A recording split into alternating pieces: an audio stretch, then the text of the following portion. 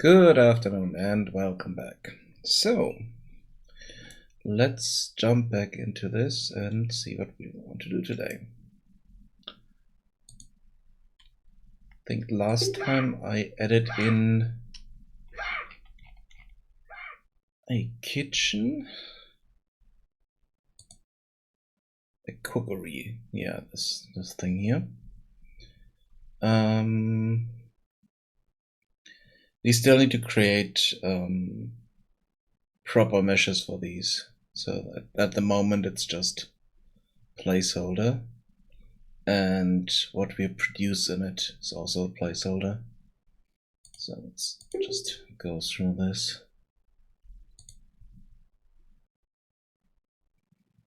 Need to remove that.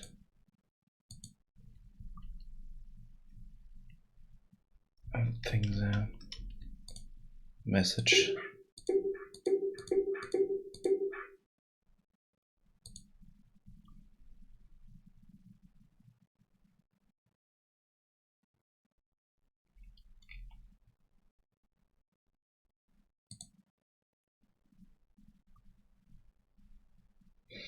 Yeah, hunger is growing slowly, but it works. So let's see. Our worker there, good. Let's just build the basic production stuff.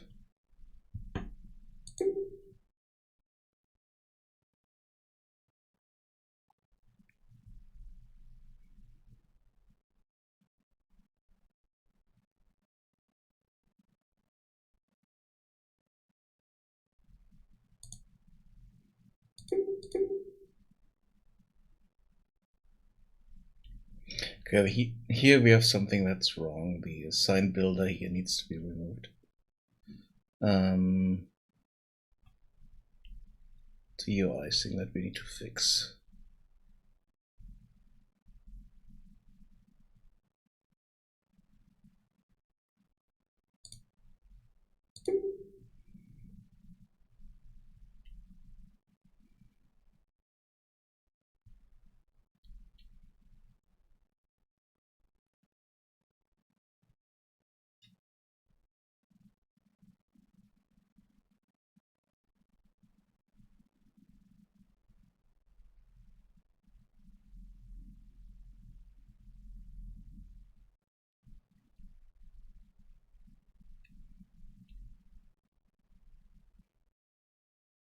Let's check here.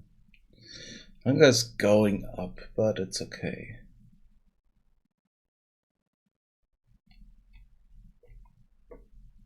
Small issue that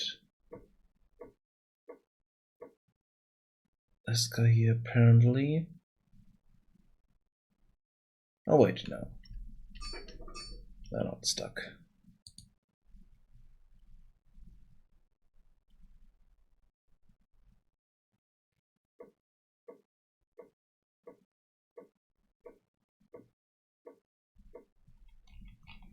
Let's get more stuff here.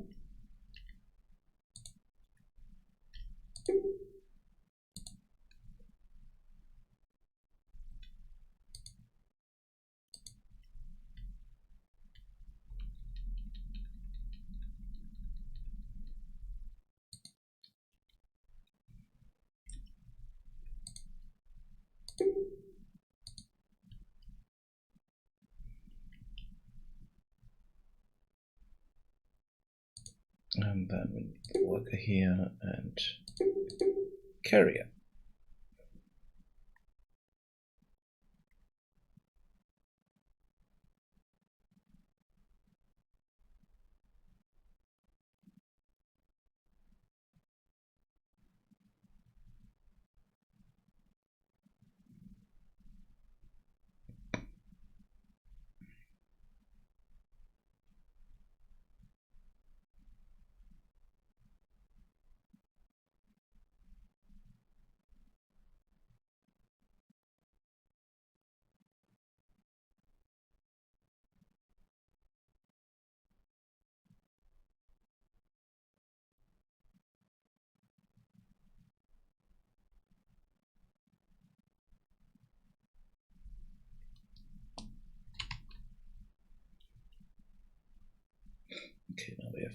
tools here.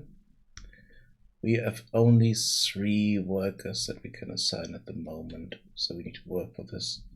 Let's change the priority here. Let's push this up a bit. So once this is done, we're working on that, because we need those people there.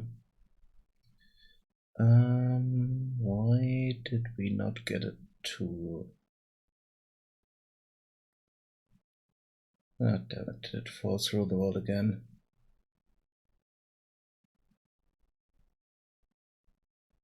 Okay, now we get a tool.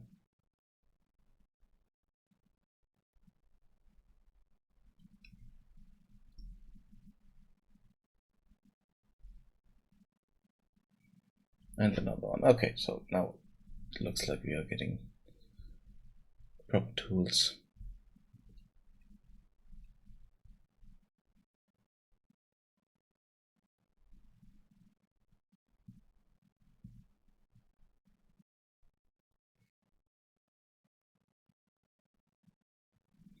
Okay, they're getting stuck here.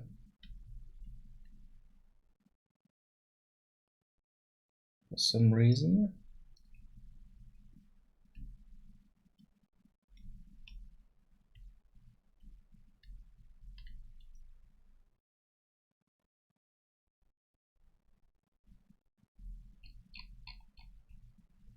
What did you bring there?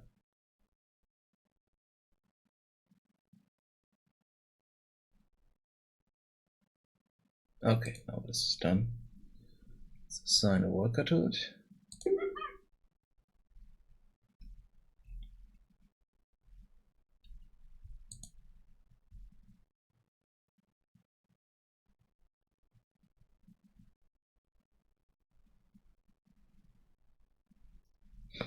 Okay, now we have water there. It's good.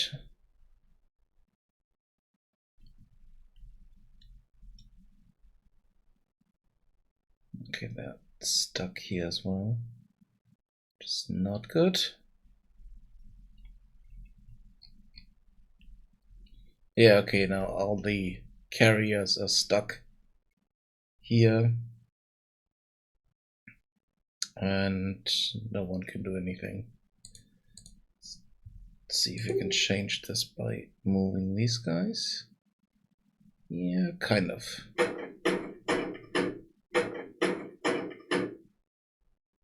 Kind of.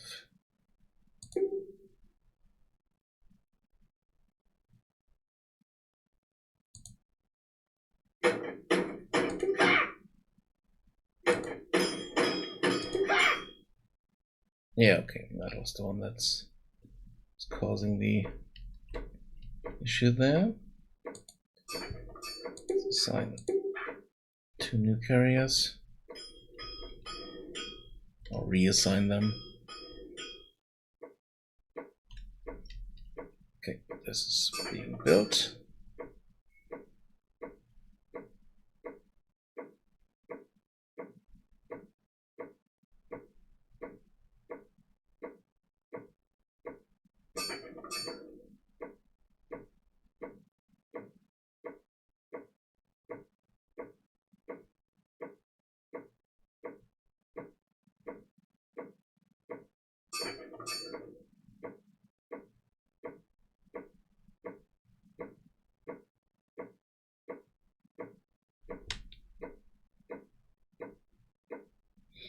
Okay, happiness is still at 100%.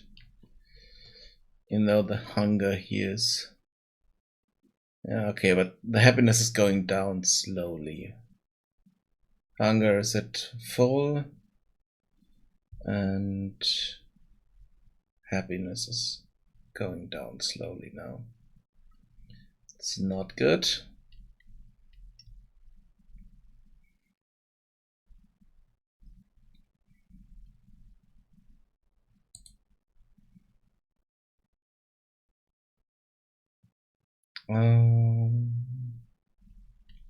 Yeah, here we need to do the brewery first, then the fire shrine, then the cookery.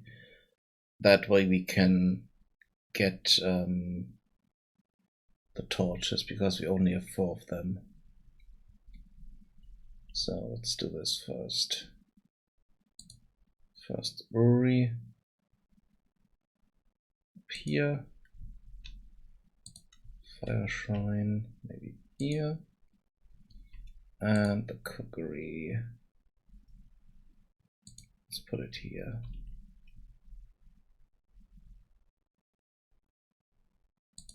What are you doing? Okay, now we have an issue. They're all starving. And they don't have food. So happiness is going down. But they want to have food. So okay, that doesn't work. We can't get food to them that fast. So that doesn't work. Let's first fix the UI issue. Damn it. Wrong thing here. Okay.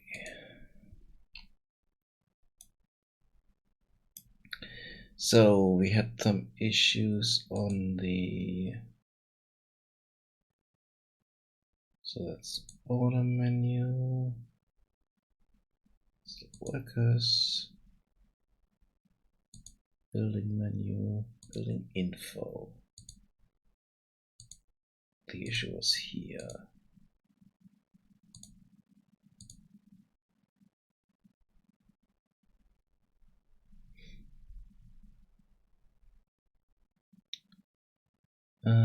Let's hide the construction stuff.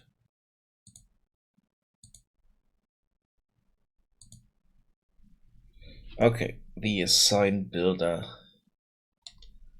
button needs to be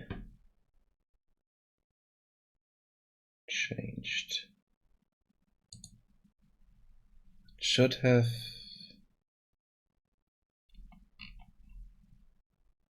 visibility on the binding, which it doesn't have for some reason.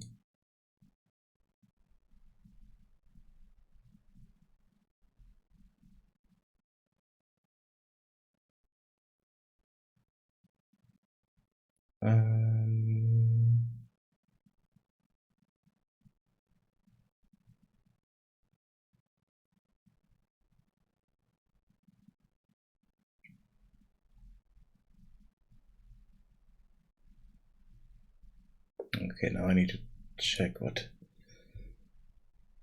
the binding was, because some of them are not named correctly. So let's go through these here. Format resource string. What is this? This is checking the pawn controller, base building,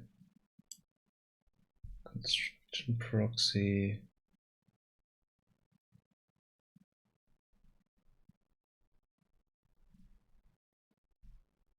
Box building info. Yeah, that's correct. That's the whole thing there. Selected unit is worker. Okay, that's correct. Button unassign.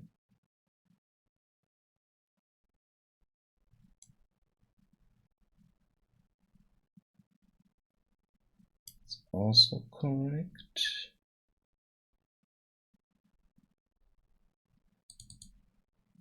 So building carrier. So this is a gathering hut.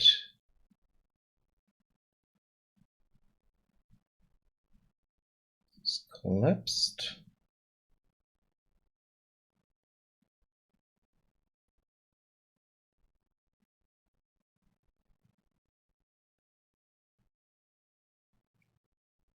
So if that is a base production building but not a gathering hut, then it's visible, otherwise it's collapsed. Okay, good.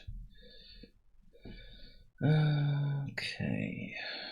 Construction info, building info, text. Okay, that's formatting the text.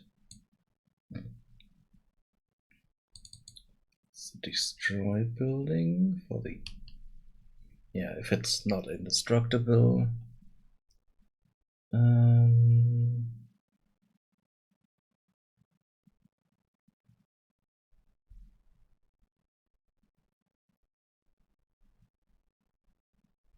Did I remove that?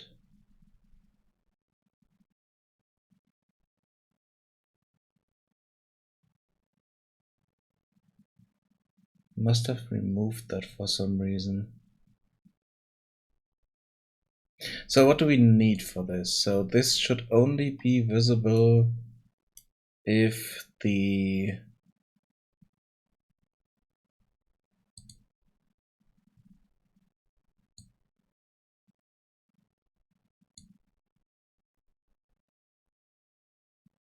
wait, no, this is the building carrier visibility. Global jobs. Ah, okay, so the assigned global jobs we need there. Assigned global jobs visibility. That's the one we need for that.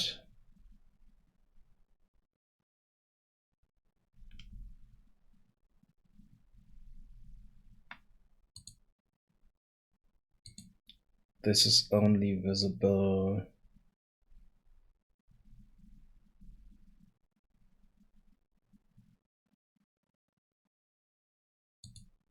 if you have a production building.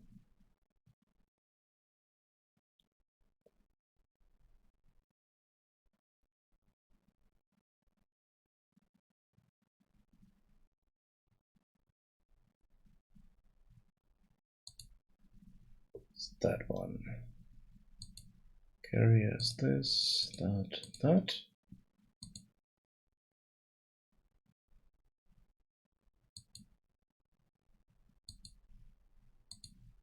Okay, then this one. Okay, destroy building. Yeah, okay. This is only invisible when the building is indestructible. Okay, so that should be fixed now. Good. We do need to fix the food issue. I either need to push up the times a lot higher so that food basically isn't an issue.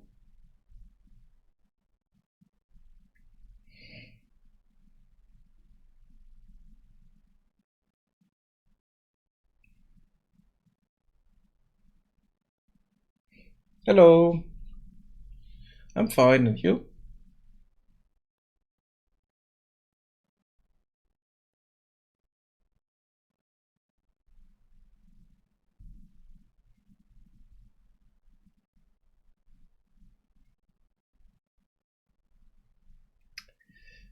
Okay, so let's see. Let's change the times here a bit more. The moment it's at 10 seconds already, so let's put that to 30 seconds, but I'm not sure if that's enough as well.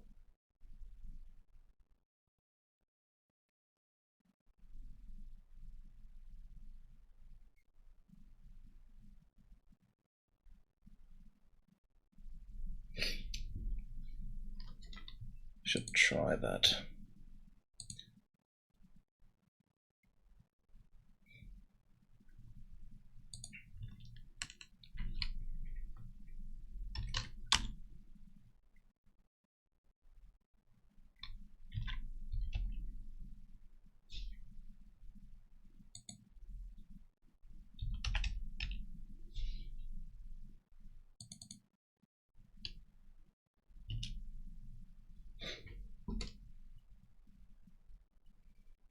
Ah, damn it.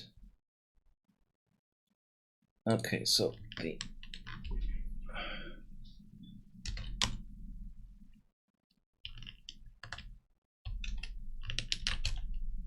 that's a shout out, but the syntax need to be different. And now it's getting stuck.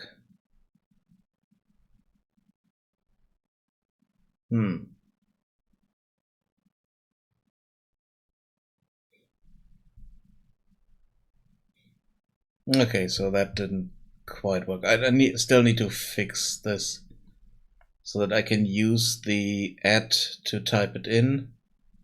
Then it's removing the add when we are giving it out. But okay.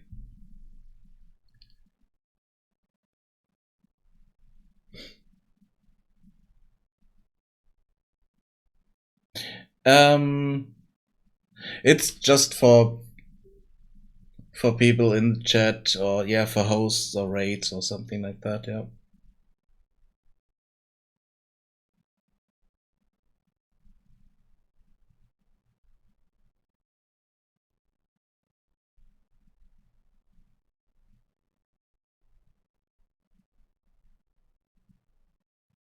Yeah. I don't think I have it limited to someone, so theoretically everyone in chat could use that command.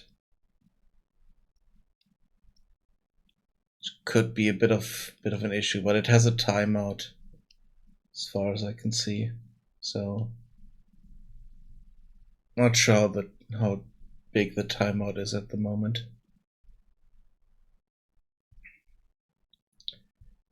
Okay, so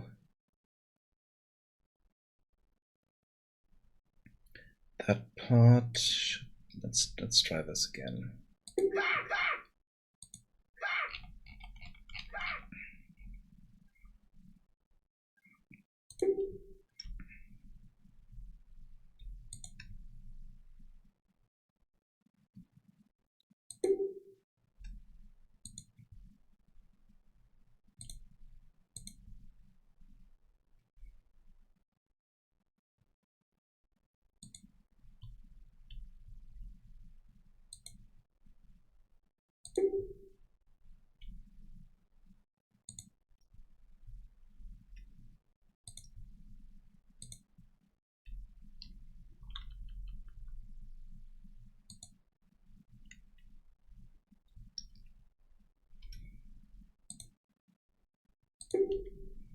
So shroom farm over here. And this hat way back here.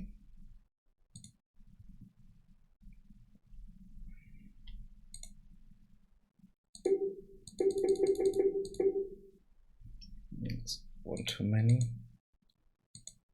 Well, assign that guy.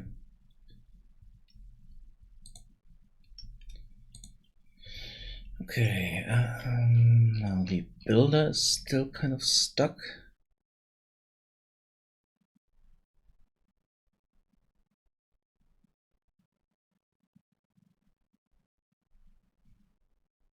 Okay, picked up his tool. And now they're starting to work. Good.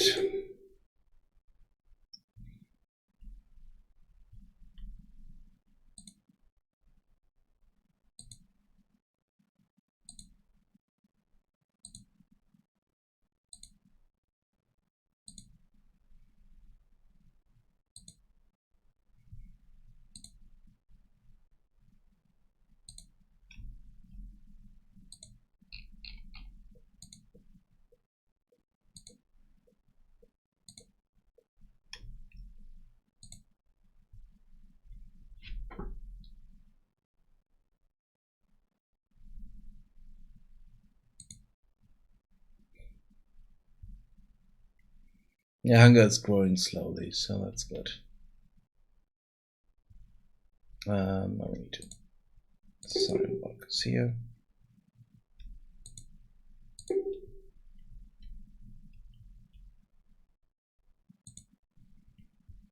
Yeah, this is fine.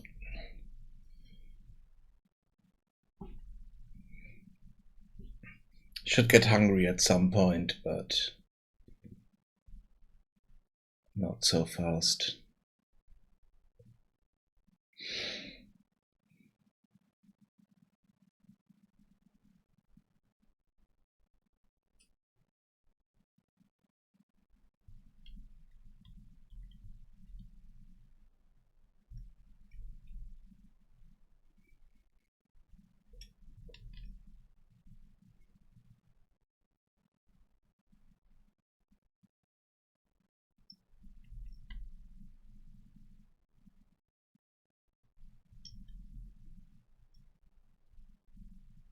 Yeah, we have only one tool left, so we need to make the tool maker first.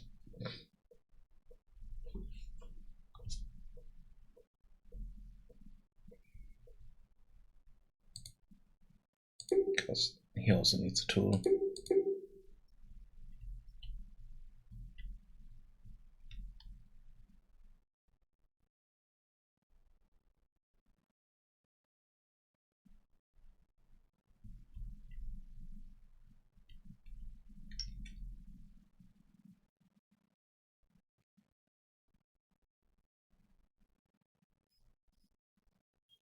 Okay, now we're getting tools there, that's good.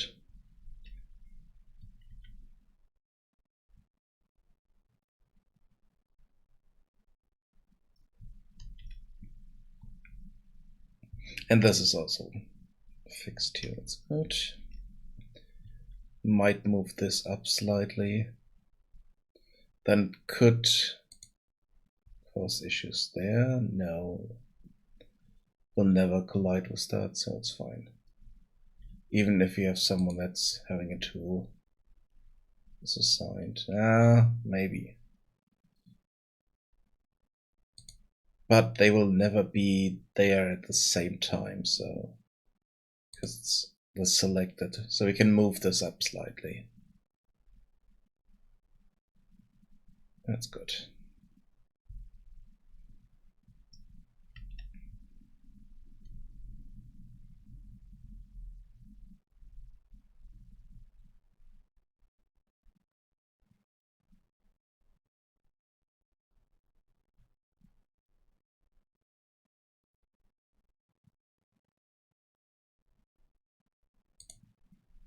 Okay. Sign a worker there.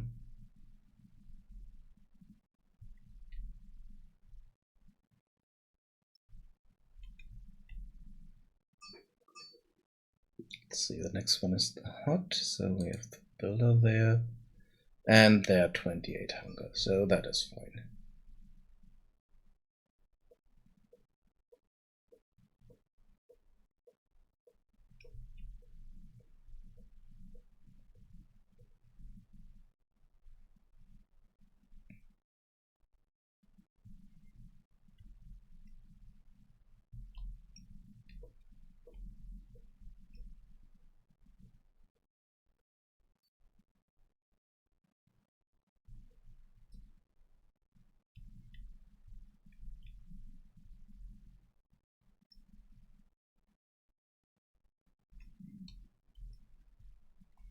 Not quite sure if I fixed the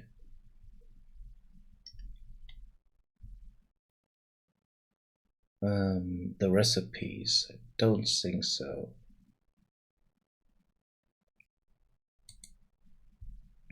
So I need to change the order here. So this is first, then the fire shrine. The brewery. Let's put it here. Build the fire shrine. Put it maybe there. And then put the cookery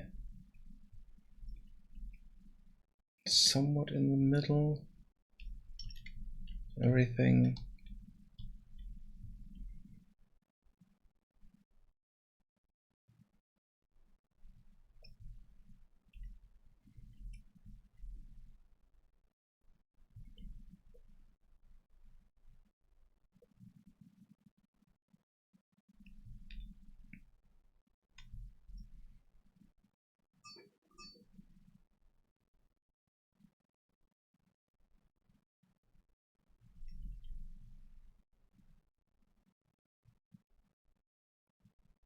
Okay. Now we have new people here.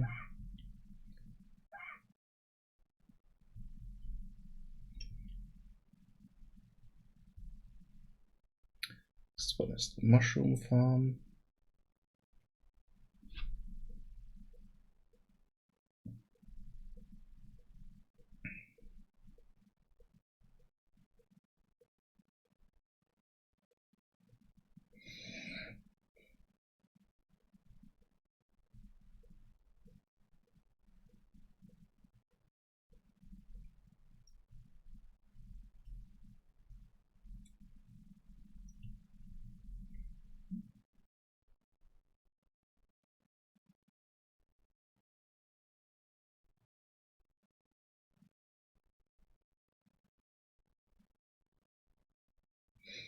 Not sure if 20 people are enough. Let's build another house.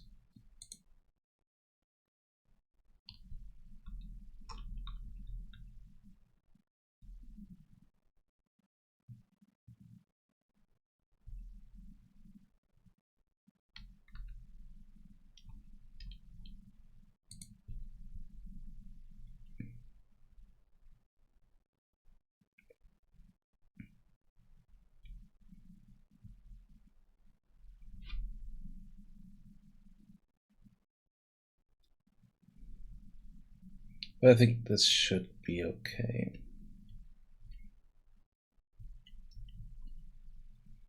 Okay, this one here. So 2 there.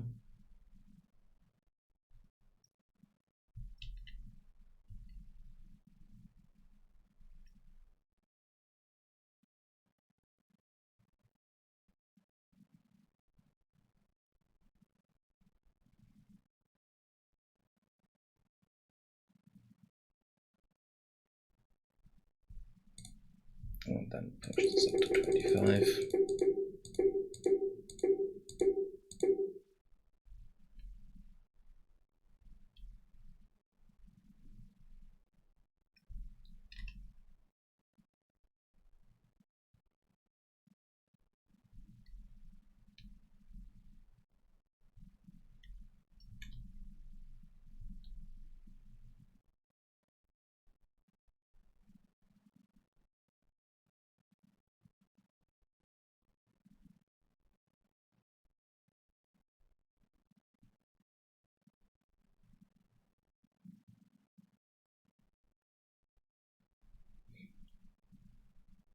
I also need to do a bit of sound stuff, but it's not important at the moment.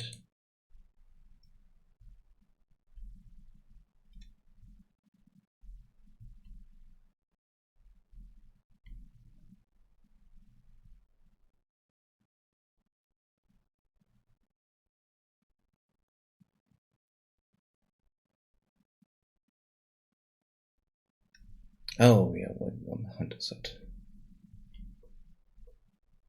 over here.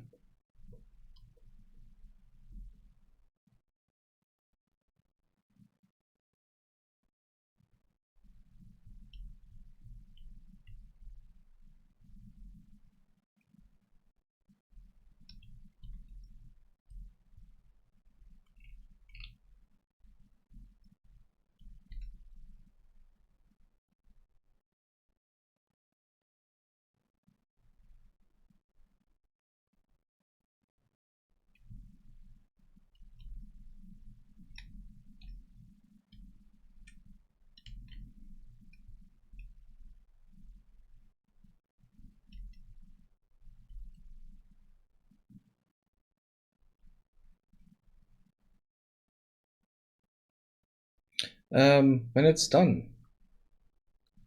And so far there's still a bit of stuff to do on it. I mean, you can already play a version of it. There's an itch.io that I opened for this game, so theoretically it is already released if you call a demo or prototype. the release.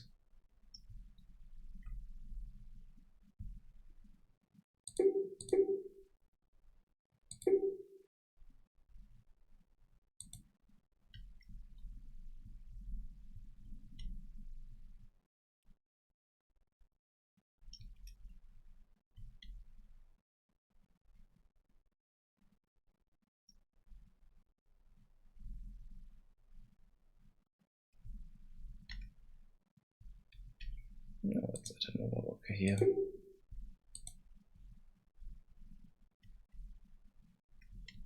And then we need to push this up.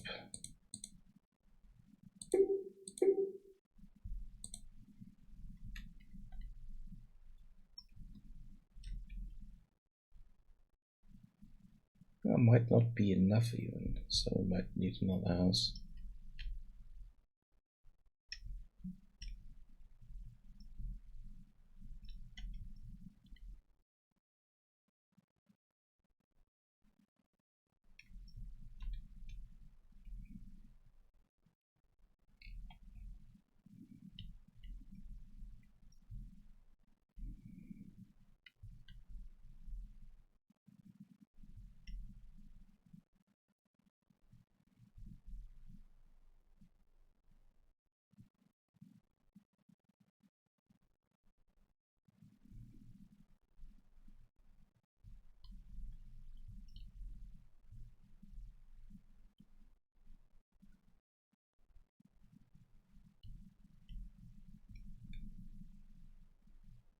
Okay, now this is done.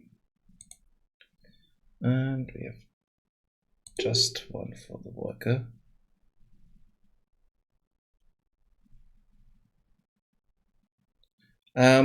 It's going to be pay what you want.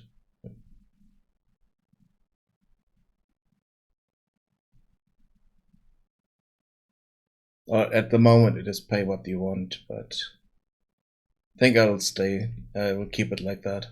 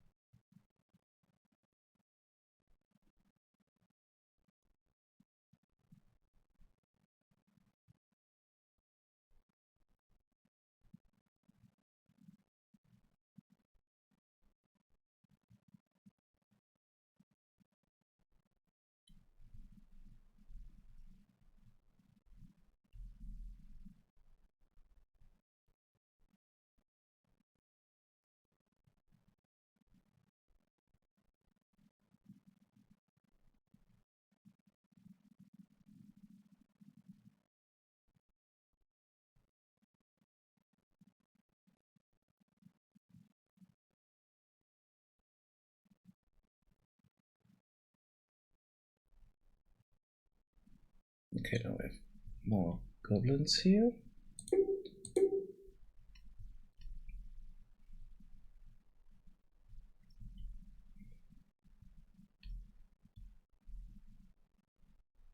And we definitely need more. But was a lower priority.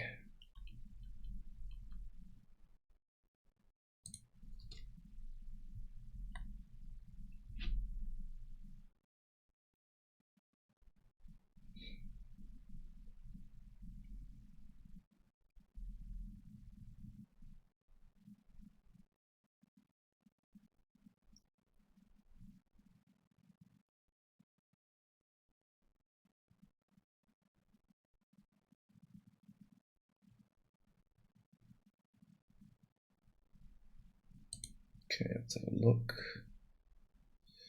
Okay, so now we are at the mark here. They are trying to find food. So no, 30 seconds is not enough for this to increase.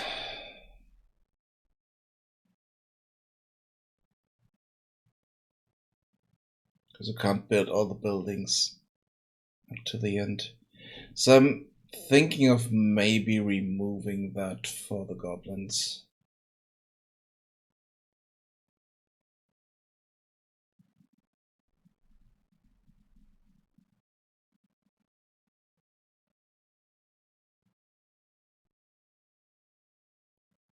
Or at least the behavior. So they get unhappy and kind of starve. But they should still continue working. Because we're not fast enough to build everything in the time frame that this building here is done.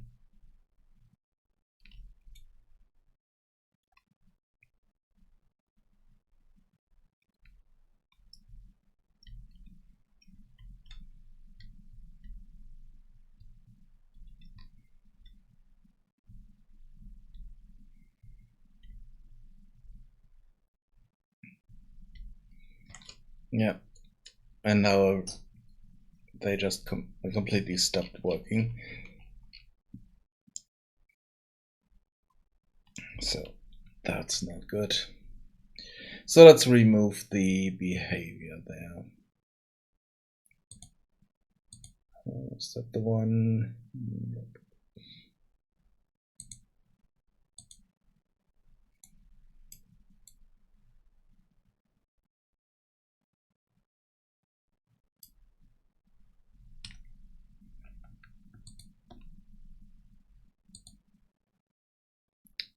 Can I deactivate that? Yeah, no, I can just remove it.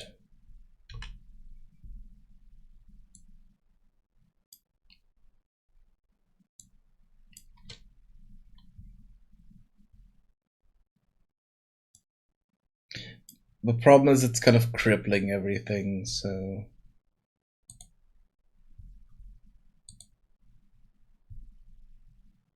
it's better to leave it out.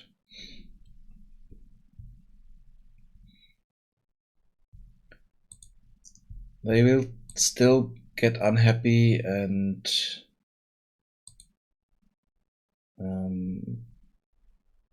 take damage at some point, but they should still continue working.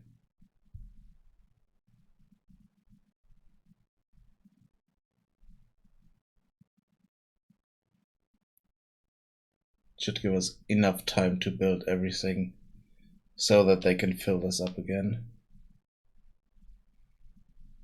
Okay, let's see. What kind of buildings do we have? Model wise here. So we do have the brewer's hut, which has this cauldron here, and small hut there.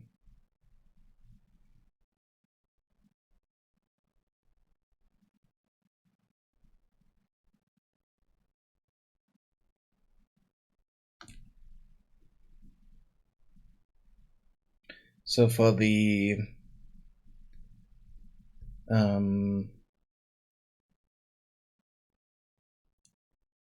cookery or kitchen, we need something similar to this, with kind of a cauldron, fire below that, and then an area next to it where the stuff would be stored.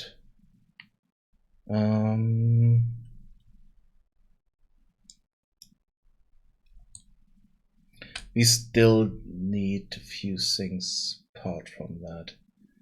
We do need a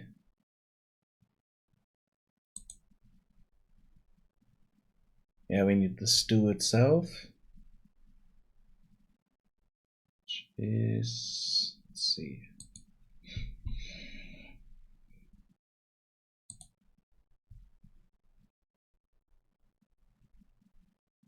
resources.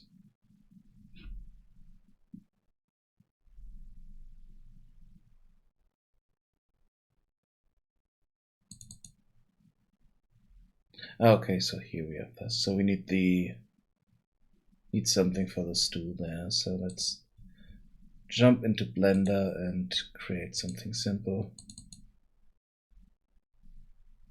for that.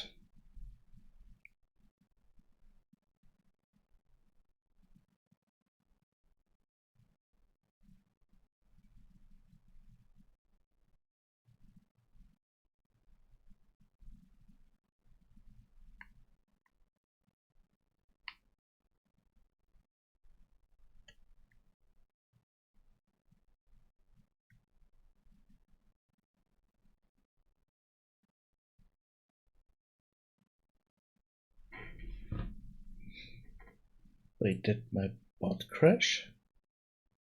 Yeah, my bot crashed. Why? Why did my bot crash?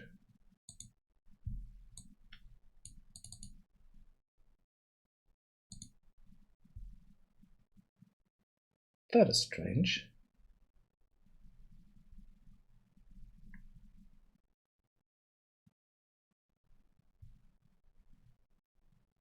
It shouldn't have happened.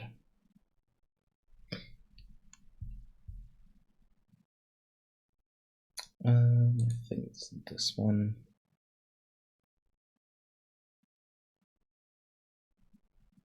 Yeah, here we have the meat pile and all that stuff, so. Items, that's one, let's hide those. And go to the items, hide this one. Okay. We want a bowl. Just be the easiest way to do that. I could do a cylinder.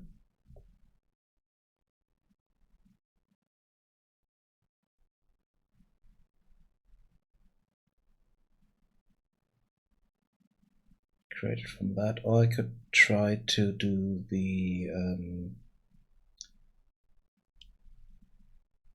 another way where we kind of paint the profile and then rotate it around. What was it called?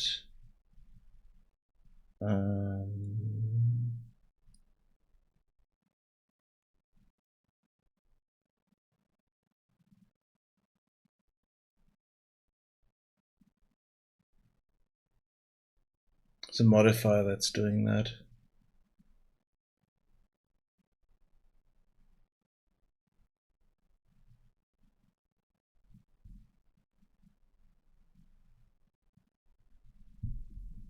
But let's go with something simpler. Let's just add a cylinder. No.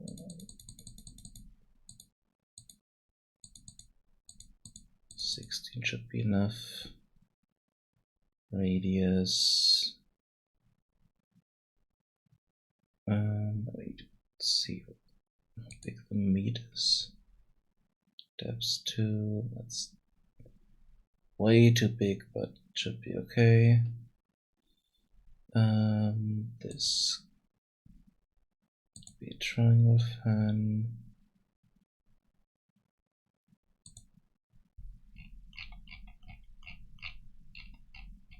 Wait, where is it? Where's that cylinder?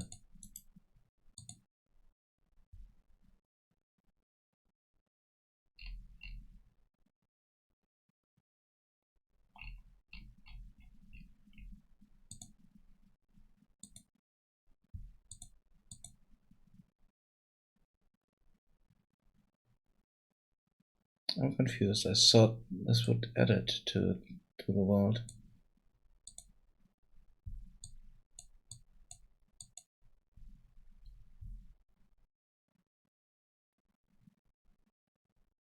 How?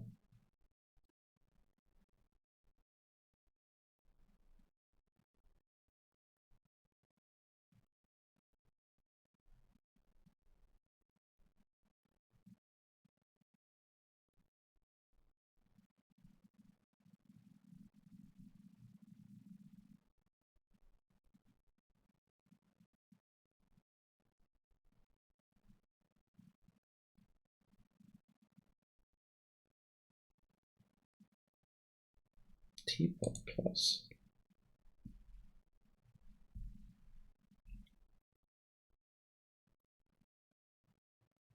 Not sure if this is doing anything. Oh, I think that was the issue. You were in edit mode here.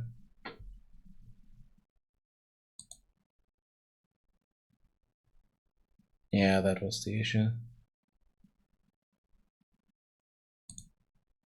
Yeah, and now we have that 16, and this should be a lot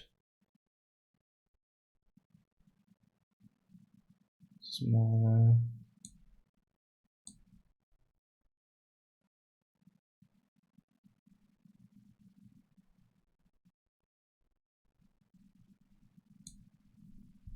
Okay, let's start with that.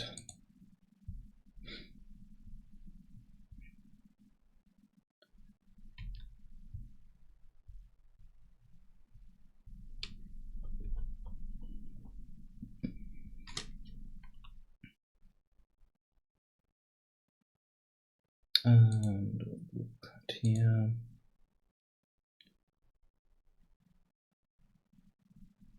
Do a insert.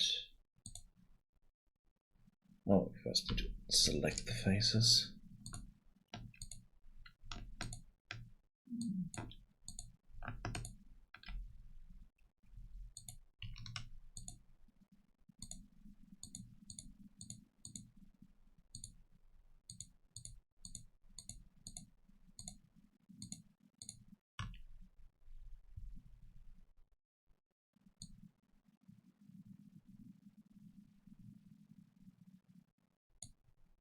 Then another one. Middle.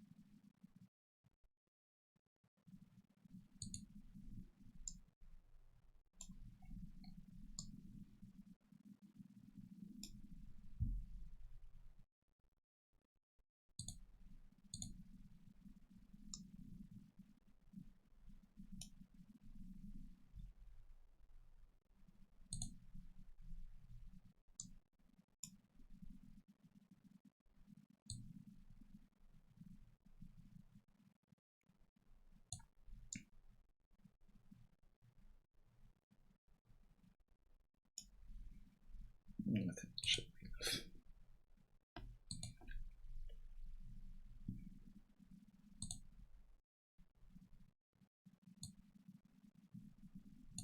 Nope. Hide the meat there, and I did something wrong here.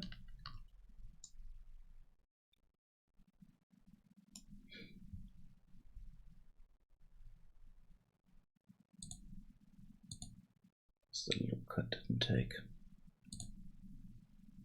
Not rotate scaler.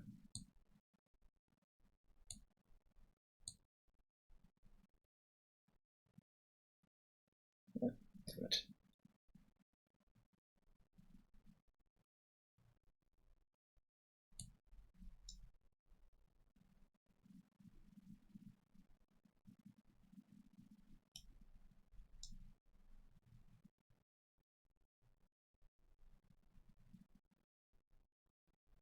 Even though this is not important here. No.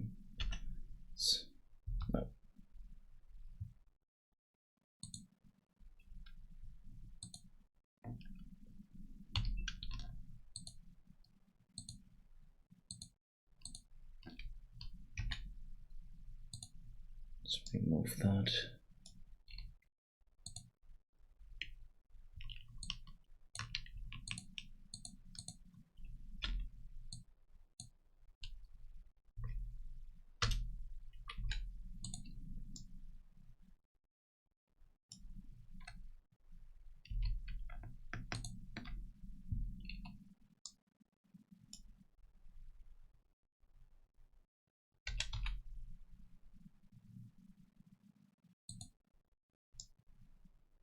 Okay, I extruded that for some reason.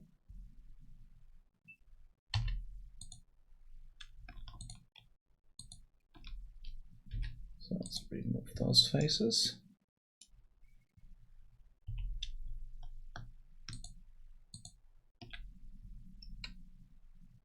Yeah, that's the one.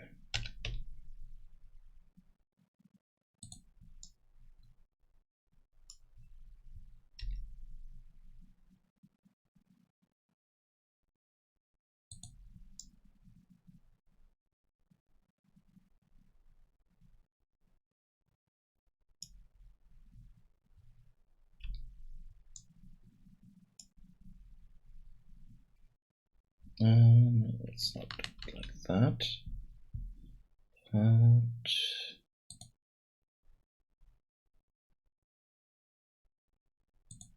do grid fill.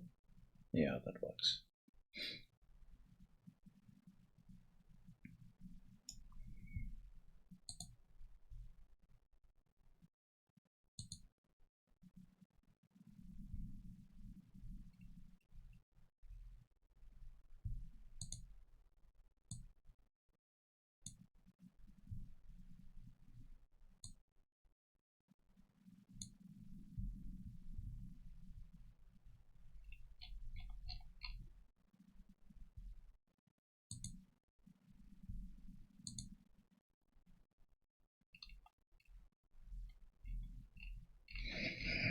And we should have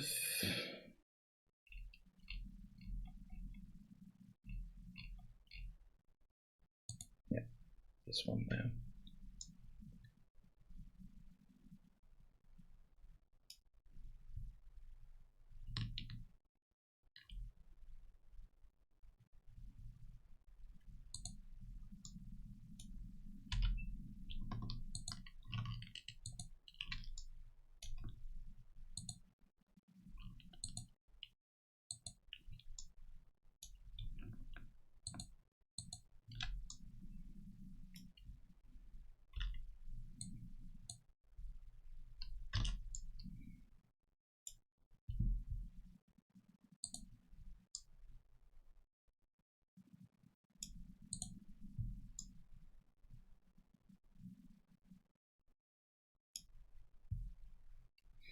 Okay, so it's kind of soup.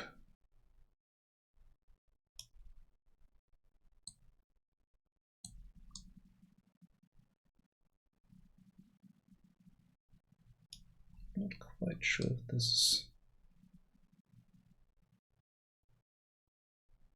Yeah, this is not the right spot there, but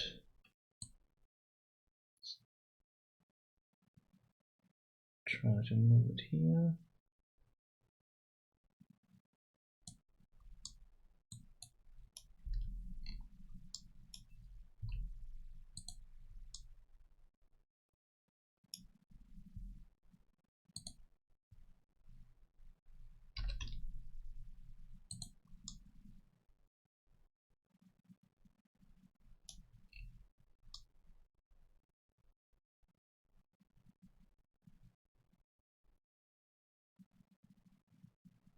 Okay, let's make this slightly more round.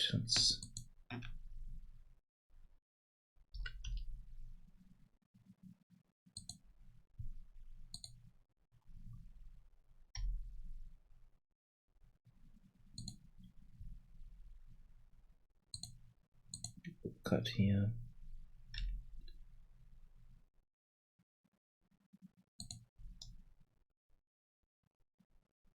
Yeah, I think that's a bit better.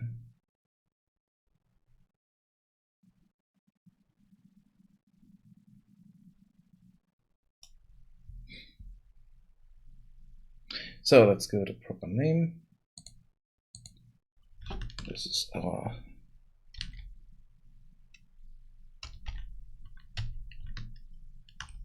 stew.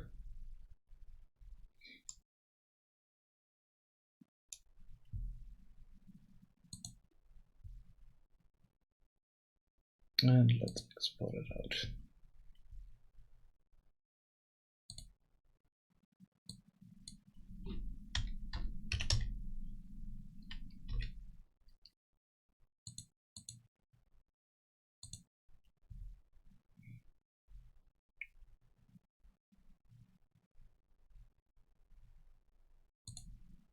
Let's make sure that this is correct. Scale wise, yeah, that's good.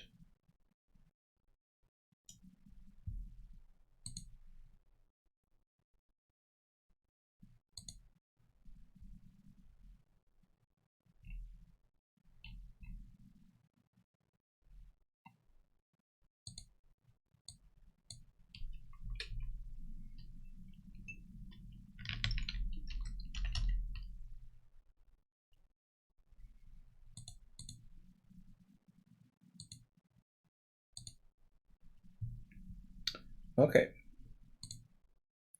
save that. Let's go in here and models. Let's sort these a bit more. No, no, doesn't need to be. So if I'm sorting them, then I'm completely screwing with the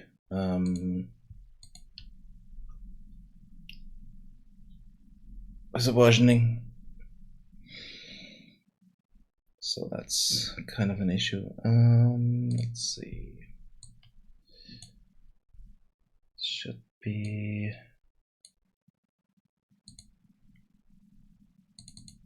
here.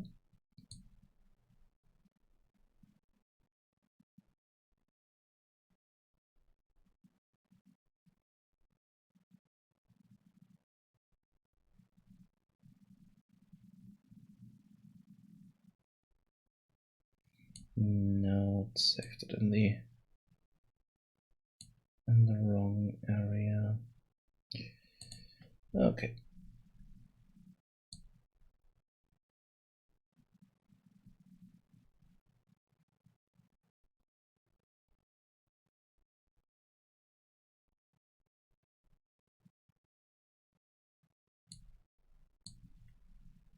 There we go.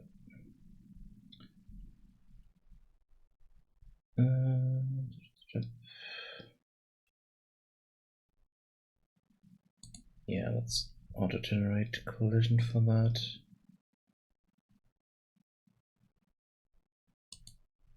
Import it.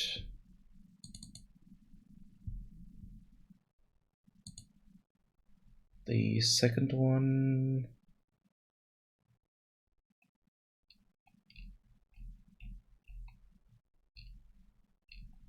Sure, I called the material. Oh, I called it terracotta here as well. Good. So we need to create a material for this too.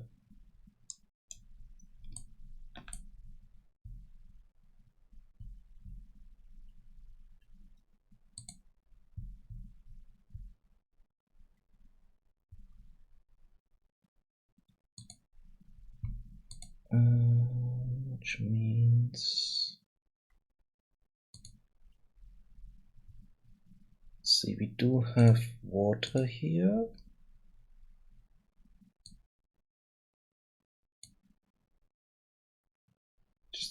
Just an instance.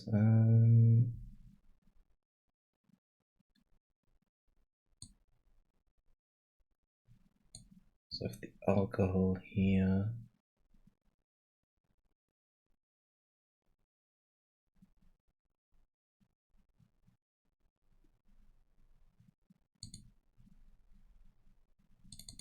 What is this using as its parent? Oh, that's using the translucent one. That could cause issues. Because we don't have anything behind that. So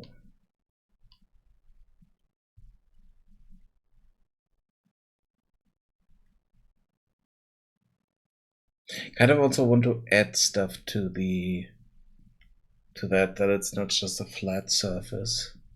So let's jump back in here and see if we can make this a bit more interesting.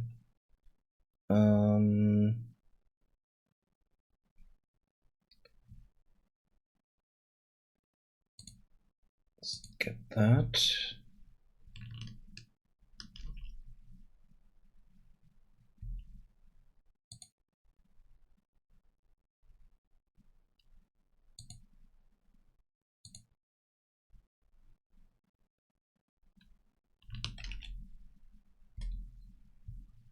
Okay, now we have this meat here, and there's a modifier on it. Let's hide that meat. This for a moment.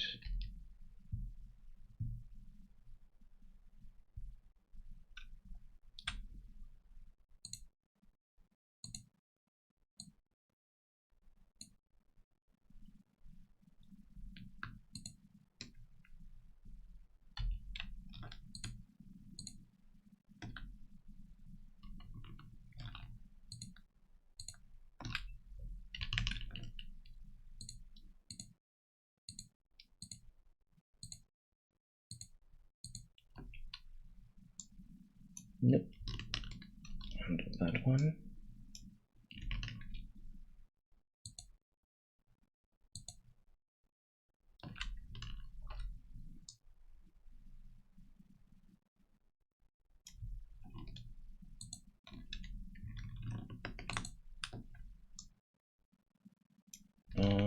I did something that I didn't want to do.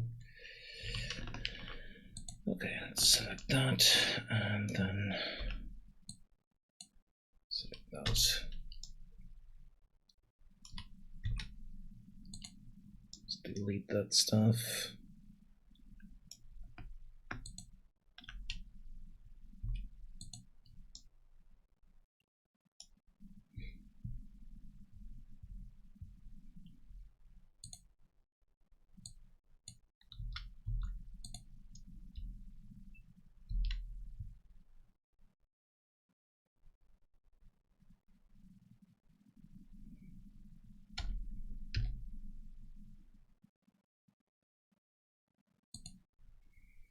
Let's rotate it there. Let's go stew back.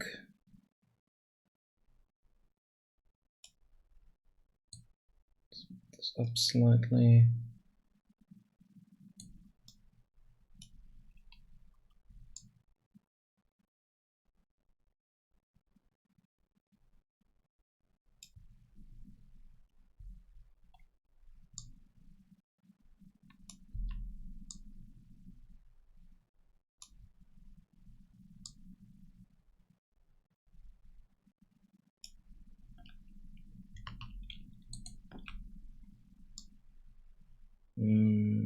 Okay. No, that should work. So let's delete those faces. There's something wrong here anyway, so.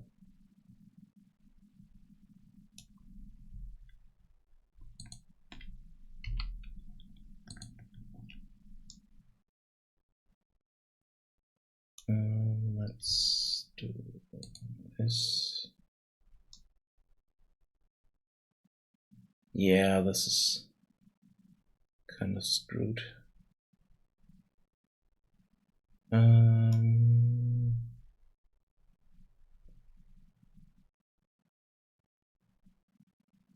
that be? That's.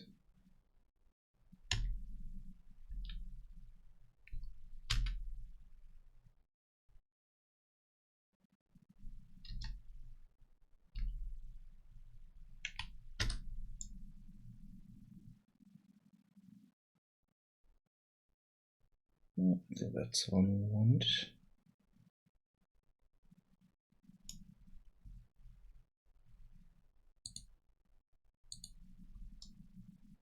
Yeah, that looks okay.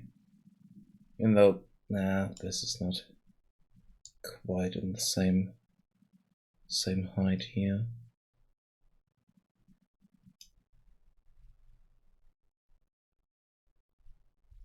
I mean, we could do a boolean. Let's see. Let's take the stew, do a boolean.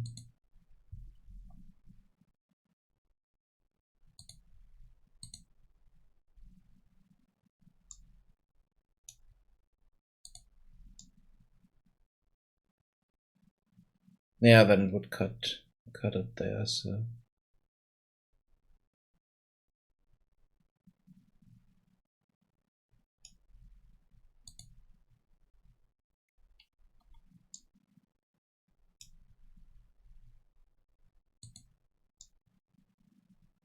Yeah, that would cut it.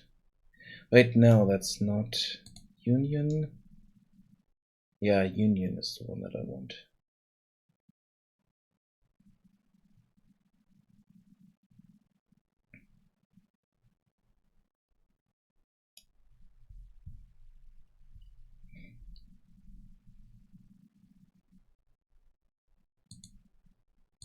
Like that.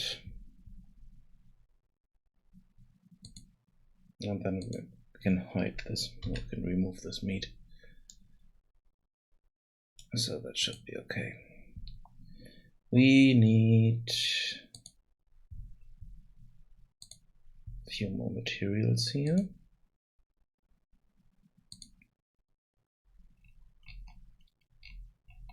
We need the meat. And we need the bone material.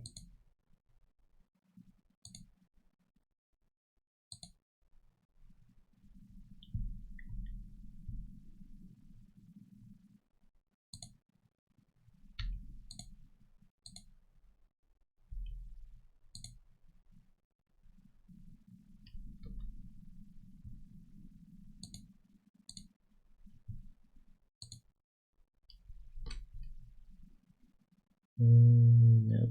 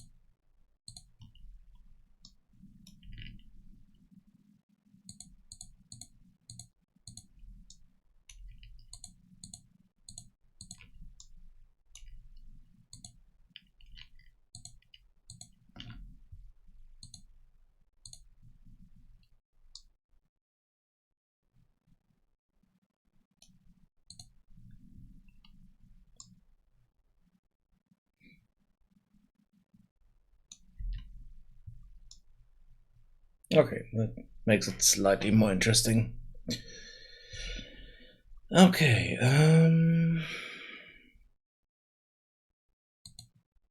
let's export that out.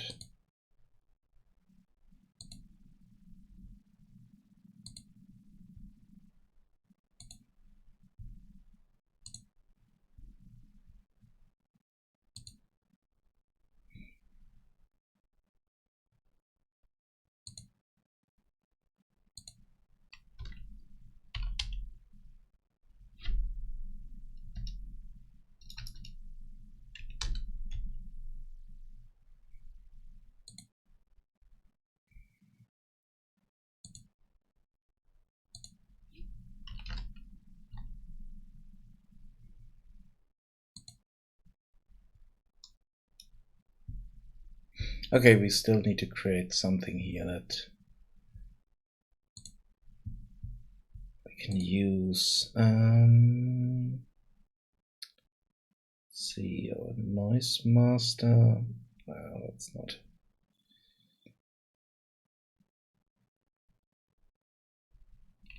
Using that somewhere?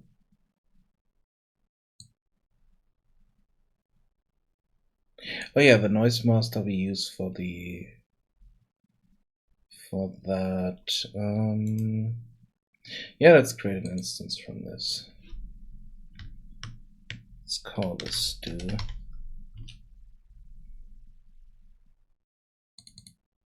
And give this a few different colors. Make this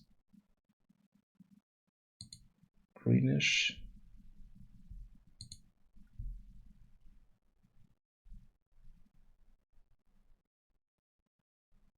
Let's change the roughness.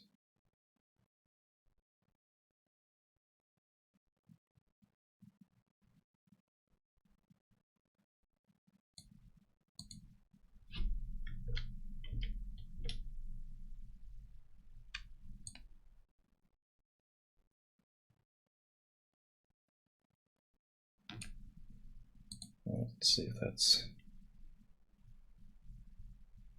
okay.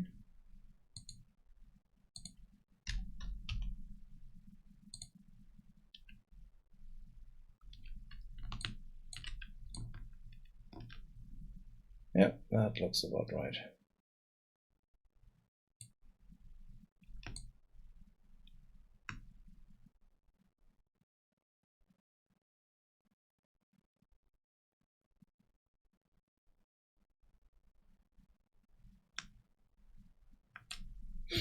Okay.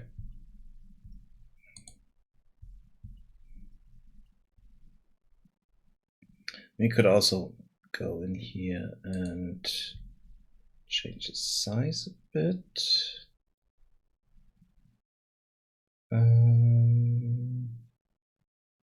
Emissive power. Now we don't want this to be glowing. I think that would be a bit too much. Noise filter widths.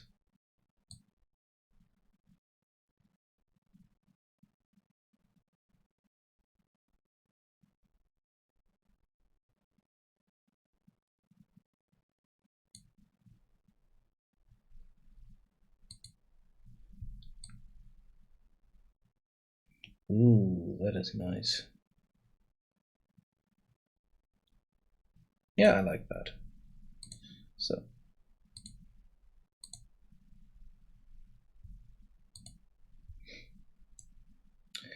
now we need to assign that model to our list here. Resources, base target, no. The resource item.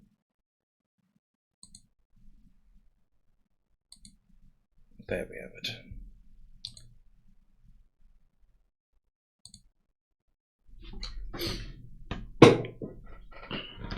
Okay, we still need to create the building, but for the moment I think I will just take the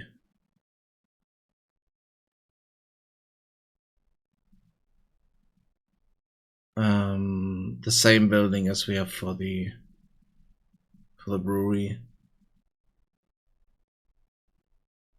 Buildings here, so kitchen.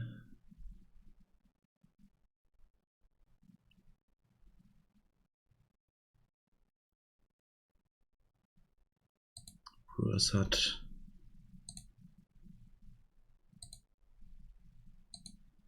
Let's take the same building there.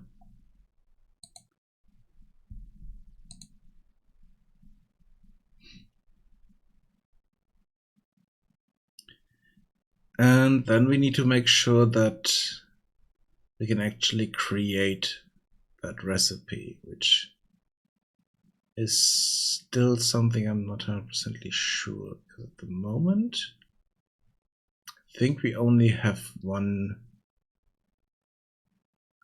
two recipes here that we can use, 2 ingredients, but we want 3. So we need some kind of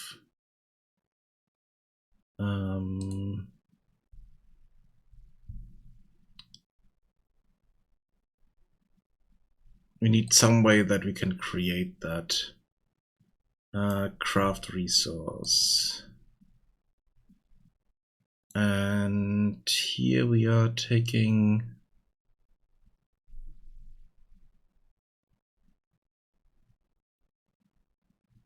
so we have the craft resource here. And for the stew, we basically want to do the same.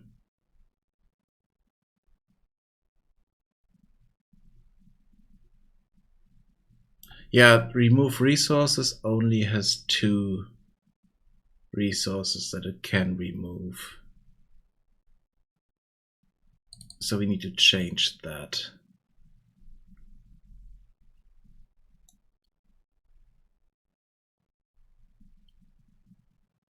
Need to give this another some kind of different input where we can assign more things to it. And I think we already have that with our needed resources, if I remember correctly. We have 2 members here. We have a resource and we have an amount. So in the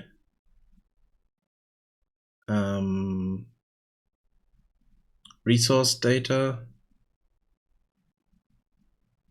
we have this, exactly what we need here. Resource type and an amount. So we can do a recipe basically that we can pipe in here.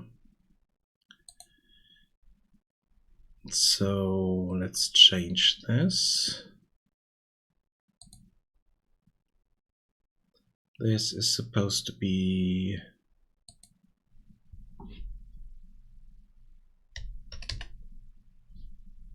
resource data and an array of resource data.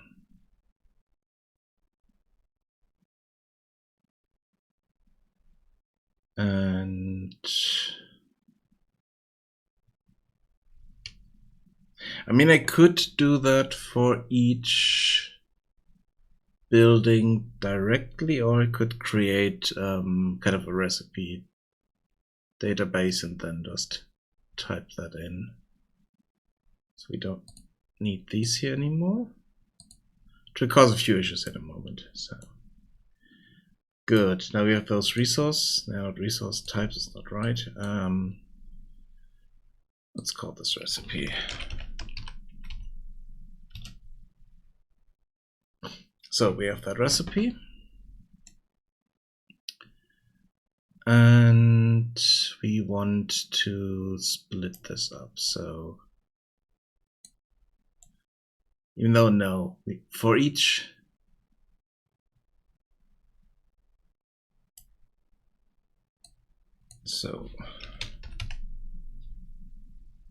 of those,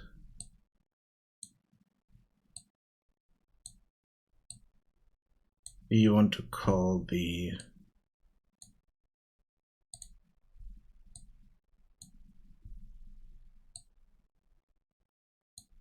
giveaway resources.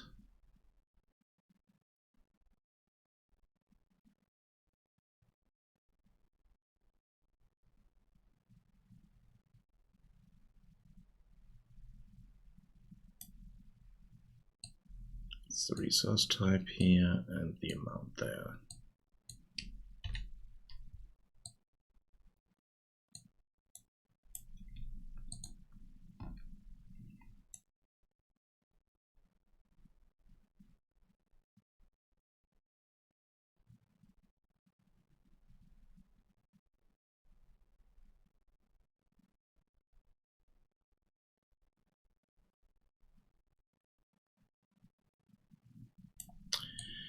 Okay, then we don't need this.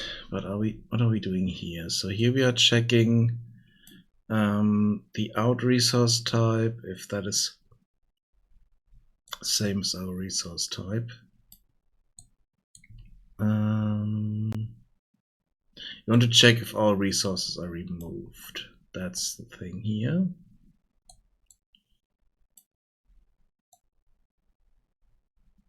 So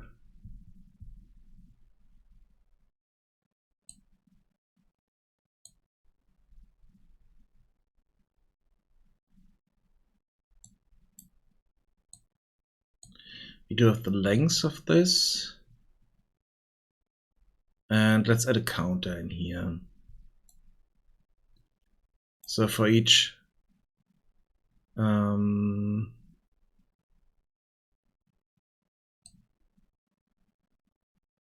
so if that resource type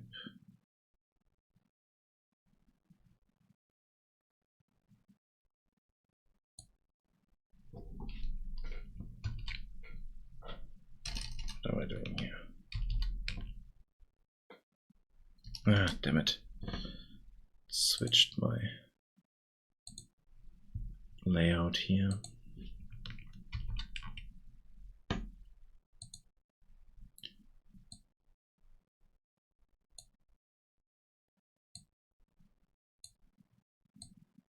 So if we remove the correct thing, so do it like this, so it's a bit more convenient. So if this out type is the same as resource type that we wanted here, do a branch.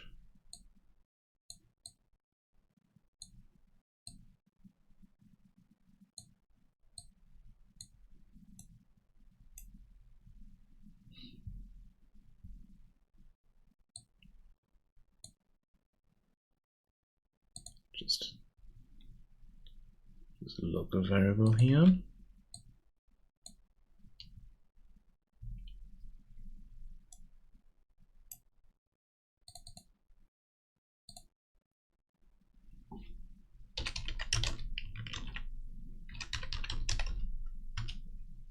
Local counter.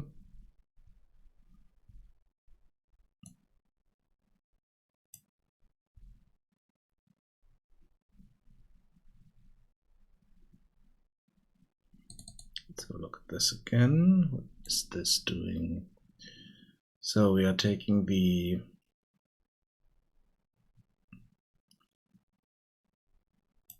out amount as our local amount.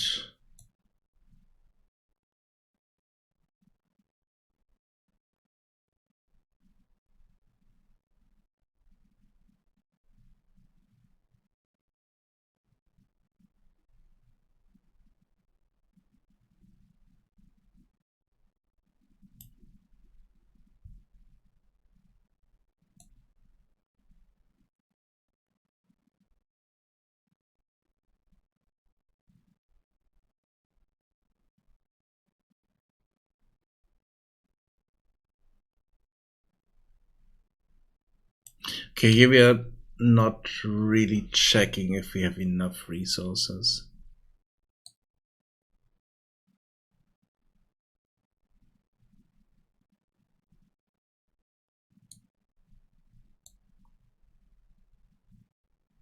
We're just removing stuff.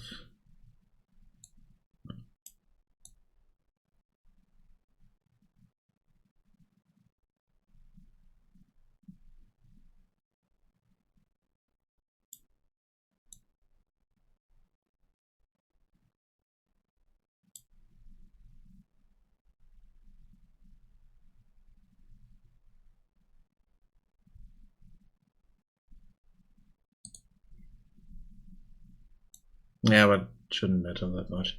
So we have our counter, so we get that. When we start this, set the counter to 0.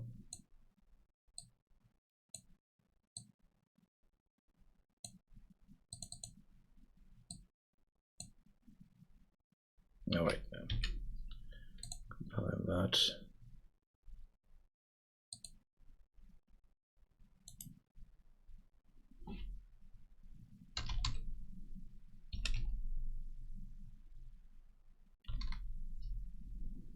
Get recipe. Well, recipes in this case. Oh, no recipes, okay. But it is a list of stuff, so okay. Then here we are getting our counter.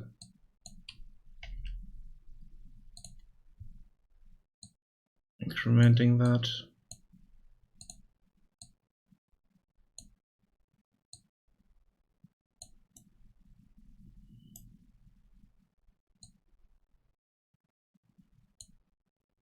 And here we are checking for the lengths.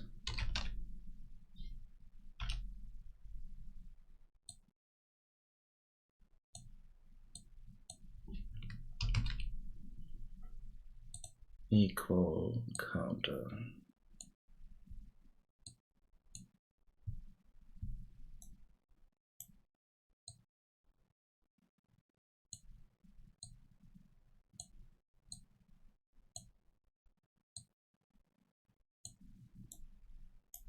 So our counter should count up every time we remove the right resource.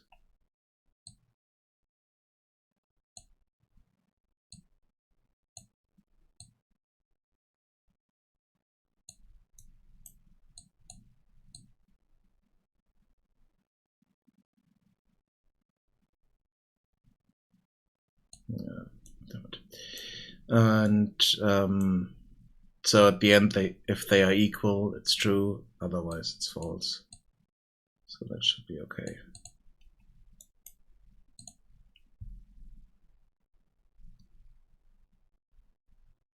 Yep, it is.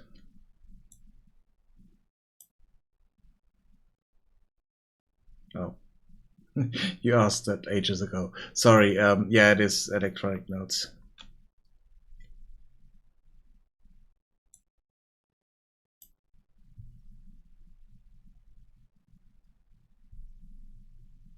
Oh wait, not that long ago. Okay.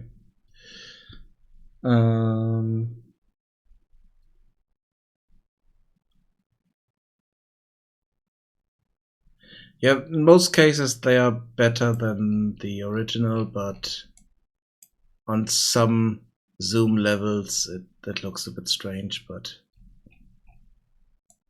it's okay. Good.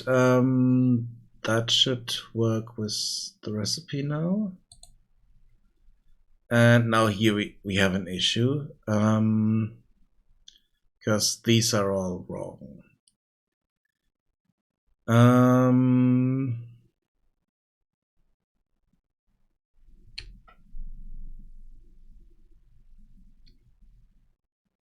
We could do the recipes directly in here.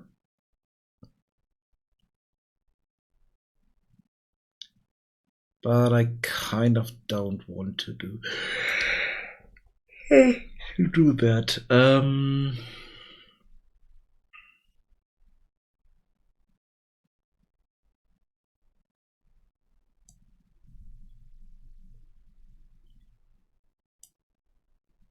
We could do like this, that we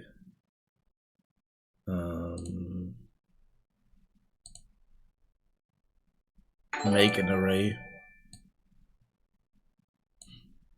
Thank you for the follow. That is Semporado. Thank you.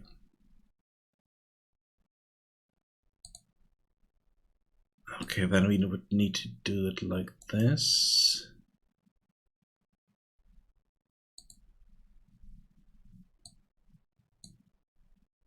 Then make the resources here.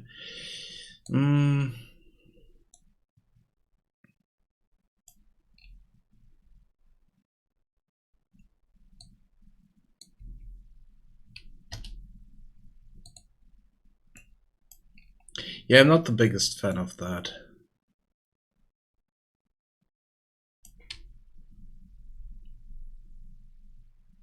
No, let's do this completely different.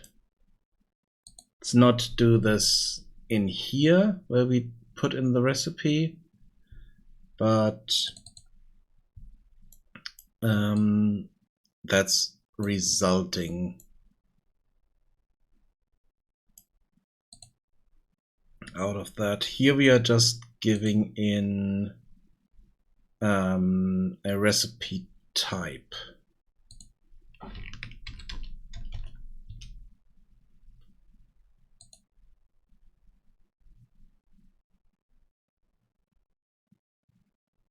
Which I still need to create. So let's go into our blueprints here. Oh, let's do it in resources. Yeah, let's do it in here. And here we want enumeration.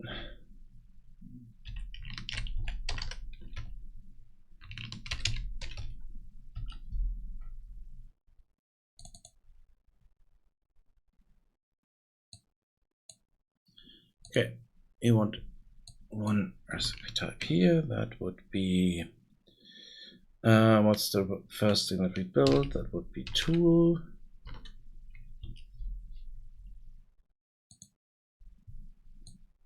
Then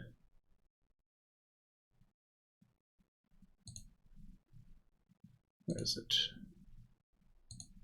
Are we doing this here? So it's tool, fire, alcohol, and stew.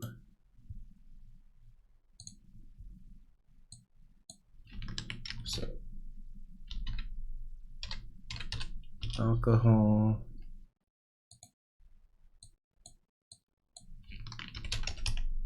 fire, and stew. Save that.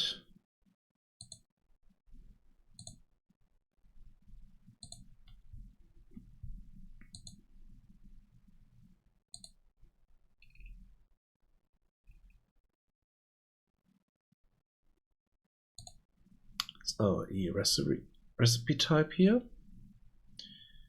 And this is just that. And then we need to create this as a local variable. And we need to do one more thing. So we have our recipe type here, and then we need to get the recipe from somewhere. So we need to create a data table with our recipes, which is here.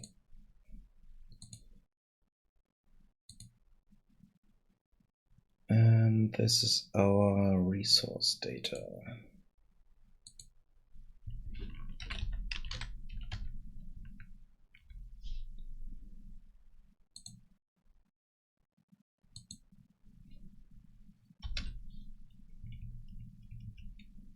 Recipe table.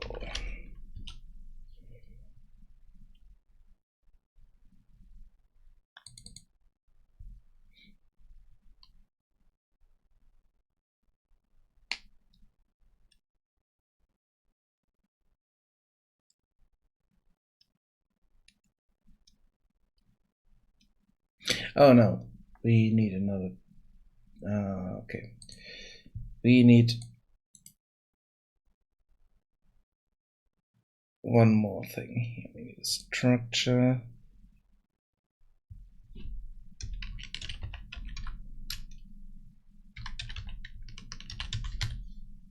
Recipe data.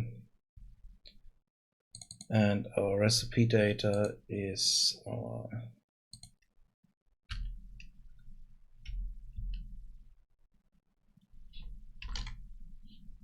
recipe type. And then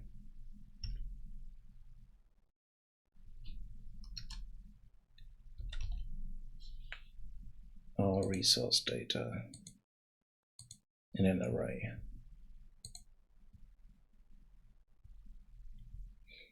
So this is our recipe type, and this is the recipe.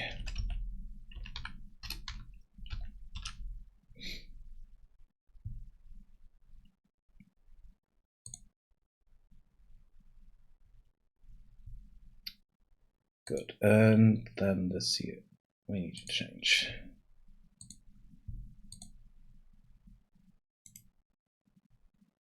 Delete that. Yep.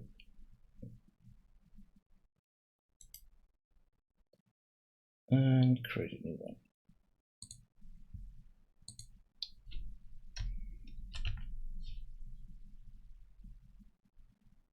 So recipe data.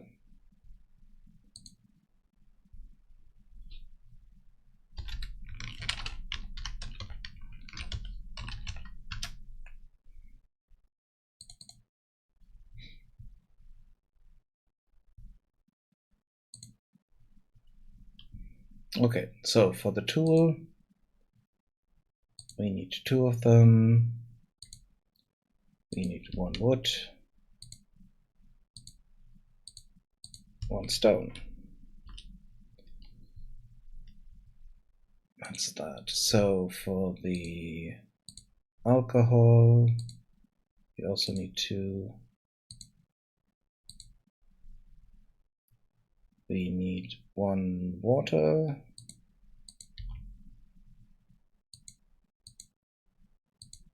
And we need 1 mushroom.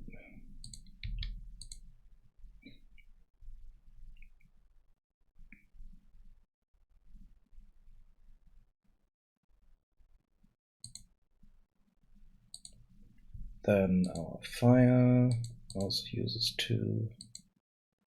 We need 1 piece of wood and 1 piece of alcohol.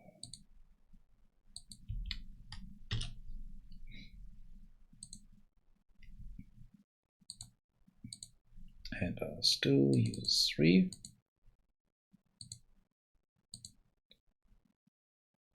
One piece of meat.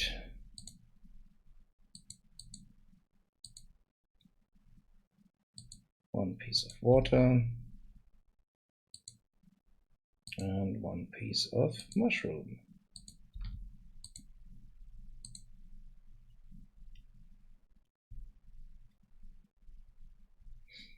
Good. Now we need to go into our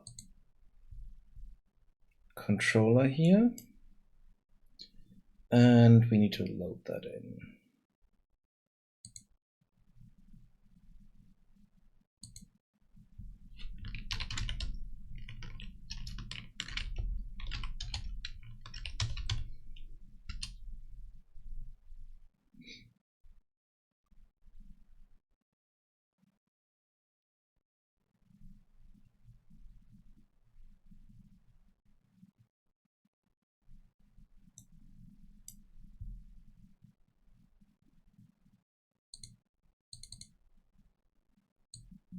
Basically something like this.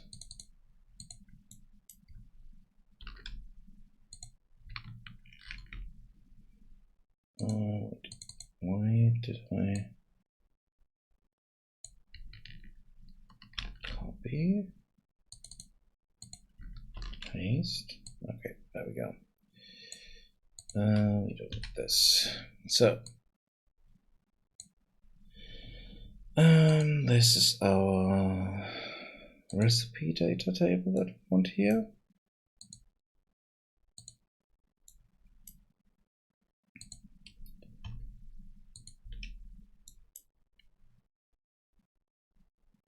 Okay. Then we want to promote that to a variable.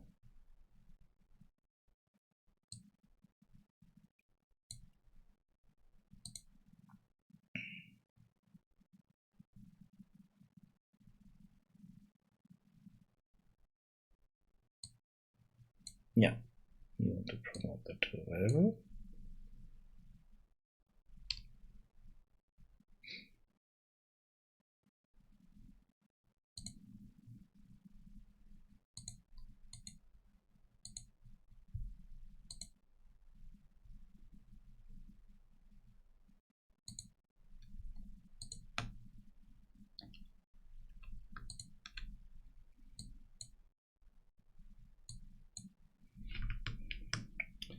This is our recipe list.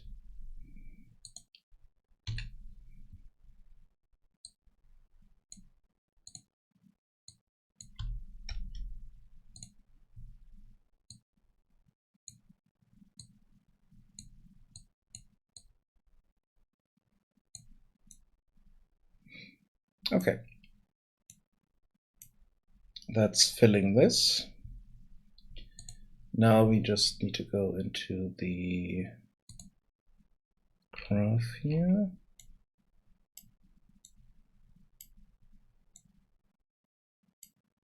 And I think now that's spawn workers, spawn resources,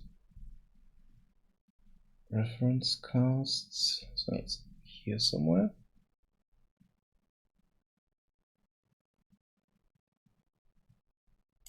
Oh, it's here. So we need to add this to this. So we are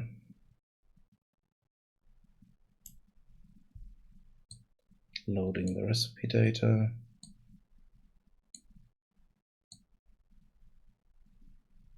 And then we go there.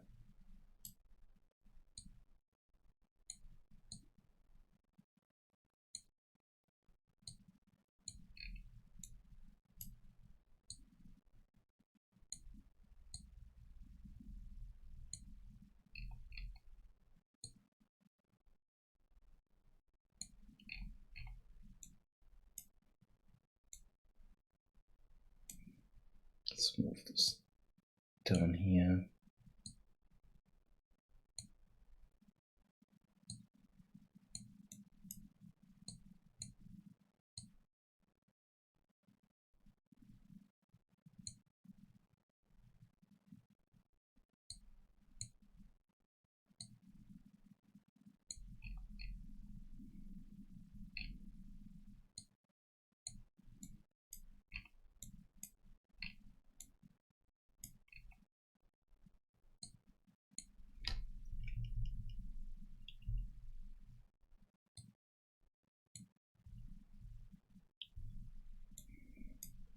Okay, that works.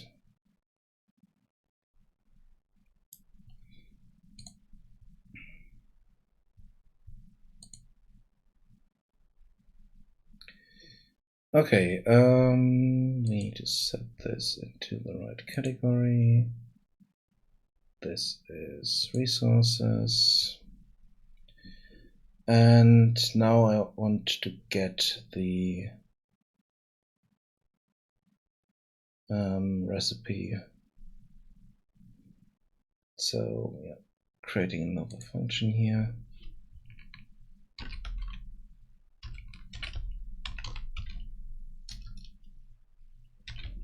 Get recipe. We want an input. That is our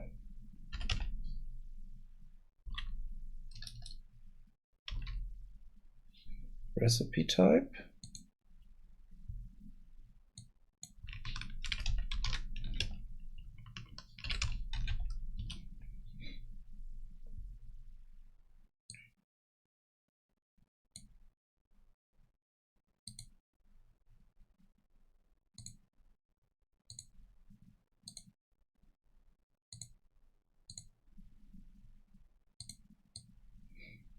And then we are getting our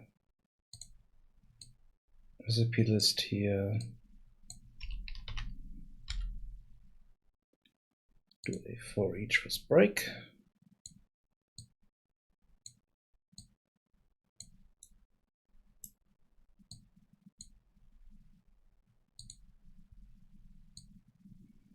We are checking this. against the one that we have there. Not okay.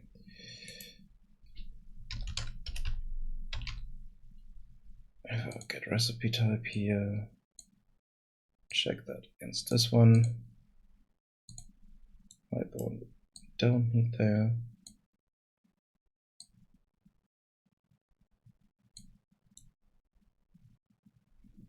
And then we want to do a branch here.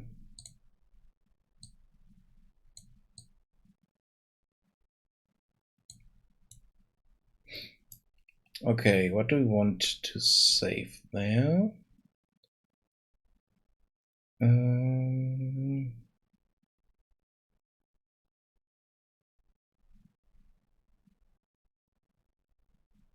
What do we want to get out of that? That is the... We want the recipe out of that, which is our list of resource data.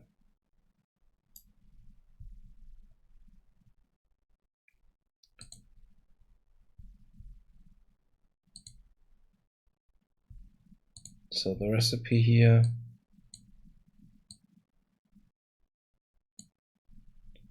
we want to promote to a local variable.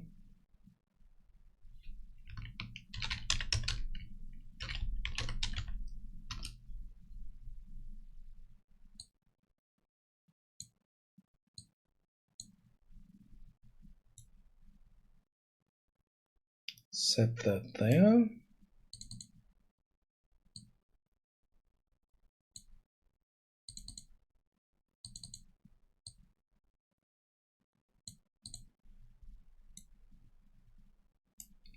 And then break out of the loop.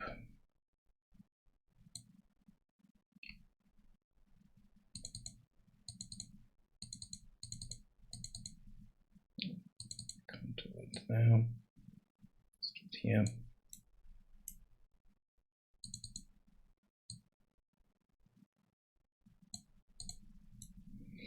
Okay. Now we set the local recipe. We also need to do something here.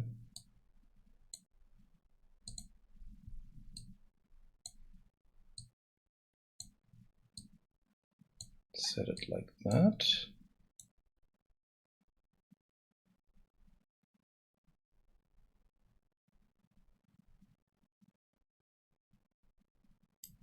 Now let's do this differently. So when we go in here, yeah, when we go in here, this is already not set, so it's fine. It's the first time we are setting this to anything, so it should be okay. Okay, good. Now we do a return.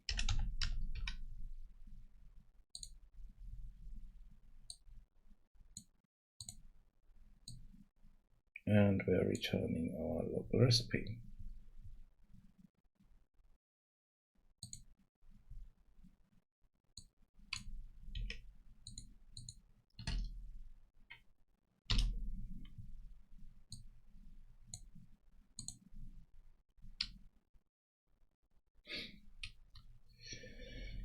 Good. Then we want this to be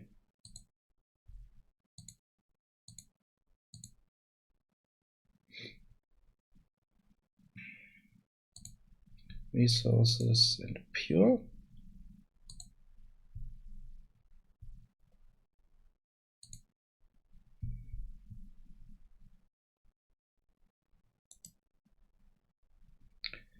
So here we are getting the controller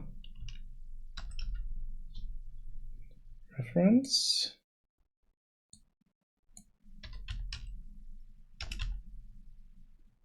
And call this get recipe.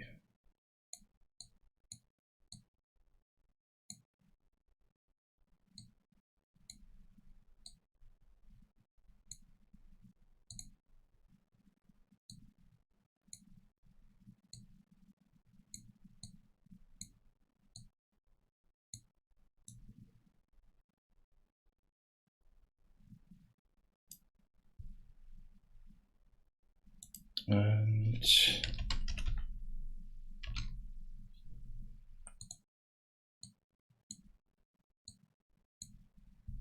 get the recipe type here.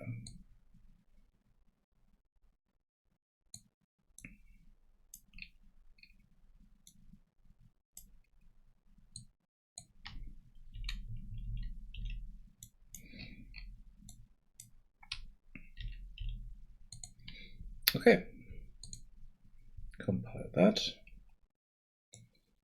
And that should give us this here.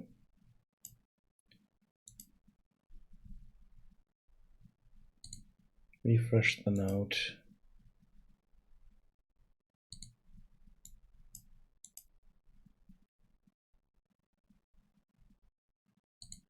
Okay. Good. Then we can just go through this. Tools, fire, alcohol,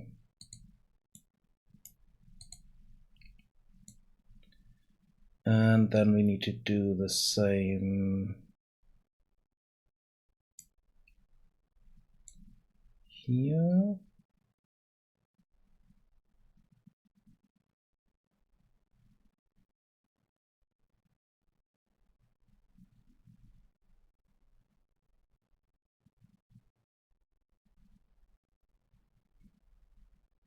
For the stew. So basically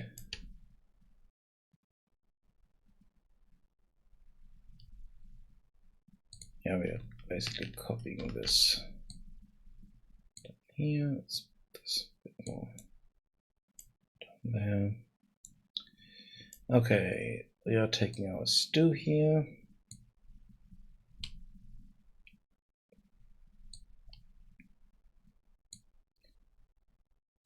This is the target. We have the stew. We do a branch.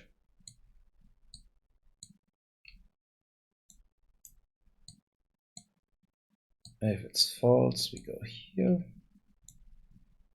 Otherwise, we are going up here.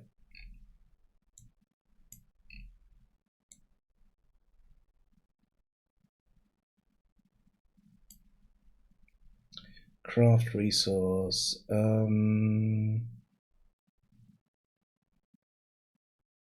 Yeah, they still don't have the a proper animation for that, but it would use the same animation as for the alcohol. So that we have basically we are stirring the something in the pot.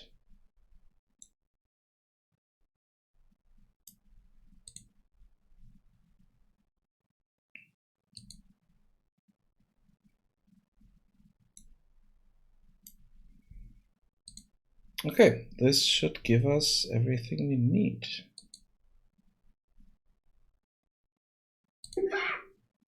So that we can build that. And it should work.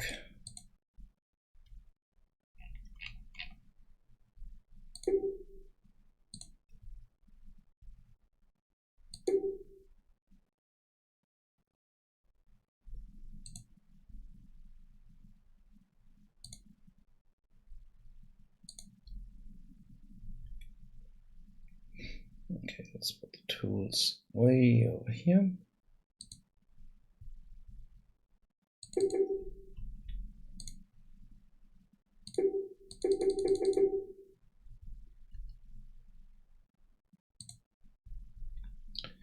And then, so we have that stuff.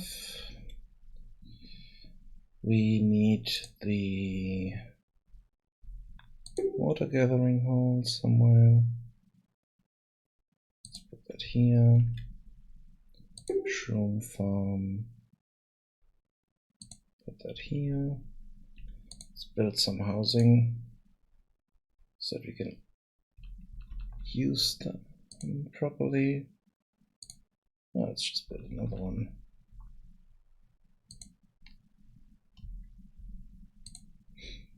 And then Hunter's Hut. Oh, we already done with this one. Good.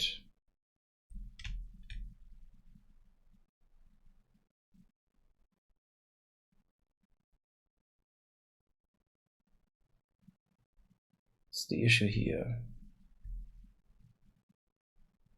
Oh, he couldn't reach the spot. Damn it.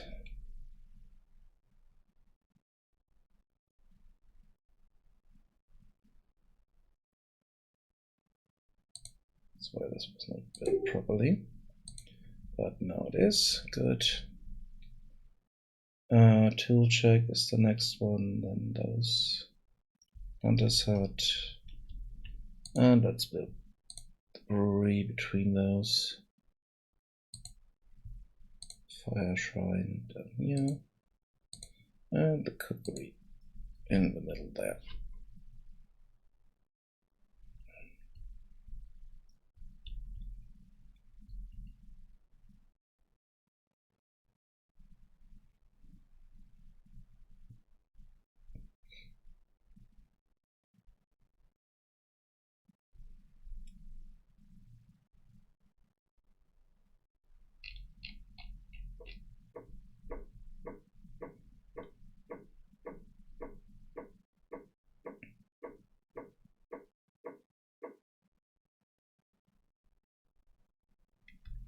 Did I assign the... yeah, I did. Good.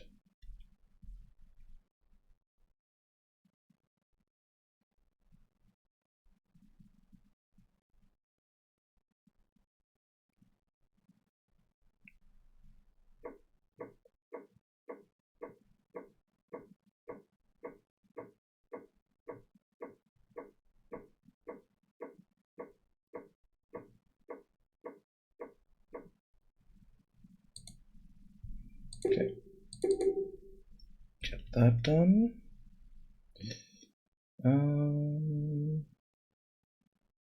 Yeah, we should be fine with all our people, so that's good.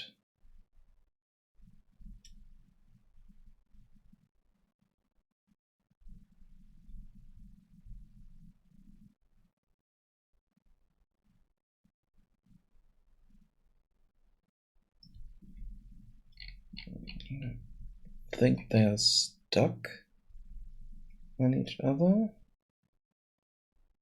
These are not doing anything.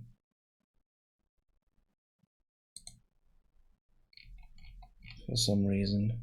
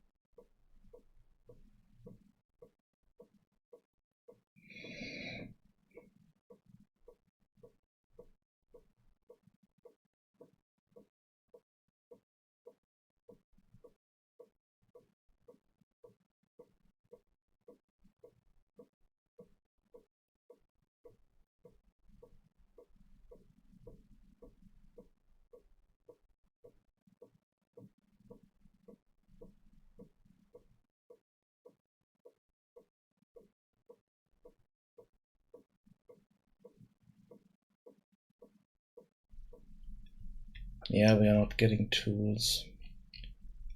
They're just standing around here.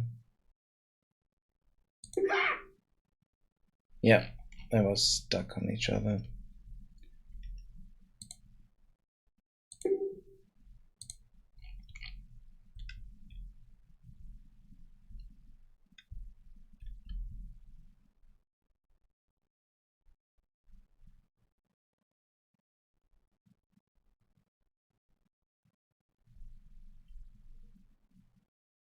Okay, now we have tools, and we can assign them over here.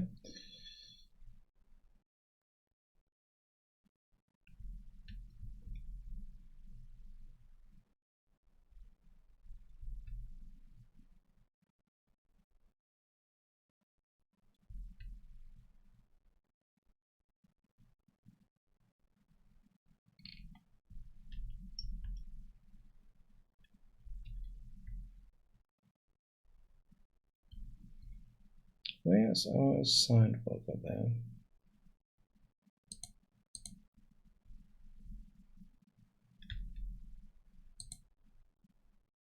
Water gatherer.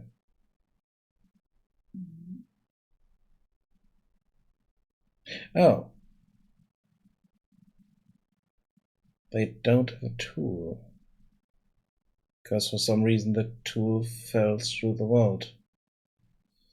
Ah, damn it. I need to make sure that that is not happening anymore. But, okay, now we have a tool. Okay, good.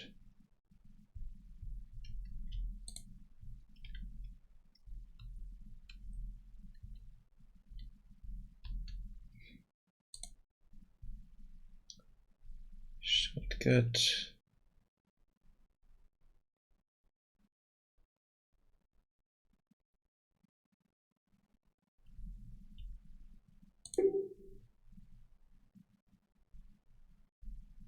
So it's right there.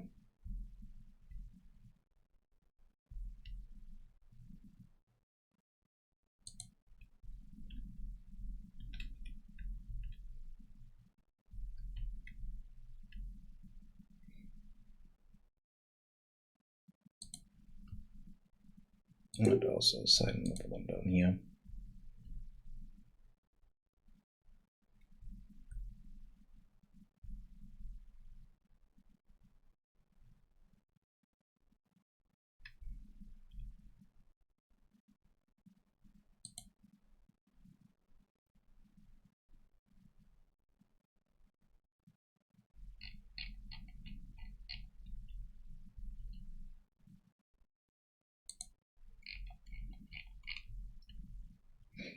Okay. Might also change the limits of workers that can work in a building.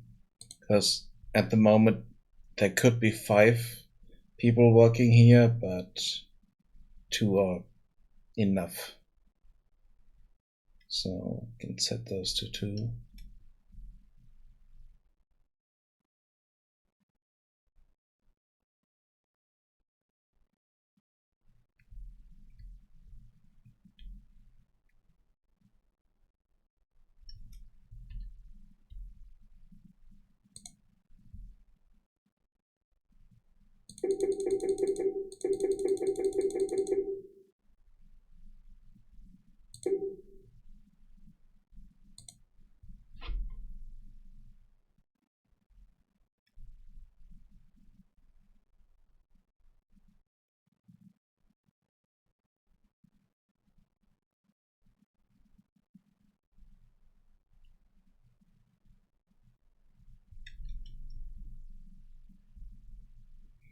Okay.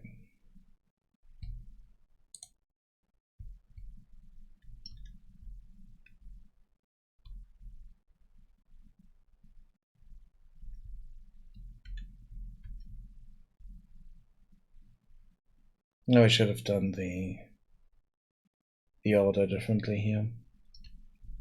That is okay.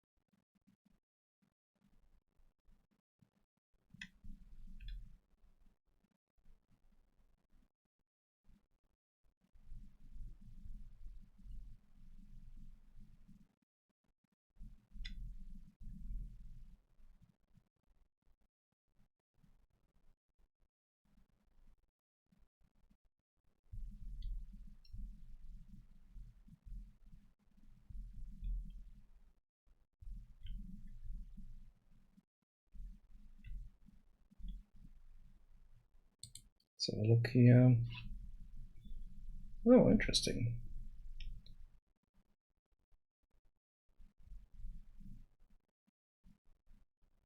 So hunger is not at maximum yet.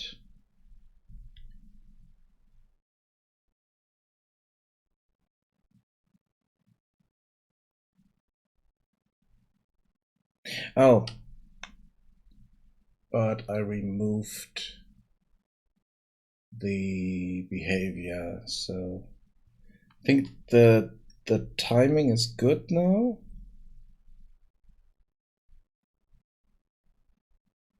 Or maybe a bit less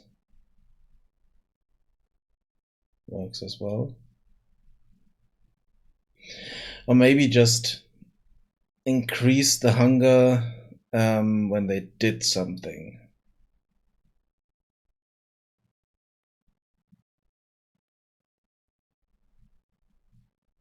That could work as well.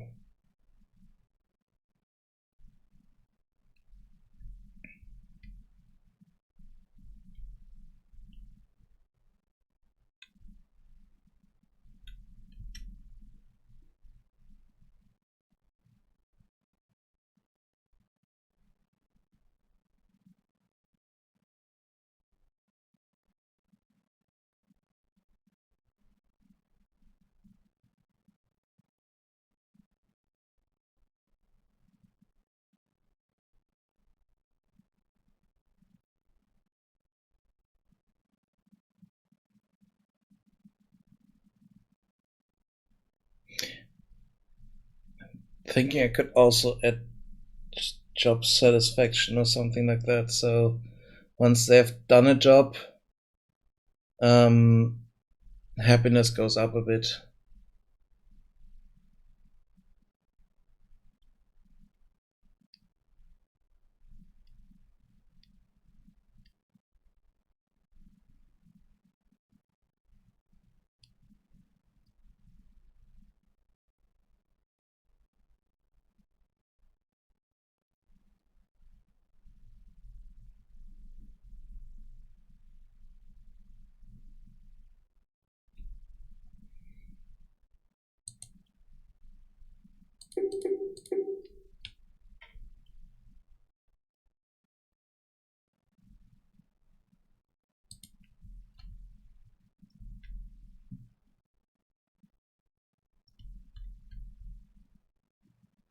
How many do I need for this? We need a worker, 3 for each. So 9. So we don't have enough workers at the moment.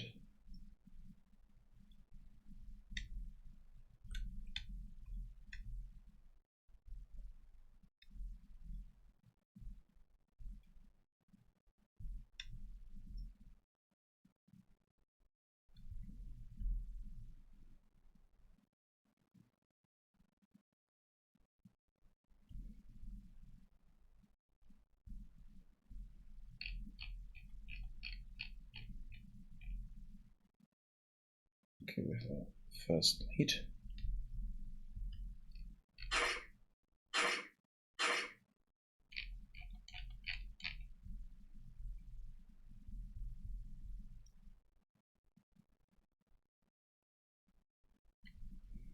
Okay, that should be fine. Should be done in a moment.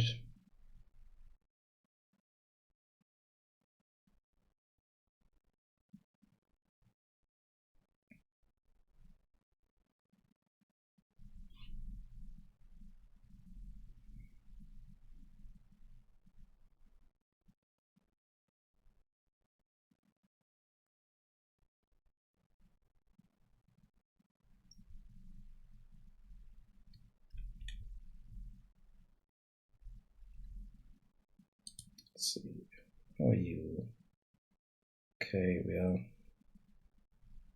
not quite at 100% hunger yet.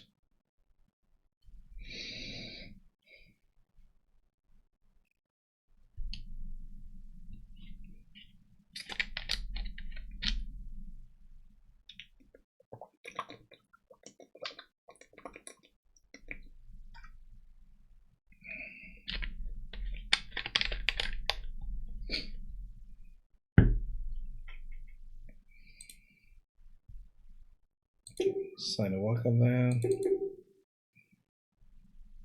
to carriers. Yeah, we need more people.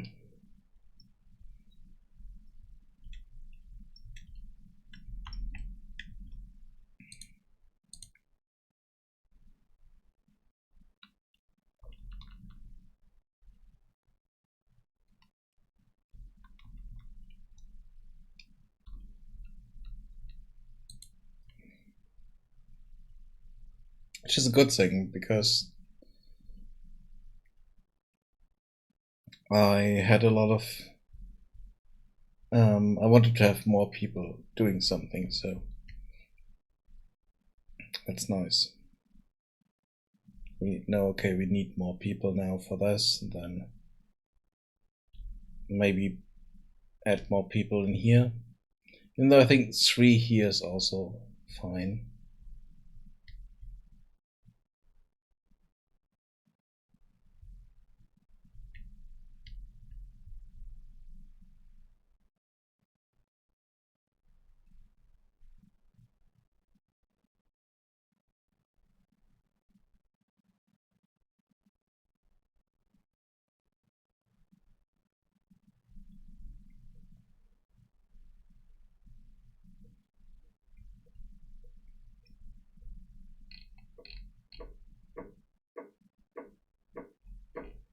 Oh, this could be an issue.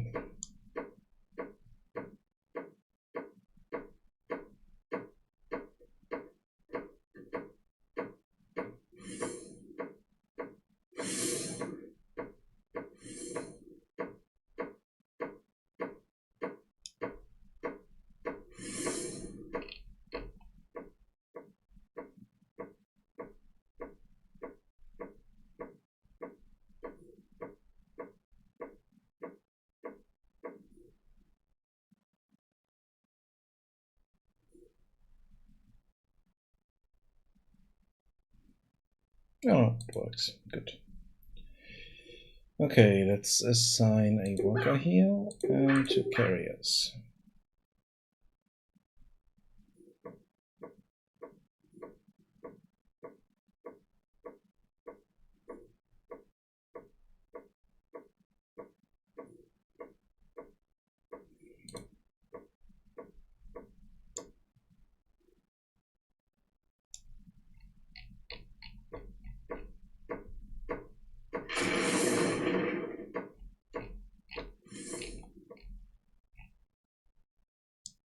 Nice.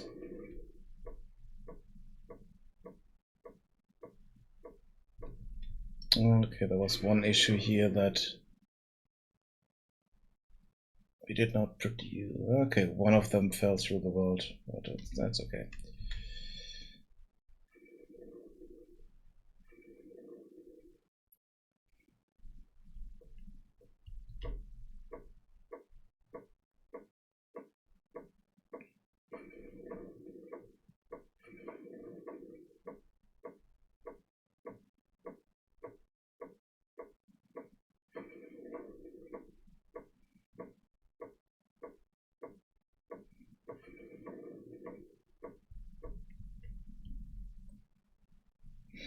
Okay, we have an issue here that at some point they're not producing enough resources here. I think that the resources are full, but it's not the case.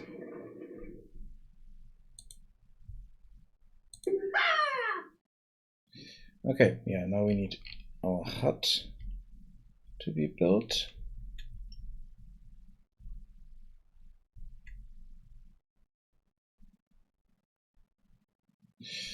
Okay, yeah, I need to change the victory conditions because come on. Hey. Oh, continue playing doesn't work. Interesting. My continue play doesn't work. But I need to change the victory conditions there. The rest seem to work. Oh, I need to completely remove them. It could also be a thing. And I have not a lot of different buildings that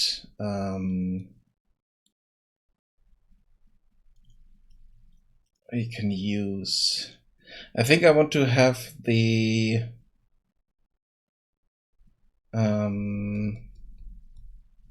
I need to think about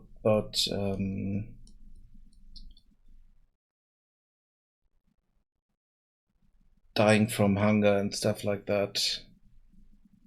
And might need to change a few things there, so let's have a look at that. Because at the moment, I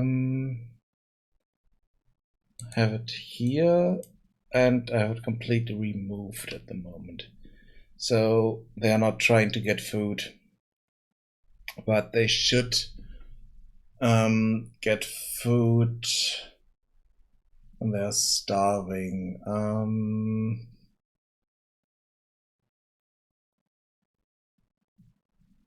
Yeah, I need to think about this a bit. Because they're still dying, regardless of this stuff here. So, just through the health thingy here.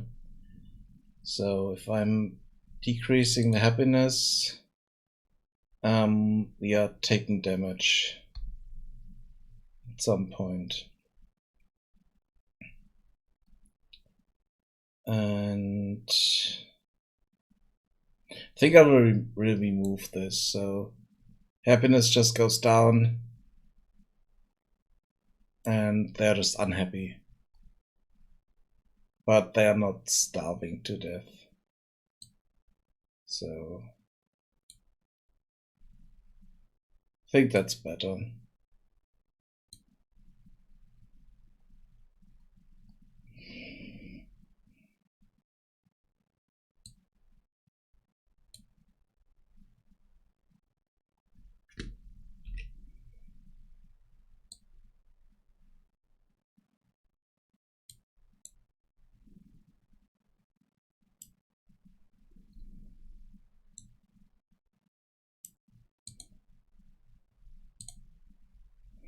And then let's add the job satisfaction stuff in here.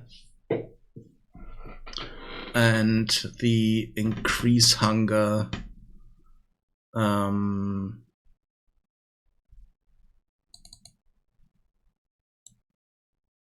when we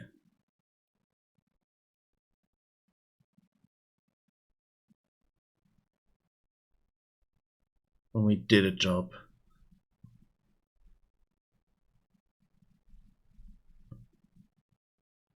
So basically, hunger goes up, happiness goes up after every job they do.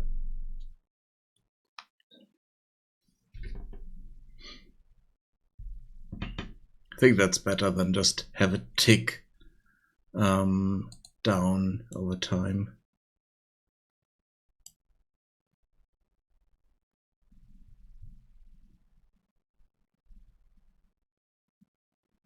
So basically running around and stuff like that doesn't increase hunger.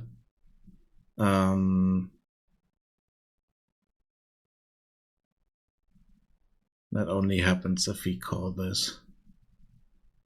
So basically we can remove everything here.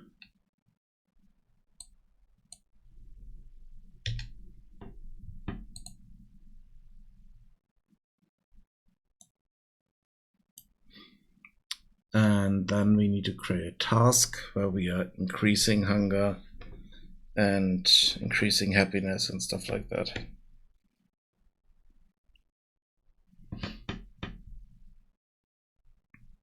So let's do that. Let's jump in somewhere.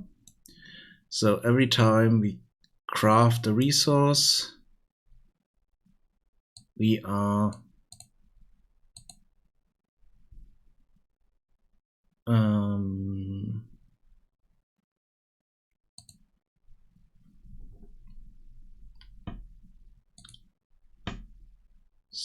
execute AI here. Control pawn.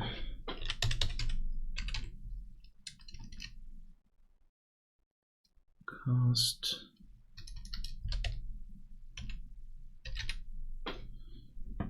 Cast to our Goblin.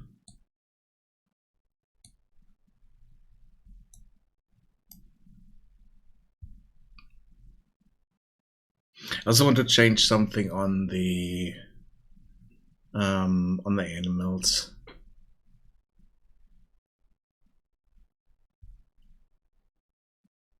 So here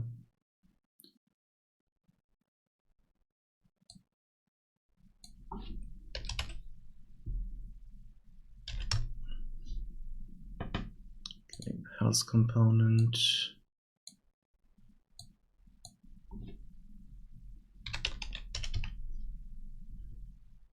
Increase happiness.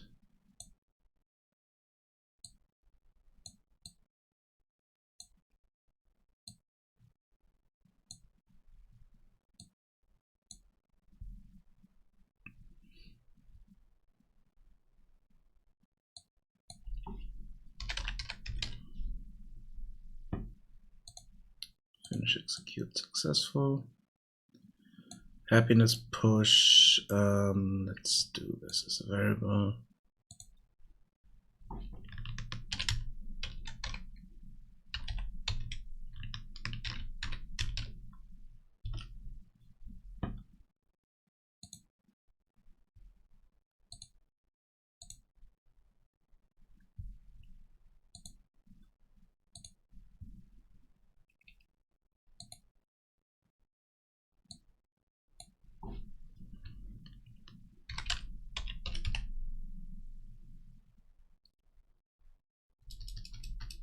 Let's call this change happiness. Because we can also put in negative values to make them unhappy. So every time they get hit, happiness goes down or something like that. And we can use the same task. So that's good. Let's do a duplicate of that.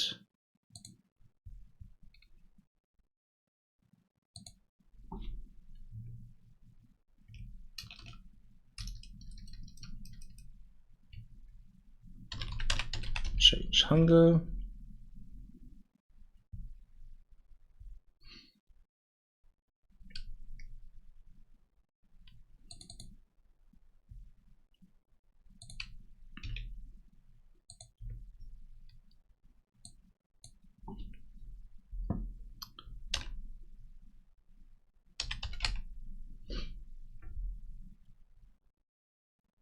You know, we have the decrease happiness.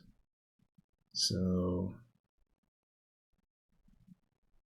yeah, we can change that. So increase hunger doesn't have a value. It's just pushing hunger up by 1.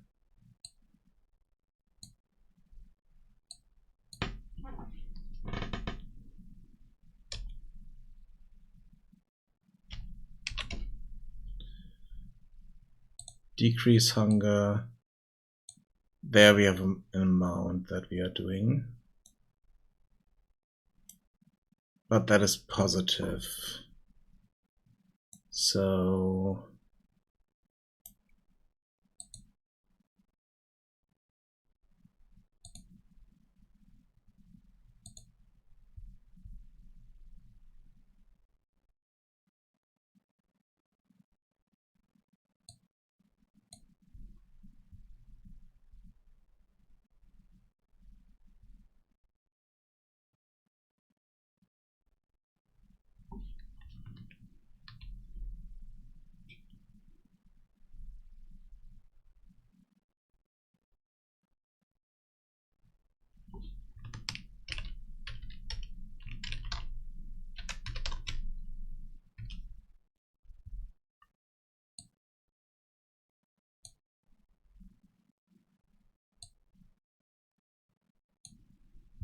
And let's add another variable here.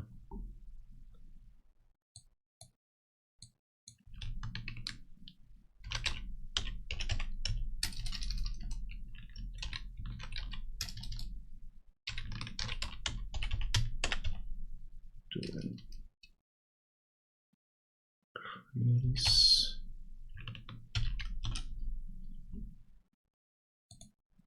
spool.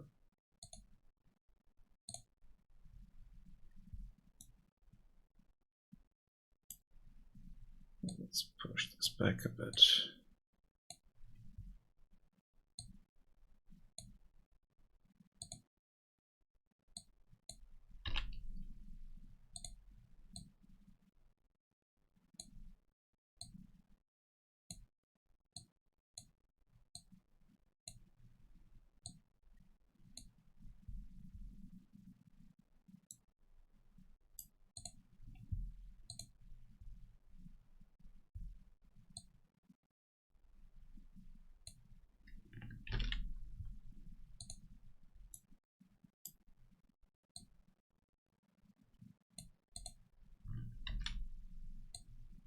Let's add that in here.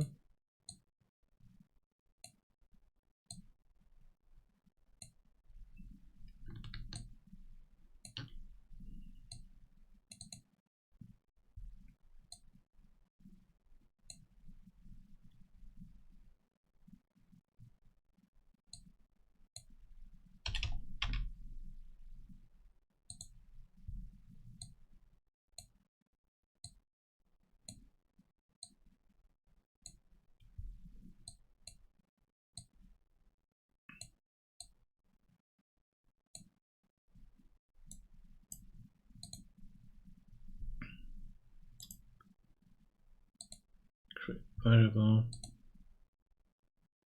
Make it editable. And we are done with those. Good. As a result, we can do this here.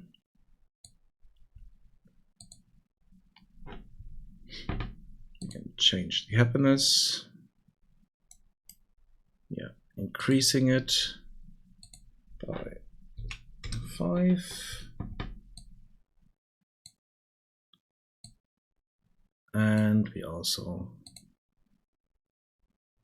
change the hunger. And we are increasing that.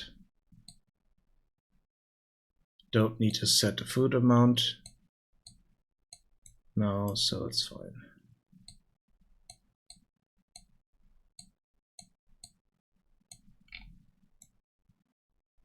Yeah, if they're calling for resources, we don't need that. Because they're just standing around and call for resources, so that should be no issue.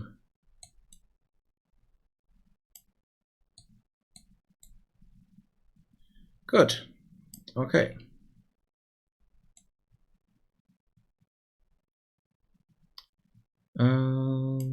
Let's see.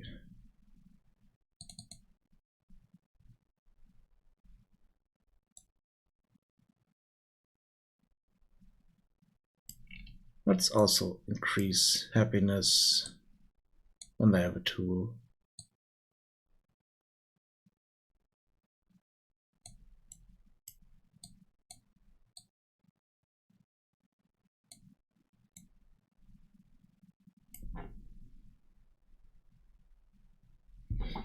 You can also do it when they are at work. So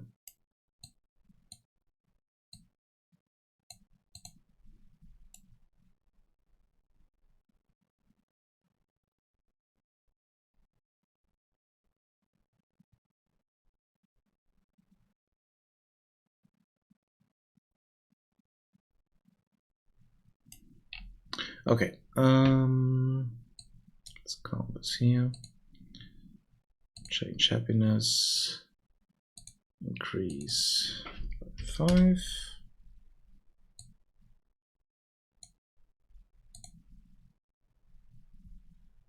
Do we need to?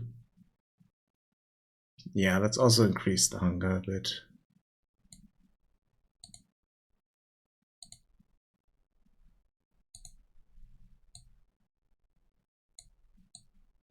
because they had to move there and then do that. Even though, yeah, okay, it's a bit strange that we pushed this up, then we moved that up. Yeah, I think this is fine. So let's get that done. Now I just need to go through all of the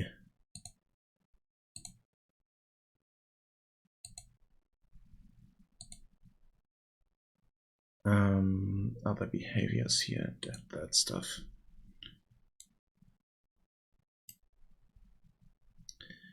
So the tree cutter.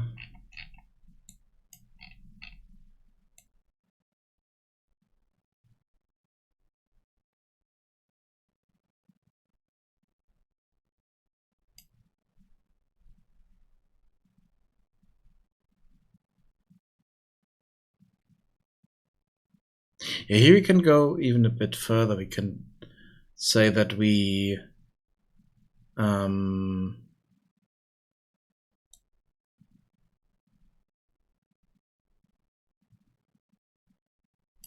we are gathering the resource. We are increasing the hunger. We are delivering. We are increasing happiness. But we are also increasing the hunger again. Because they had to do work here and then move stuff around.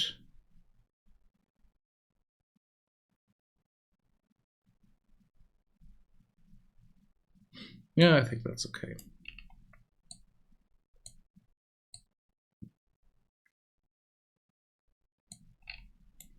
So we're changing hunger, increasing it.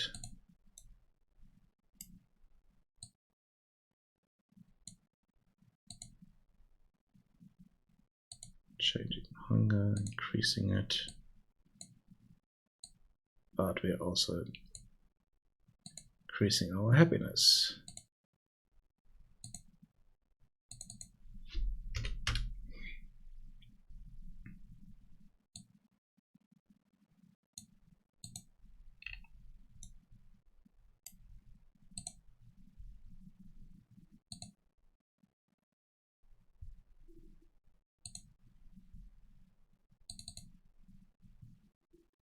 Same thing here.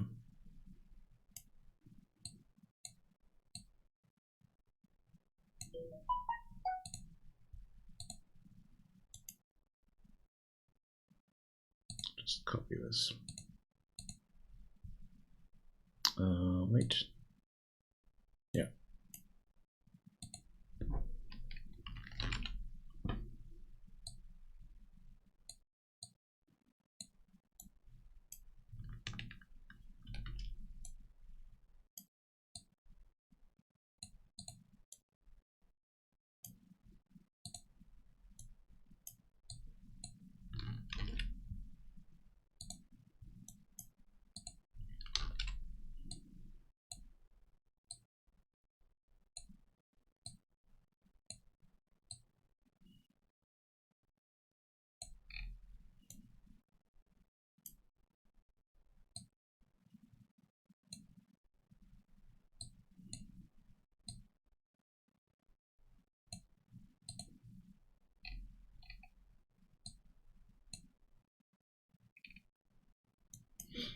Okay, save that.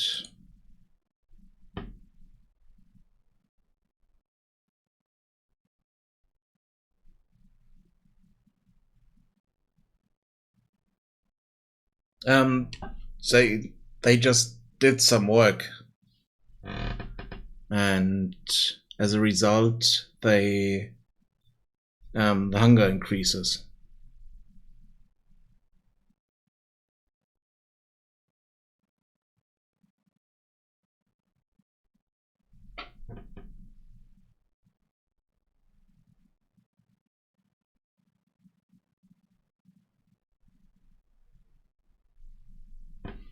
And this is where I'm telling them, hey, you do your work, and you have done your work, you do something else now.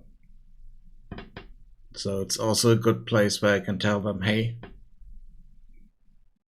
increase the hunger.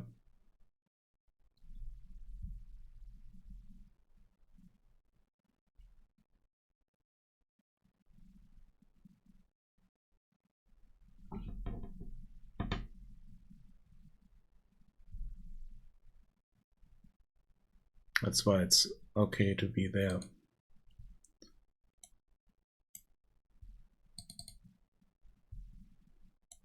Okay.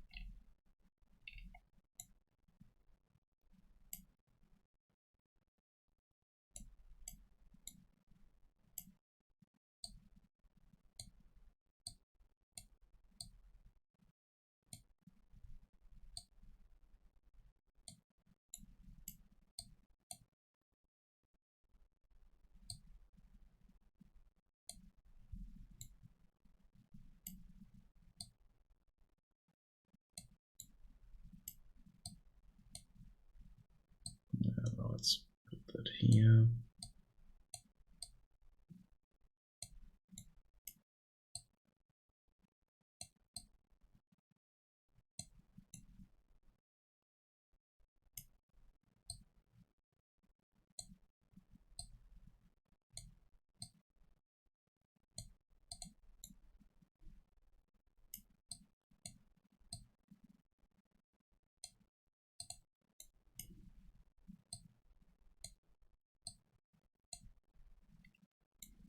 Okay, here, weight in there. Let's put that here.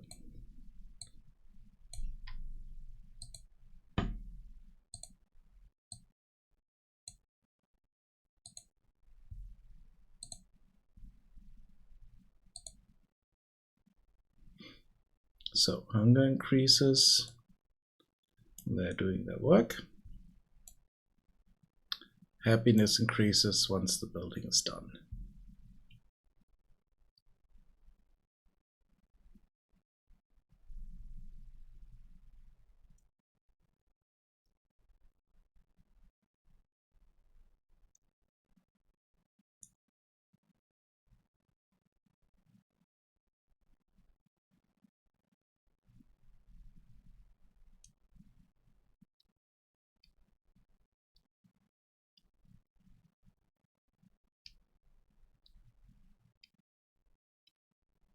Hunger increase rate. Yeah, but then I would have a hunger increase rate, which I don't have now. Or I had something like that. Hunger increased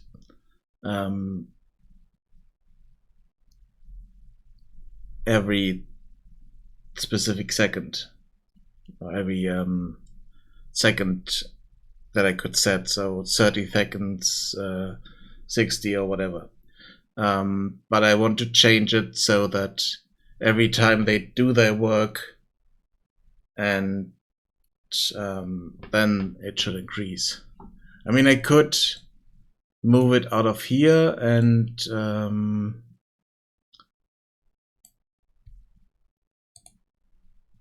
add it in here. Is building or is deliver resource or something like that, or gather resource. I could put it in there. Then it's out of the tree, but in the task.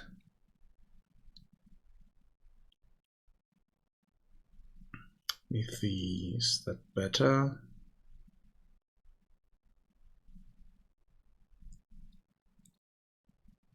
I mean, now I need to go through all the trees and change all the trees. I mean, I have 4 of them done already. I still have a few to go through.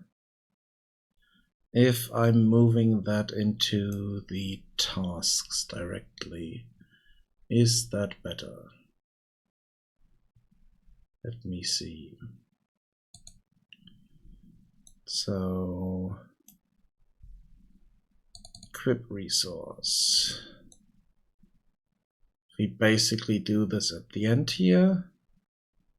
Once we equip the resource, we are changing the happiness, all that stuff. Then I can move it out of the tree.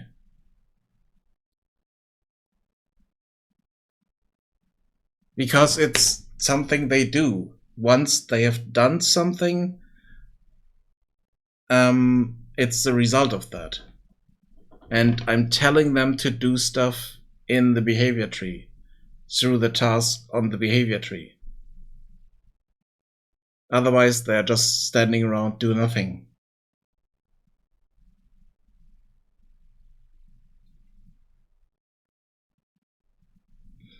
I have a variable on the character that is working, but that's the only indication that they are doing something.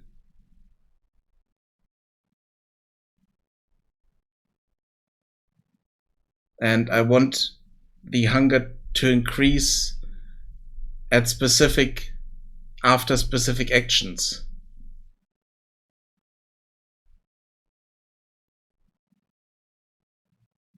Not just, hey, you're working, so your hunger increases every 5 seconds.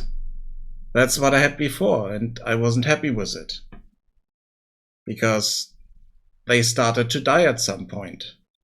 Because I had happiness and hunger and all that connected to health and all that stuff. So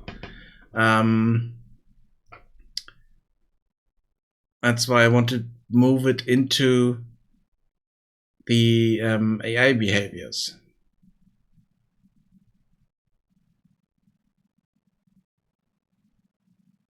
No, not really.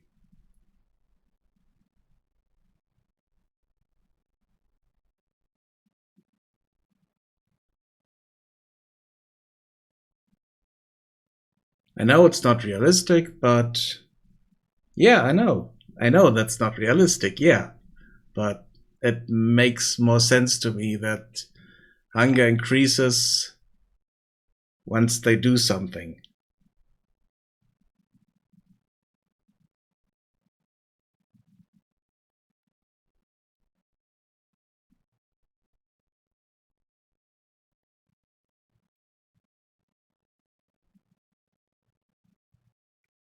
I mean, if you are lying in bed all day, you need to eat a lot less than if you are doing construction work all day.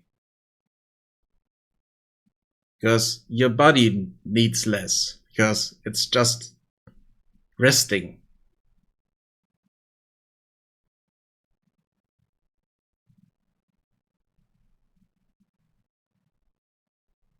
So it kind of makes sense. It might not be 100% realistic, but it makes kind of sense that you get more hungry when you do stuff.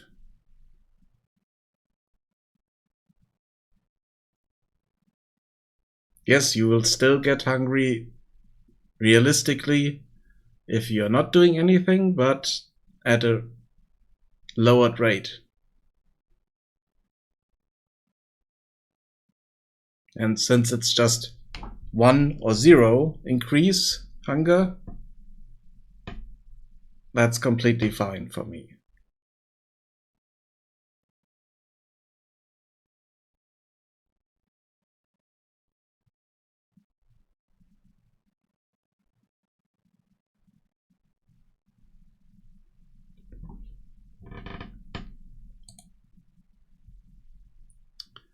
What was I doing here?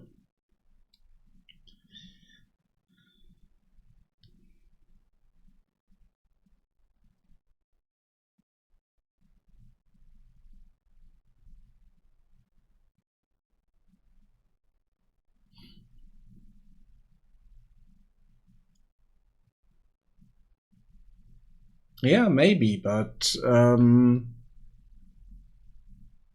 I would need to figure out what this work that they are doing should increase the hunger increase by 15. The other one should do it by 2. And then I need to check what kind of work are you doing and stuff like that, and then change the value that I'm increasing the hunger per second or per half an hour or something like that.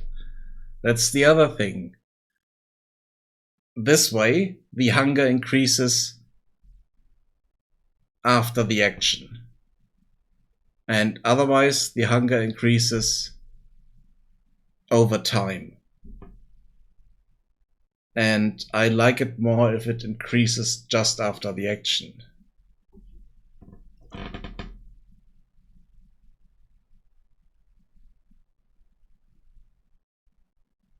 Yeah, that's the next step then. But so far, that didn't really work out the way I wanted it to. Because we didn't have the food that they needed. So that was kind of the issue.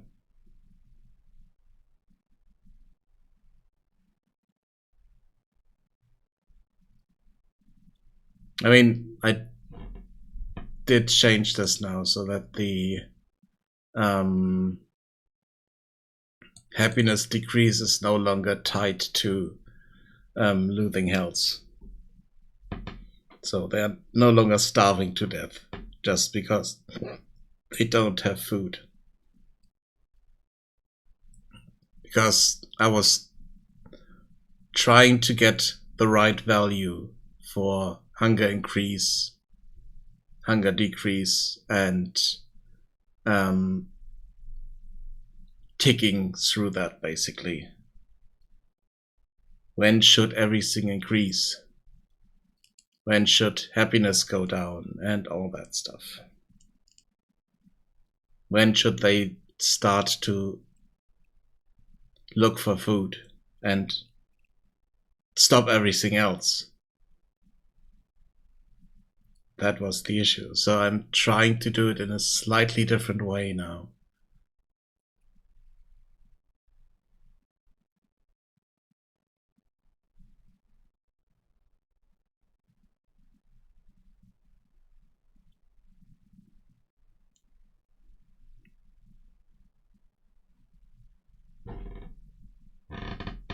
Because I don't want to have it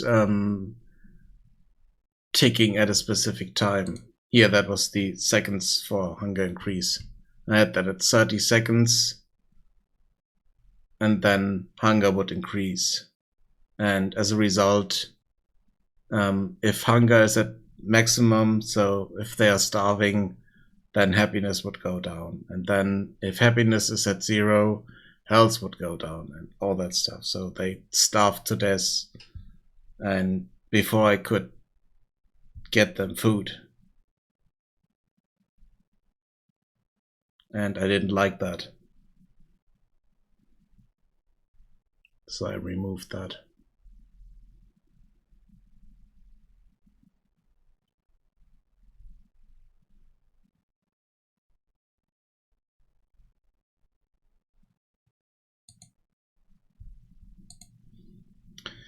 Where was I?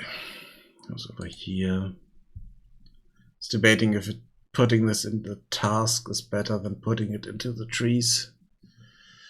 Where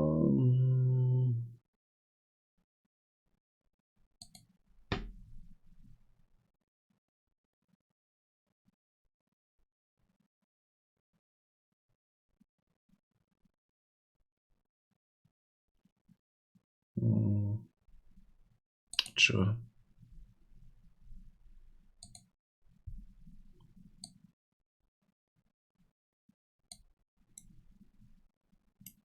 Yeah, let's keep it separate for the moment. Means I would need to go through every tree, but it's fine.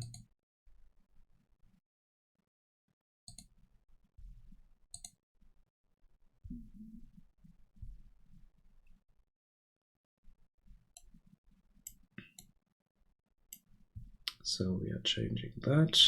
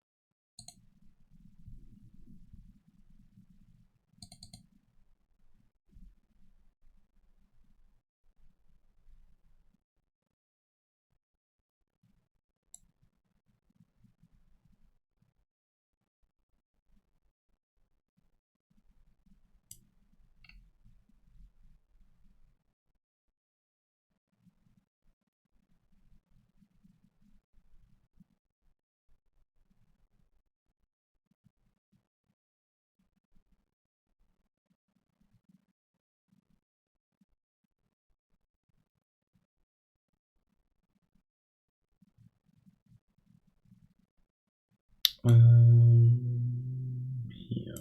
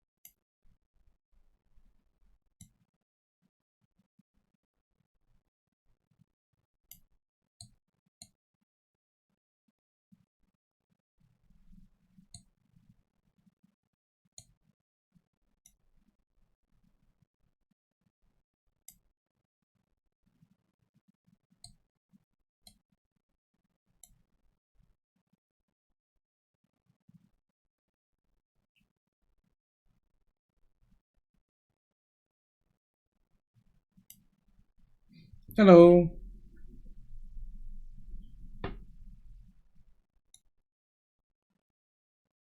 Okay. So once they drop off, we are increasing the hunger and we are giving them happiness push.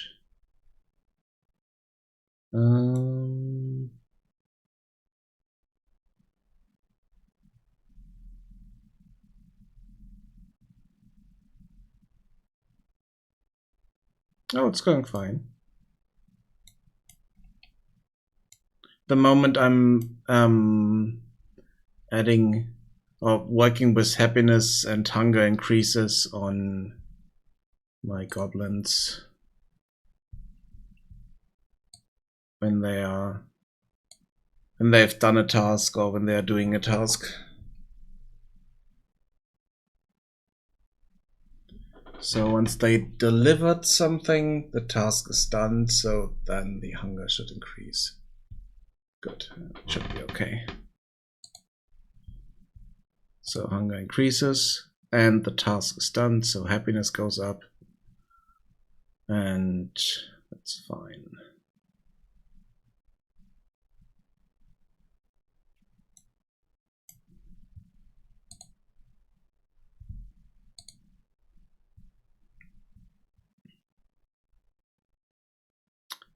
Okay, that's with the other cases. So they are returning home and they're dropping off stuff. If they were carrying stuff, then yeah, then also let's also change this here.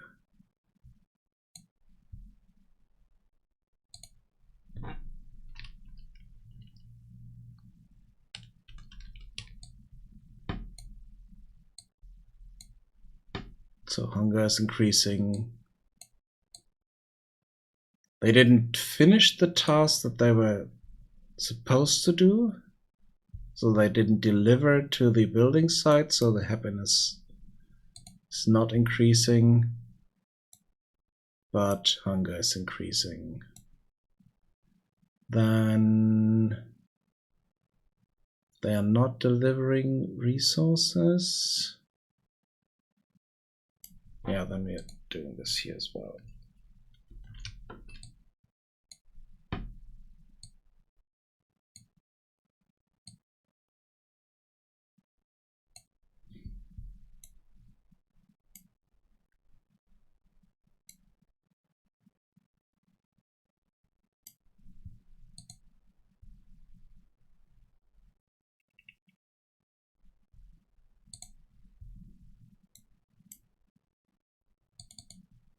Toolmaker.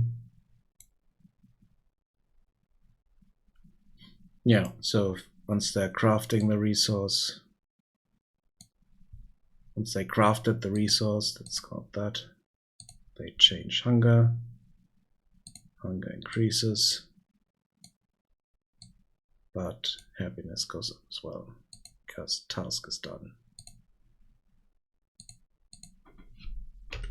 Just putting 5 in there for the moment because it's a good thing for task done. Just push it up by 5.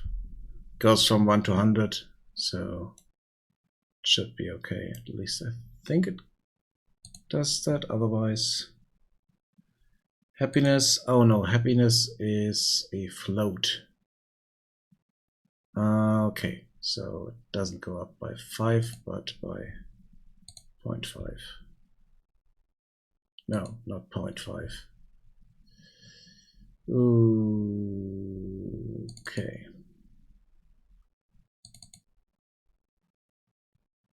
No, it is good. It is going up by. So it's going up by.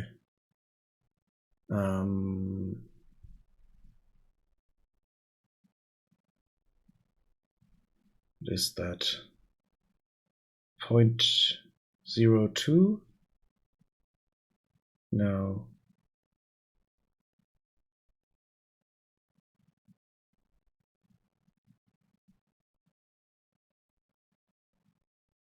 .05.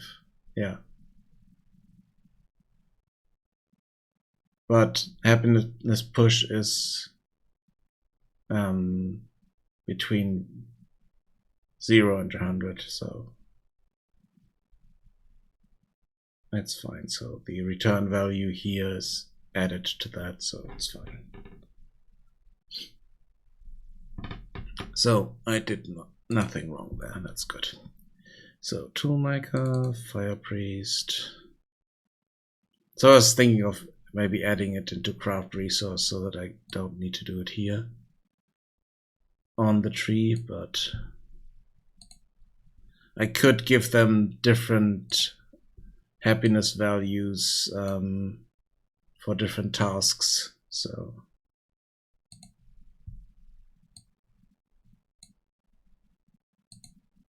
it should be fine.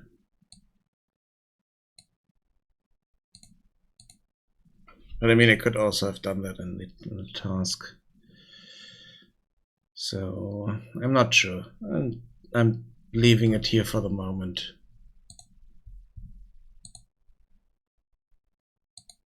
So it's fine. Together.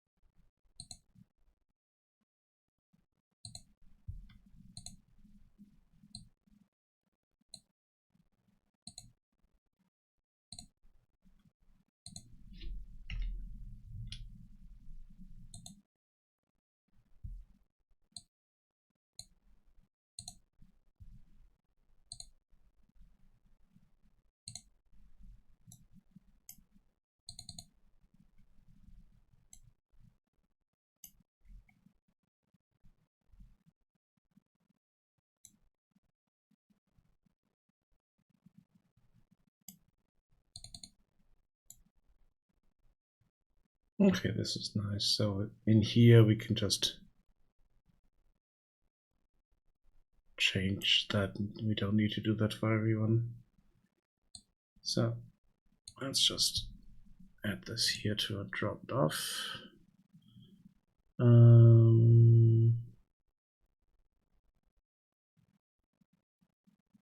Oh wait, I did have a decrease hunger. Oh yeah, if we're eating something, we have to decrease hunger. Now we can change that to this one.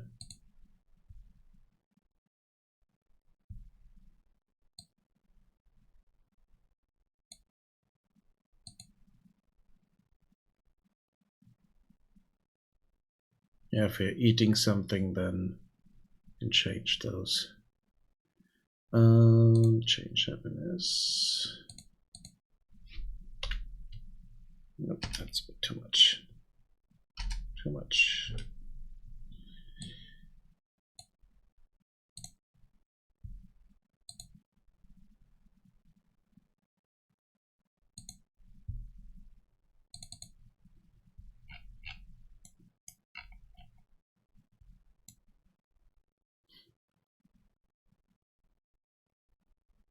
Okay, so here we do have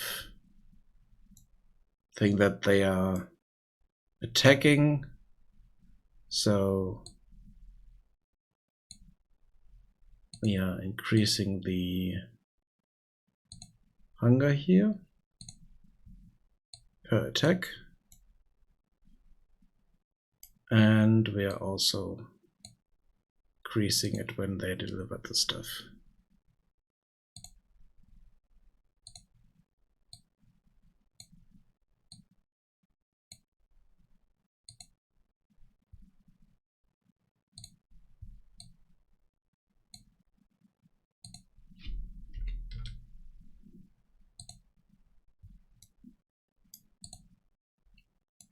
Not sure.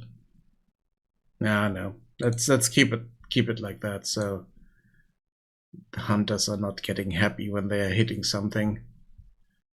But we can do that for the warriors or the. But not sure what I called them. But okay, I had this in here already. Good. Yep. Happiness push, hunger increase. Good. So now that should go up. Now I just need to figure out this part here. So if they are starving,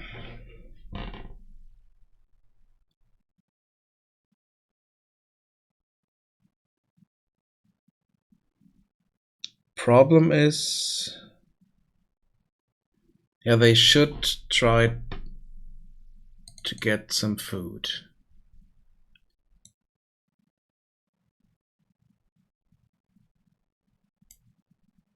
Eat consumable.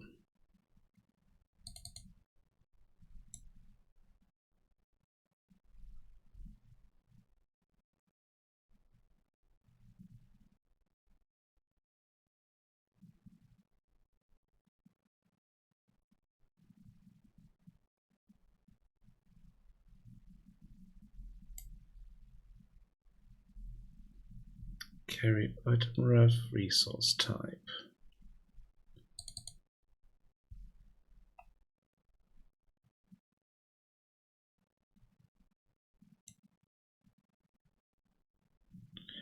Okay, we are getting the consumable value here.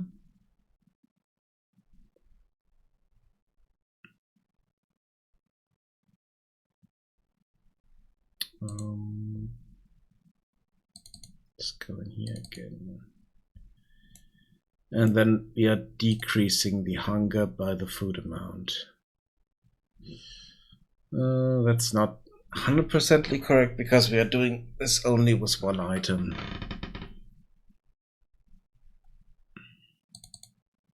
We also need to check the list here. Where's my consumable list? Yep. So the stew completely heals us. At the moment, the other ones don't do anything.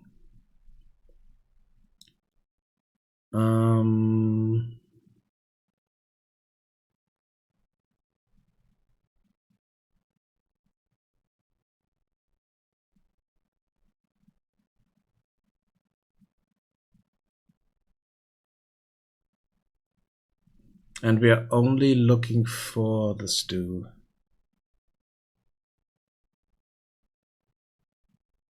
That's a plugin that is called electric something. Let me check what it is called.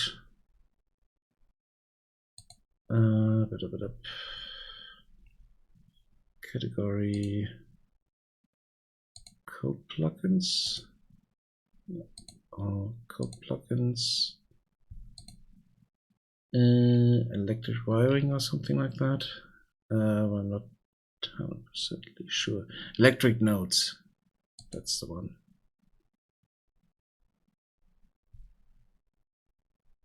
This here. And there are different settings. This is standard style, and this kind of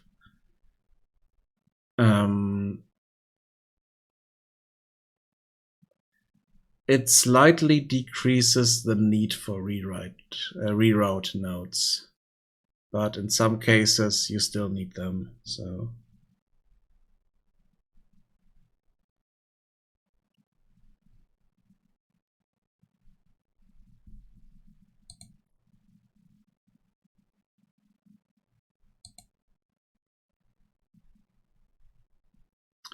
let me go to the. I know it's not free. I think it's $10 or something like that. 10 to 15. Let me check. Let's go here. No, okay. I was there, but I can't. Yeah, I can't see this at the moment. Let me. I can't get the. Oh, here it is. Sorry, here you can see it. €12.07 at the moment.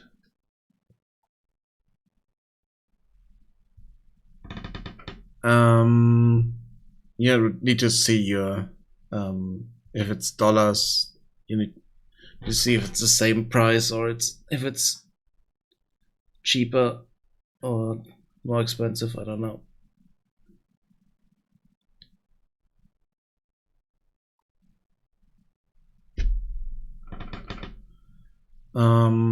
It's you need to configure it a bit, and yeah, then it would be this price.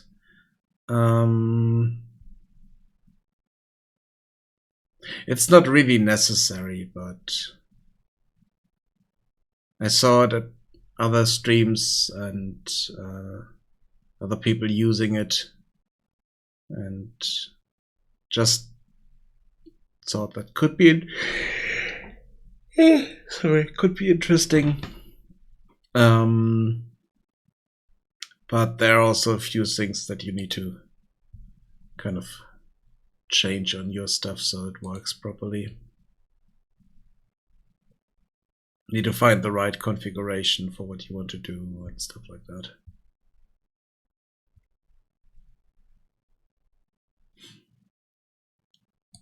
But you need to configure it.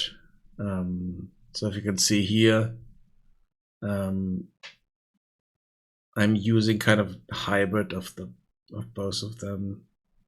So sometimes it's using these connections, otherwise it's using the kind of rounder connections here.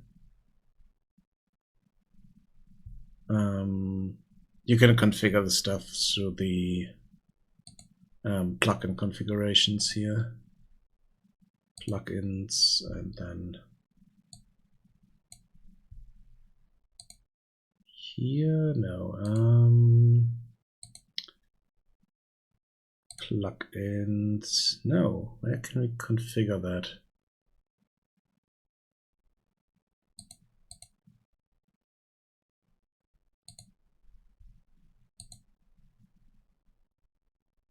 Project settings? No.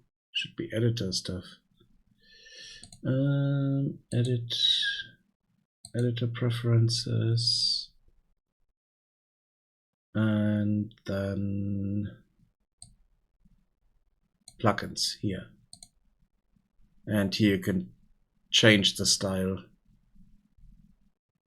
that you want to do, and you can do different stuff for execution wires and all that stuff. So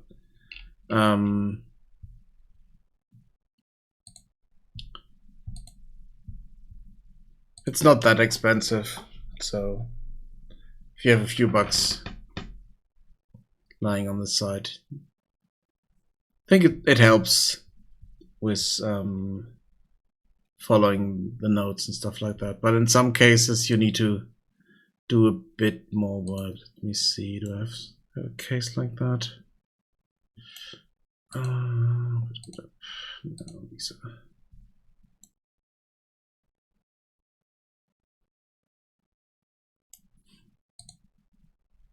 I do need to add a reroute route sometimes. Reroute node.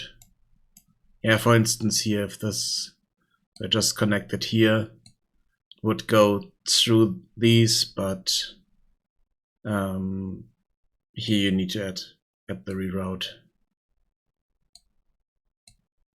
And then it goes there, basically. If you just connect it here, then that's why I have this reroute there, because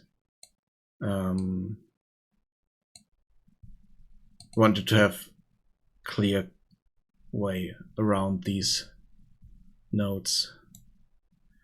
That's the only thing that you need to do from time to time. So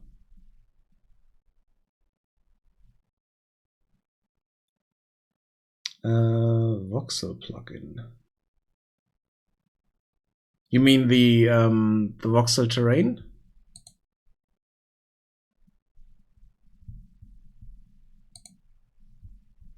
Isn't that free? I thought that was free, or it was free for months in some case.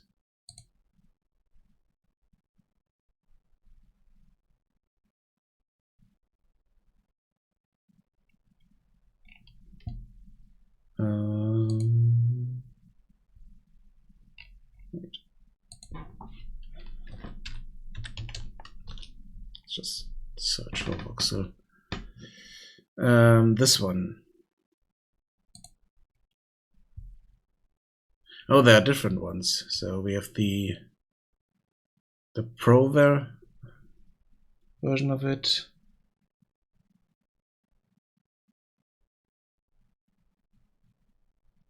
Yeah, I have this one here, the voxel plugin by CodeSpartan. And that was free for a month at some point.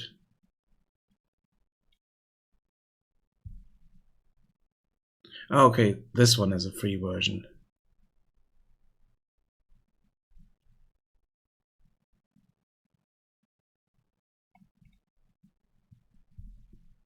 Haven't looked at these for some time. It's interesting.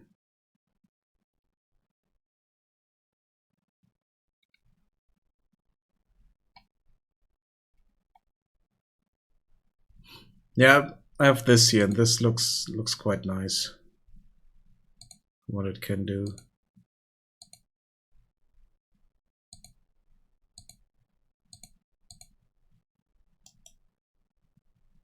But I mean, it is 50% off at the moment, but it's still kind of expensive. They all are, to be honest. Just this one.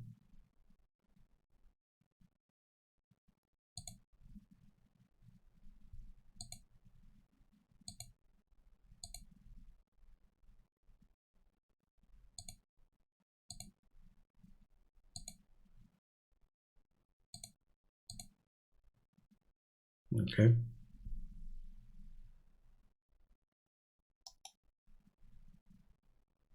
Oh, that's a bundle of... Ah, okay.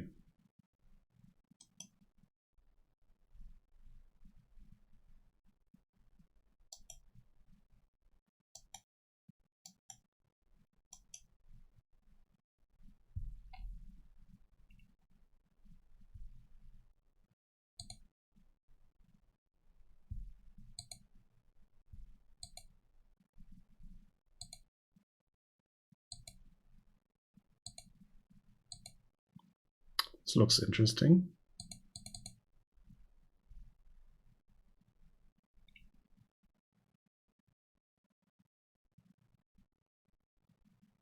What's the limitations here?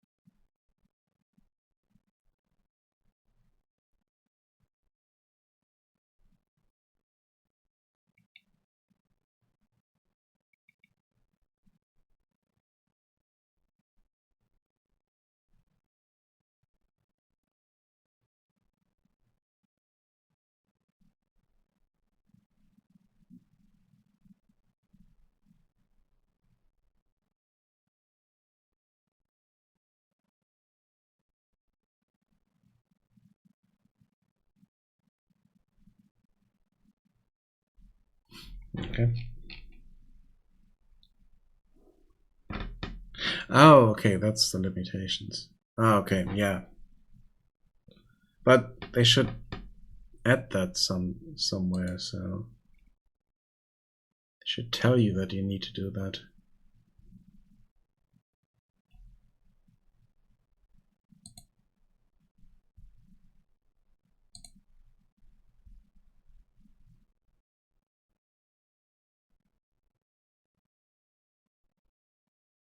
Hmm.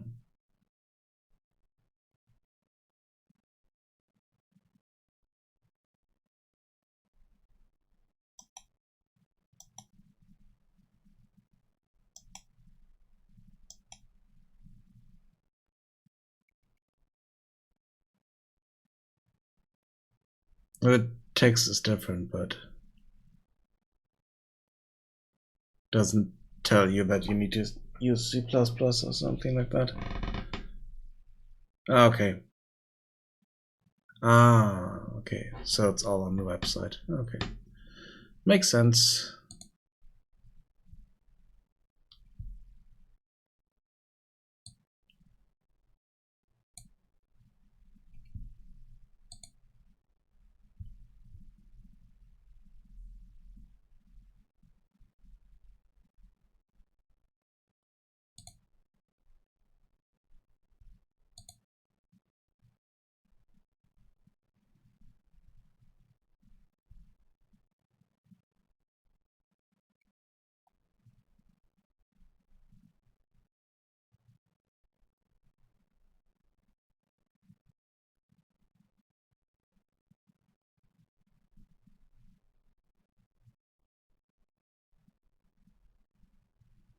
Okay, we don't have graphs, spawners, physics.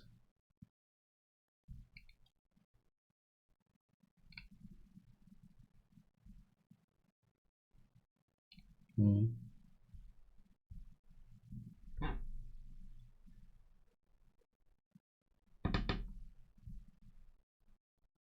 But wait, so if I buy it from the website,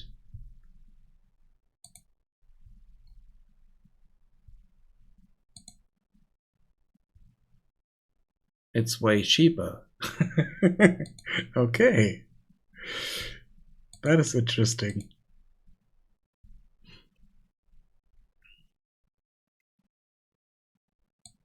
So if we convert this,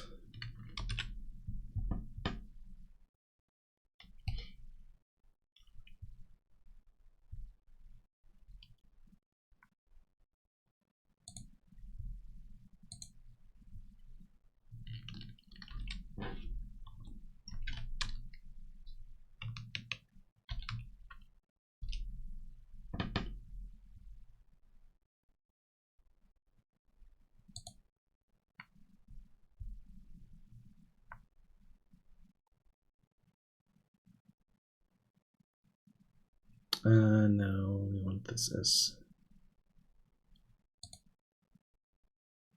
euro to US dollar. Convert. Yeah, it's whoa. Yeah, that's the thing. It's you get a bit more convenience with that, but that's more than $100 more. Wow, that's a lot, a lot of difference there.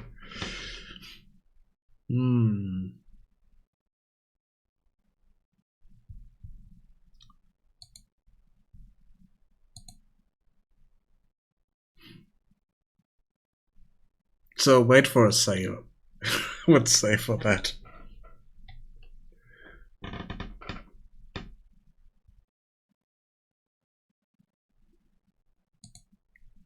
But then again, voxel stuff is always thing. The game that you're working on needs to utilize it completely. Otherwise, it's a bit strange. So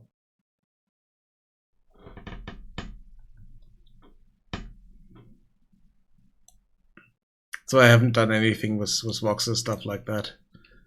I did create a Minecraft like voxel terrain thing in Unity at some point, but I was struggling with performance issues and stuff like that. Optimization was horrible, and chunk generation was really, really horrible. You could see the chunks building and watch them pop up. And so performance was really, really bad on that one. But for normal, like I think for an RPG or for first person shooter, you don't really need voxel terrain stuff. It's nice to have it on a crafting survival kind of game where you really need to go into the terrain and change the terrain. The ad could be useful, but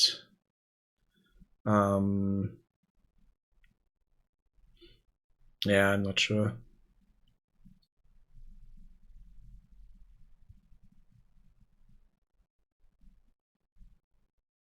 I mean, there are some things that you could do in a strategy game as well with voxel terrain, but if you have a camera that's above the terrain most of the time, then it's not that important. I mean, flattening out terrain in specific areas would be nice, but you can also do that in with normal landscape. You just need to do a bit of C++ for that. I haven't done that yet, and I'm not quite sure if I need to. It's the other thing. Let's jump into the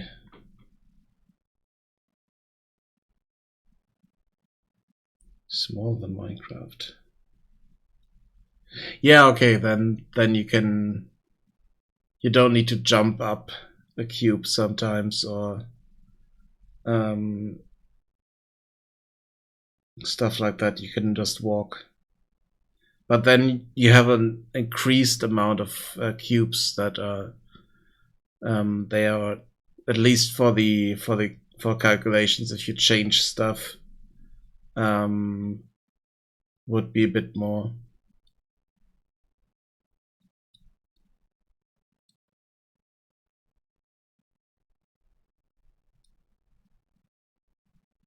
I mean, okay, depends on what you're using for optimization and stuff like that. So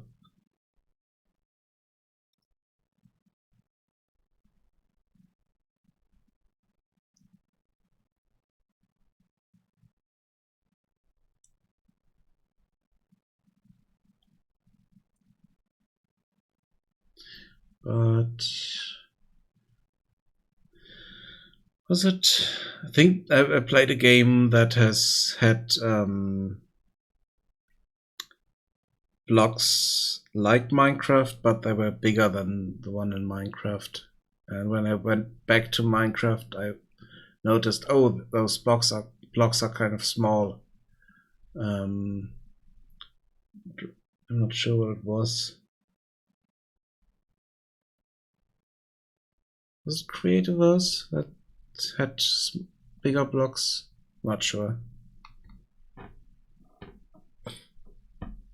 Yeah, but I kind of stopped playing blocky voxel games some time ago. Because I played a lot of Minecraft and similar games, and I like I like smooth terrain. And if I can change the smooth terrain, then that's nice, but it's not always needed. Needs to fit into the game 100%ly, otherwise it's just a nice feature. What did I want to do? Oh yeah, I wanted to check the hunger increase. Let's just go through this.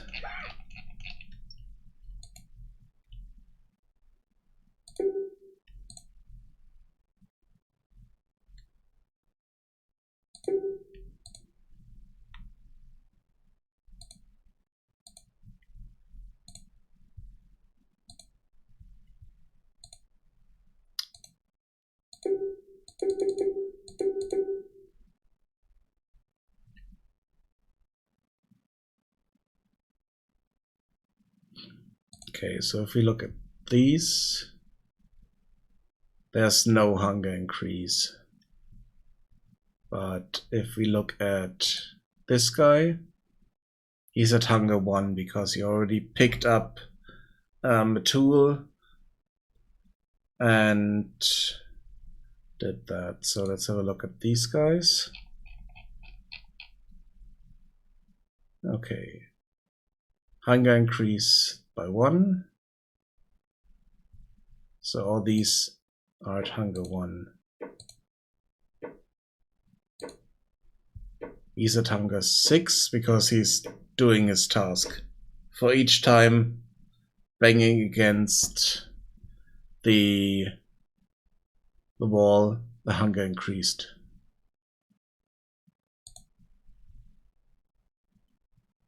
So send some workers there.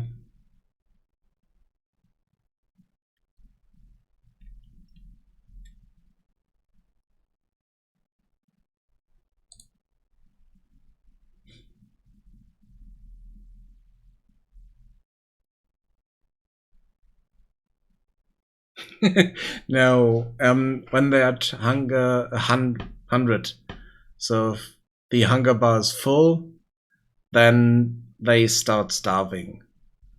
At the moment, that only decreases the happiness, but at some point, for instance, he just needed to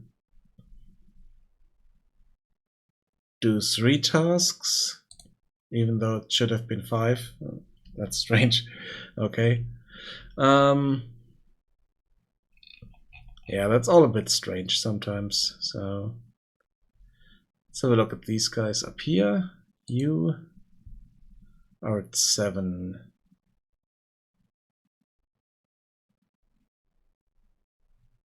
Eight.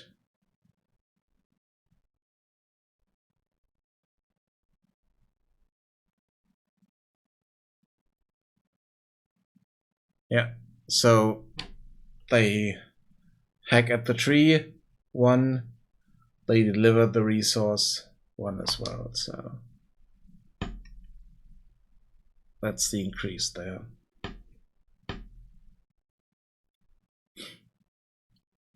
Yeah, but I also need to make sure that I'm not adding too many features. And running into feature creep issues. If we look here, these guys were just hanging around here. They didn't do any work yet, so they didn't get hungry at all.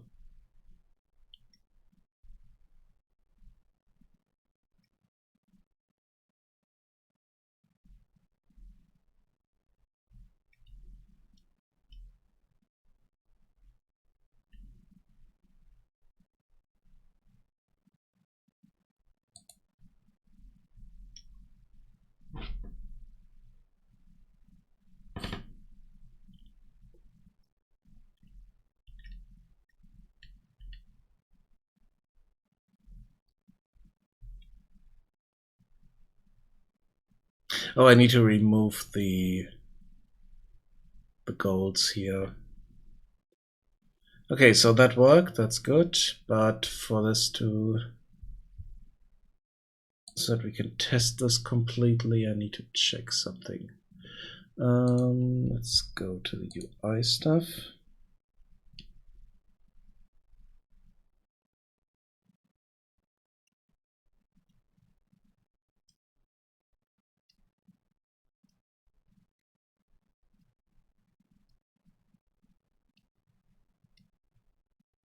Yeah, the bar at the moment is just there so that we can see, okay, it's increasing. We can style that to something different later if it's necessary. So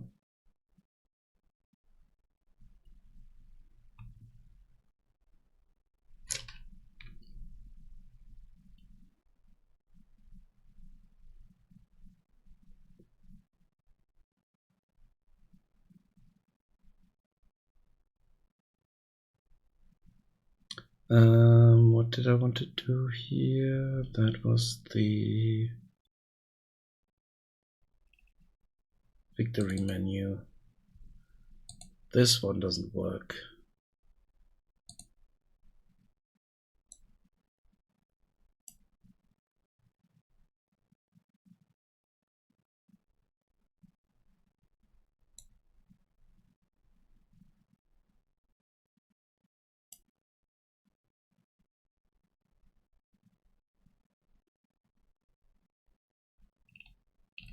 Why did this not work? Do I do differently on the pause menu, for instance? On the pause menu, we are doing the same. We are unpausing the game and we're removing this from the parent.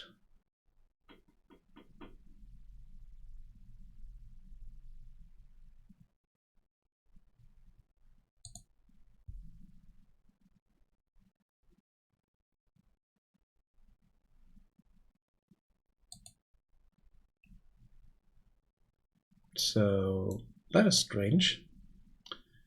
Let's test if the pause menu works. Yep, it does. Why does the victory screen not work like that? Strange. Maybe because we are doing that. Let's see.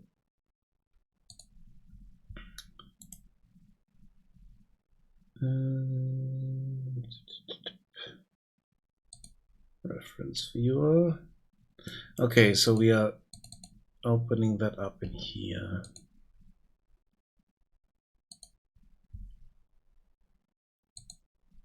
So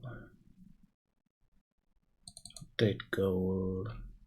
Yeah, okay, so here we are adding that to the viewport.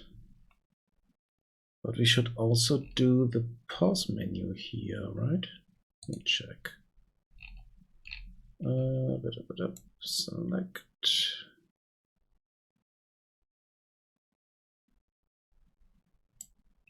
Finish construction. Feedback. Speed.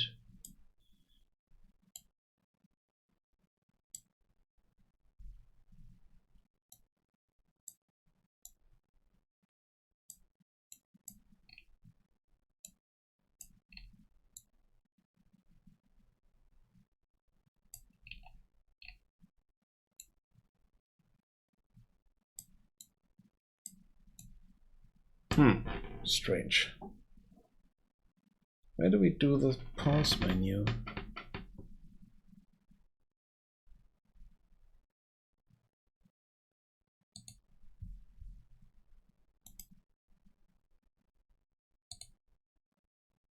It is here.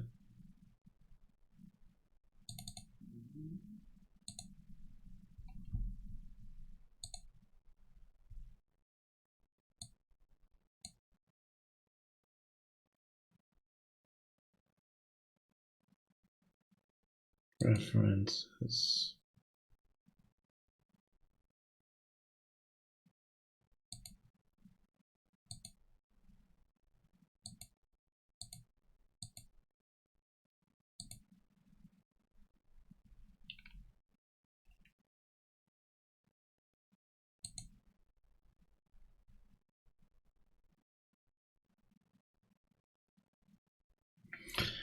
Input action select, deselect, center, input action pause. There it is. Pause game. We are creating this. We're adding that to the viewport.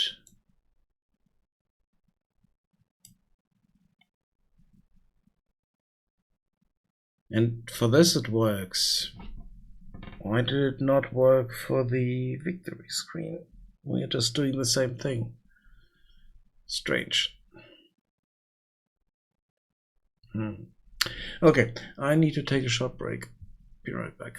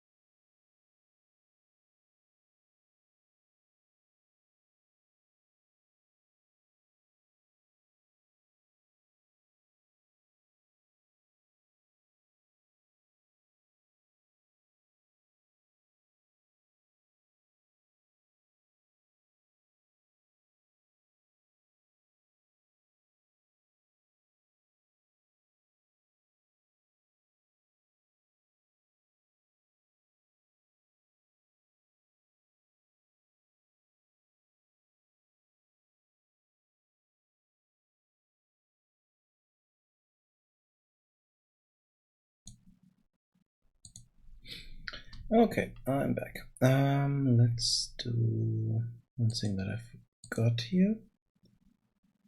Come on, let's open this. I wanted to change the order here.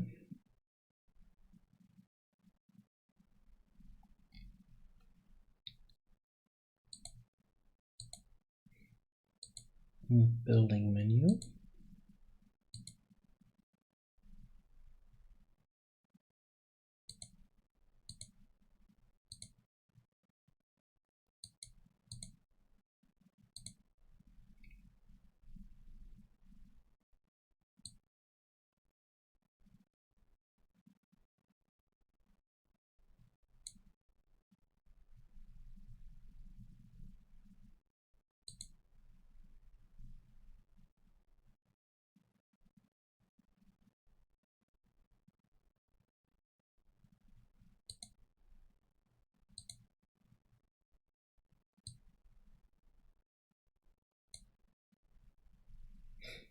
Okay, so the brewery is first, then we have the fire shrine, then we have the cookery.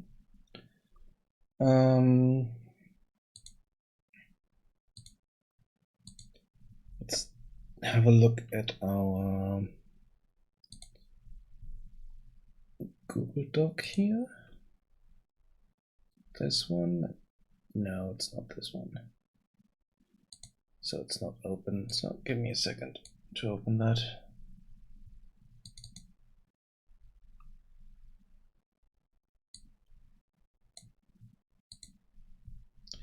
So I moved all my notes into a Google Doc. And let's see, what did I have here? Recipes are done. We did that today.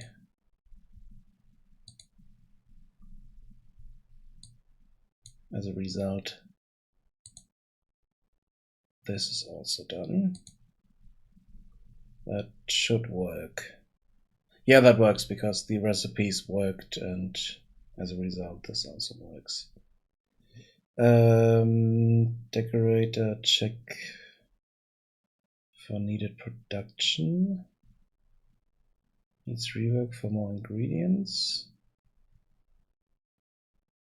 Yeah, we did this as well. You have a model for the stew. Come on, that is done.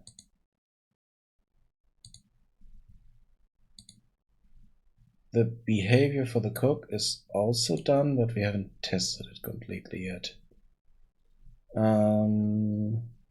Then let's see.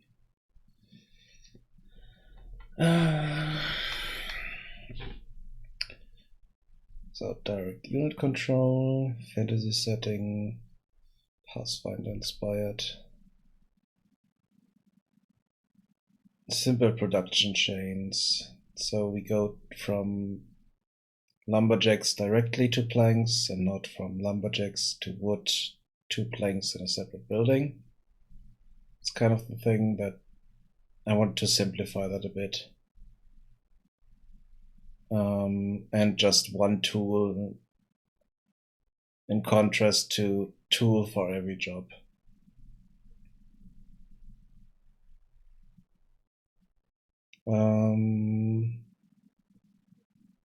Those are the buildings. This thing here is done. Stew is added.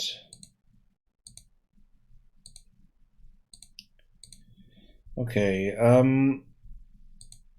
the fighting pit for warriors.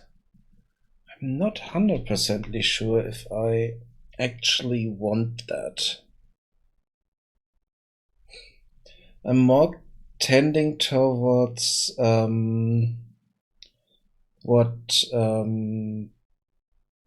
the game Endzone is doing. Endzone, what's the full name? Check.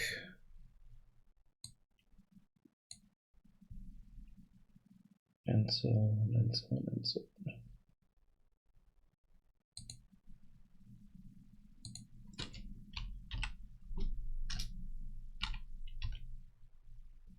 a world apart.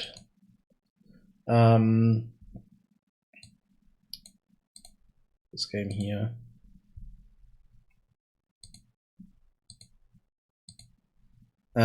They added in locations on the map that you can send expeditions to and get resources from. And I find this a bit more interesting than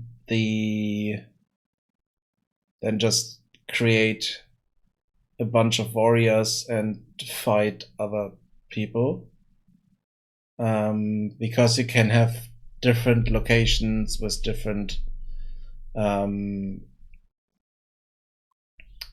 different things happening there, and it's what's happening there is then not really a text adventure. It's kind of action point based things that you can go through, and each location has specific amount of things you can do and stuff like that. So it's quite interesting. For instance, here we have a nuclear plant which has a lot of things that you can do in, a lot of resources you can get from, and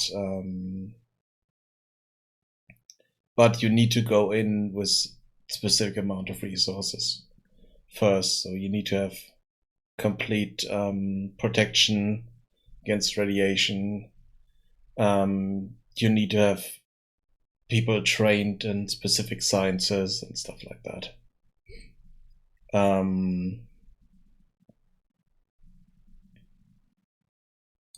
So kind of like that idea a bit, to kind of send out raiding parties or scout parties or something like that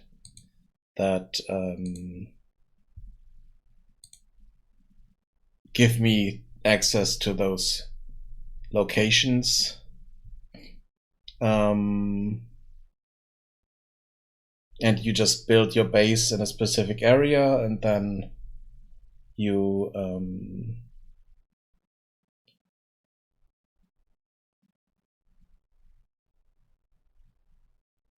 you get resources from these other locations that you can scout out.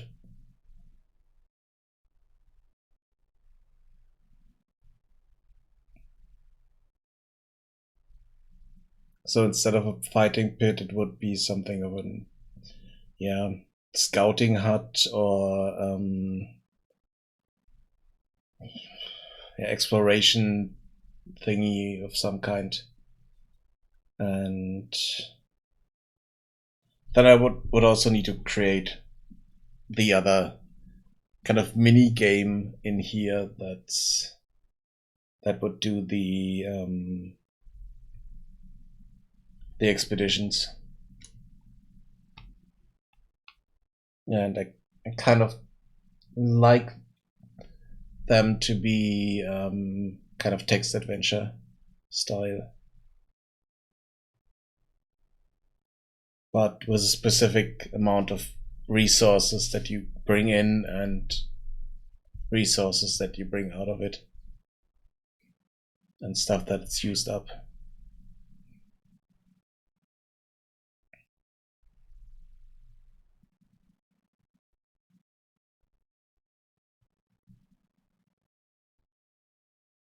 Another thing I was thinking about was maybe, let's write that down here so that I don't forget it.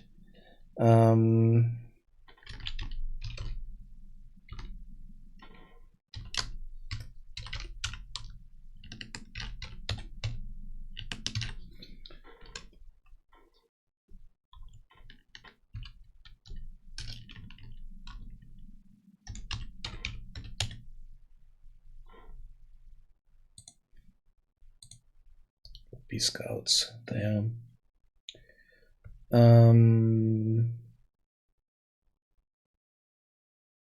and they would bring back resources that we have here, basically.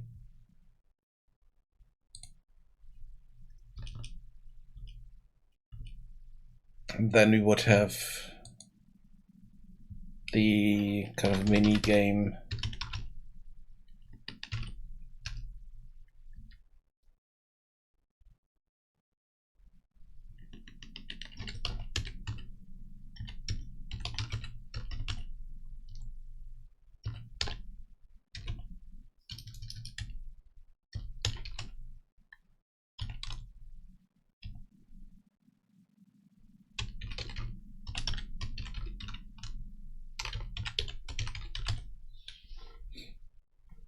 Exploration locations.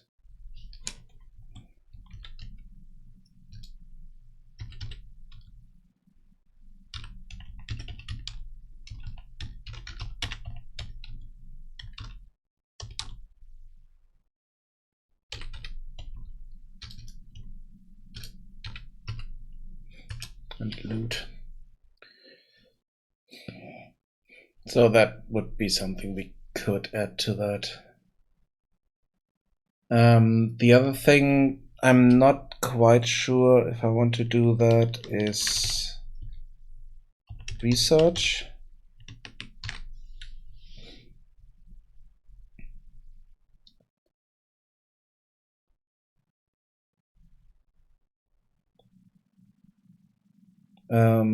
Because research would be needed for specific things. So you can see, okay, at the start you can just build the lumber camp, stone cutter, and tool shack, and then you need to research farming or something like that for this to unlock the water gatherer, the mushroom gatherer, the brewer, or something like that.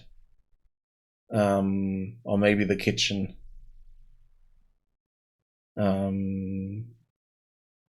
Which would be an issue because in the kitchen we need meat as well, which we don't have. So yeah, I'm not sure about that. Another thing that we could research is better tools, because at the moment they're using stone tools. But then we would also need to kind of produce those better tools somewhere, or all tools get better as a result. At the moment, I don't have anything tool quality wise, so I'm not sure. Maybe we can change the yield that you get from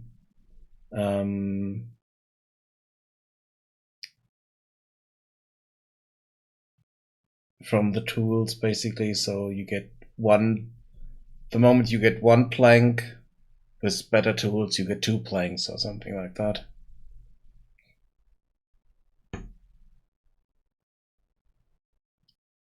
Not sure.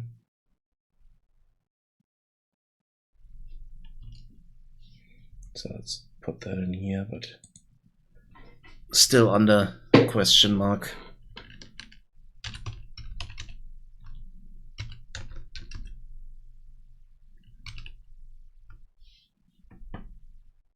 So basically all this here is just stuff to think about.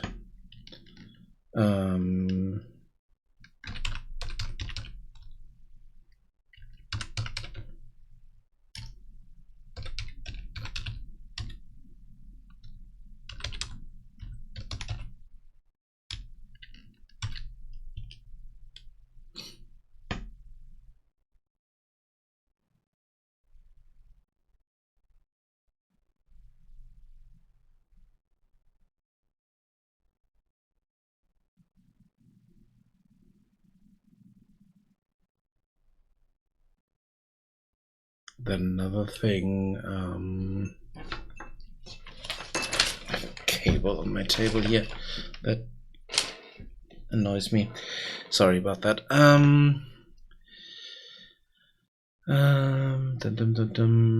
Yeah, upgrades for buildings or something like that.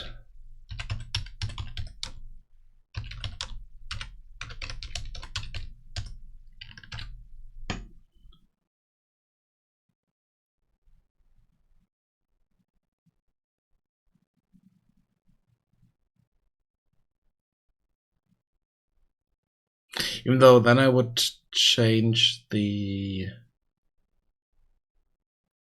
I would remove the better tools and rather have upgrades on buildings, which would give them better looking tools and higher yield.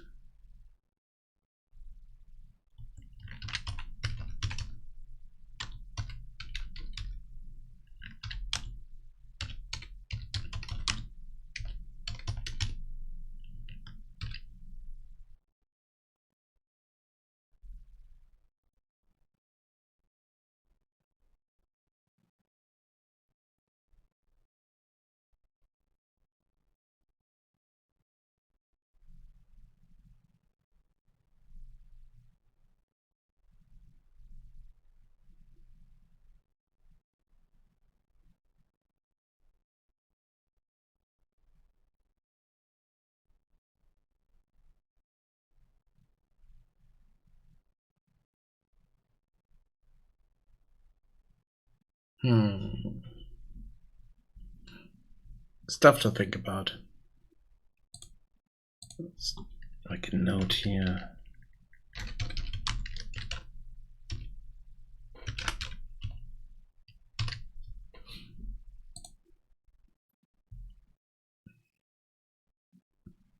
Let's see, is there anything that I still need to do? Oh yeah, I still need to do this priority system pause thing here.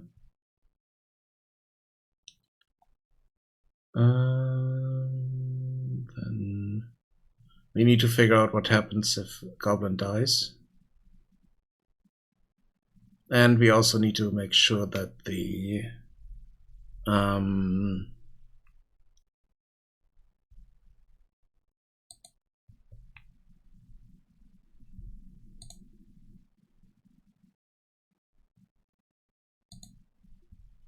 that this is happening here properly. So if we are starving, we need to get food.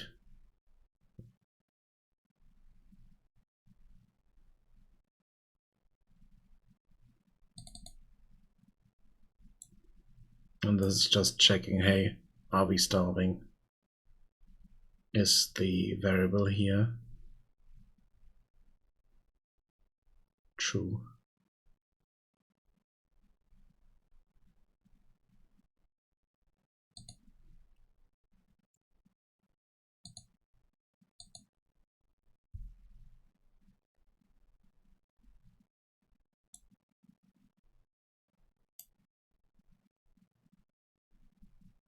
And then this is the thing that's happening.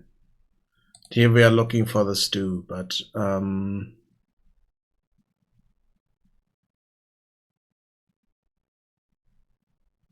yeah, here I still need to figure out if that makes sense.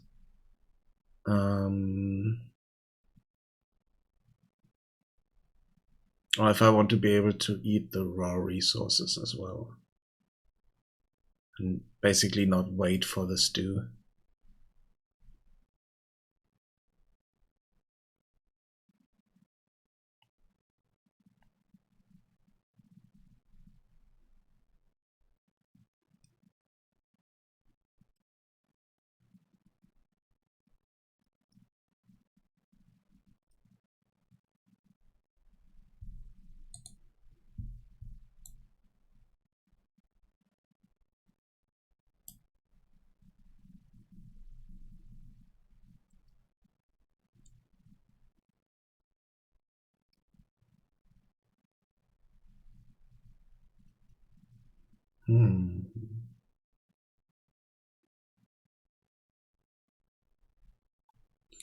Let's see.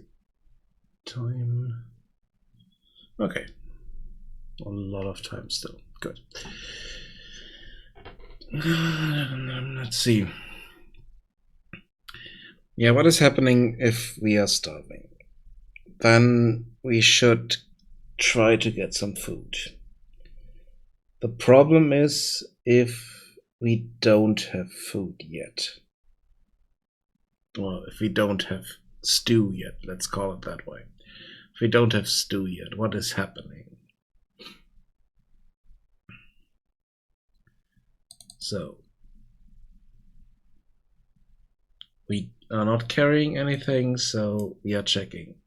We want to find stew. We can't find stew.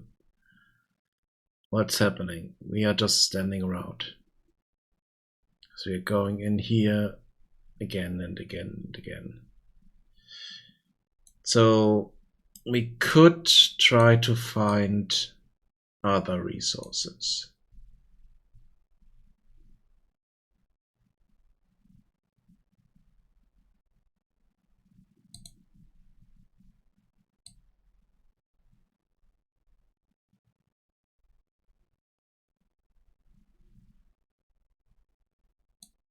So we could do a selector here.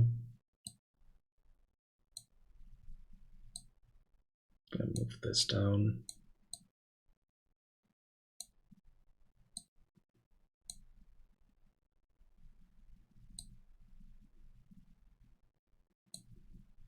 So we do this. Then we check, hey, do we have anything? If not, then we do another sequence down here. In that sequence, we are checking for the blackboard. And we are checking for the target actor. If it is not set, we are going in here.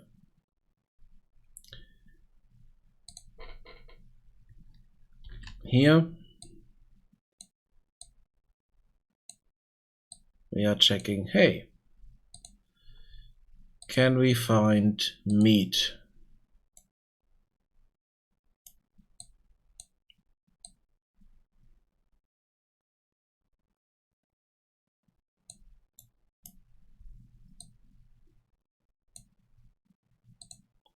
And then we do the same here.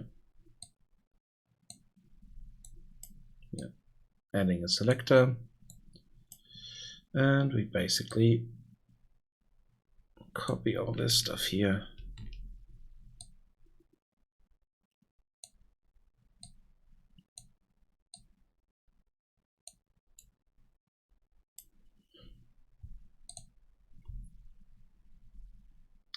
Then we take the next thing, mushrooms.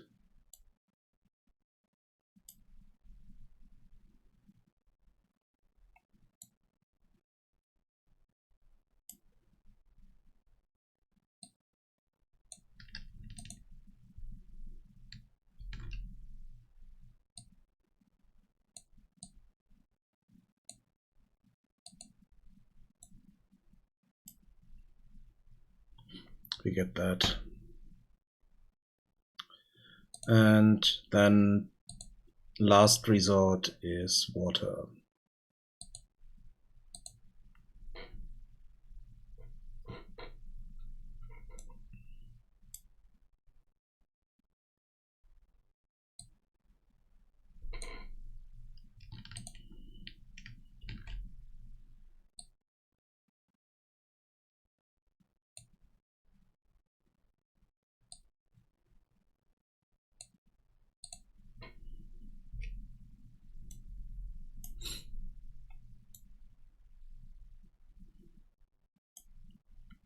So first thing is stew, then that. So now we need to go into here and add in the other stuff. So let's also move this there. Kind of want to remove this stuff here because it's not really needed there. This would be meat. Let's say this is 50. Then we have mushrooms, which would be 20. And then we have water, which would be 5.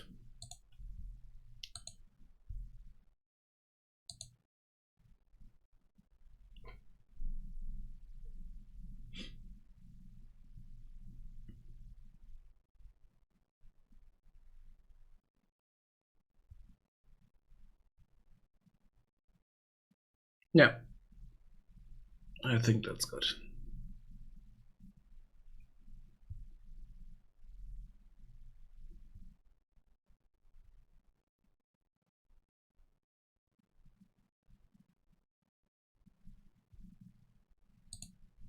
Which means we can connect this again. And then we can add the decorator here. Is starving. Inverse. Both.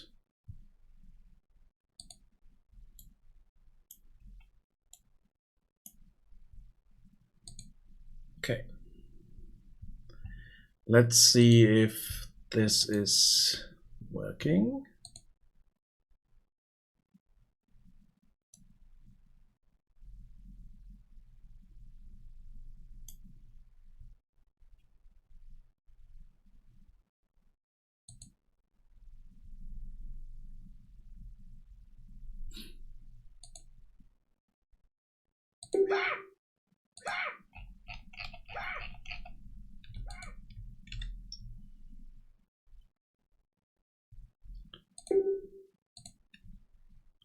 Even though at the moment the hunger meter is not.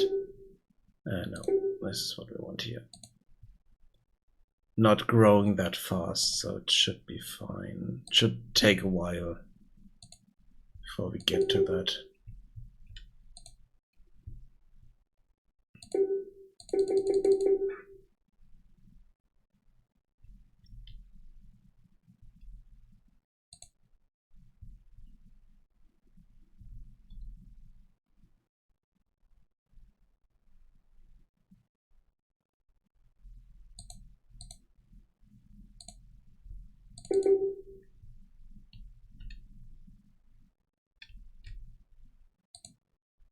So he's at 6 at the moment.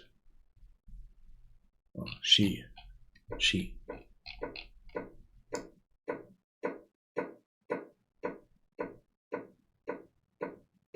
I think that's a she, yeah. She's at 6. You know, no, she's not at 6, she's at 30 already because she did a lot of stuff there. So assign a worker here. So we might run into an issue with her.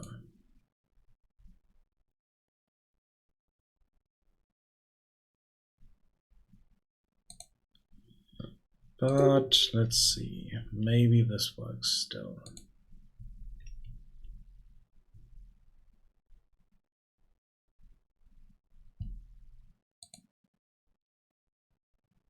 Well, it's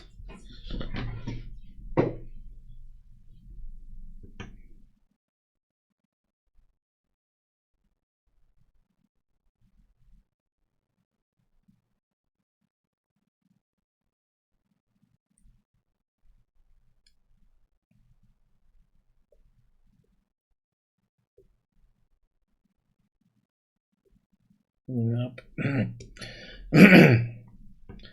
That does not work.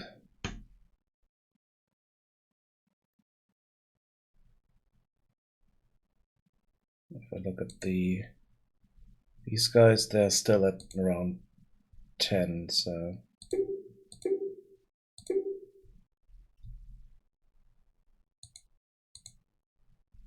okay, we're at 100 here. So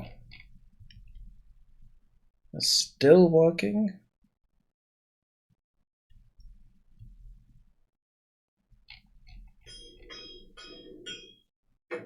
Are we still working?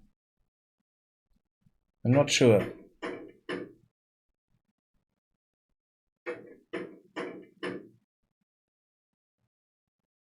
Oh yeah, we are still working, but we are way past 100 there.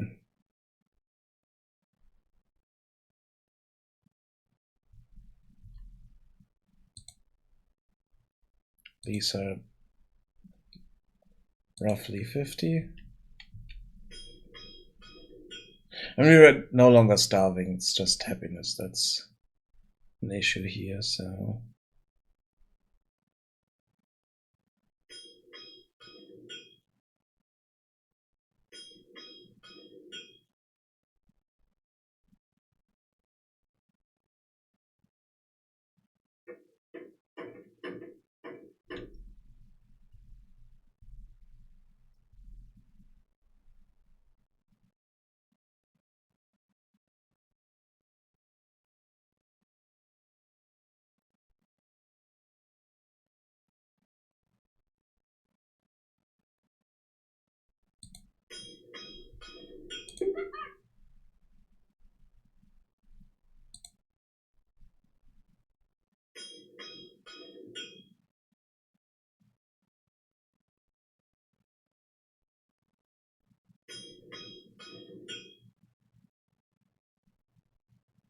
Yeah, the problem is now the builder is kind of starving, and as a result, it's not returning to that building. But it's also not trying to get something to eat. For some reason, happiness is not going down, which is a bit strange.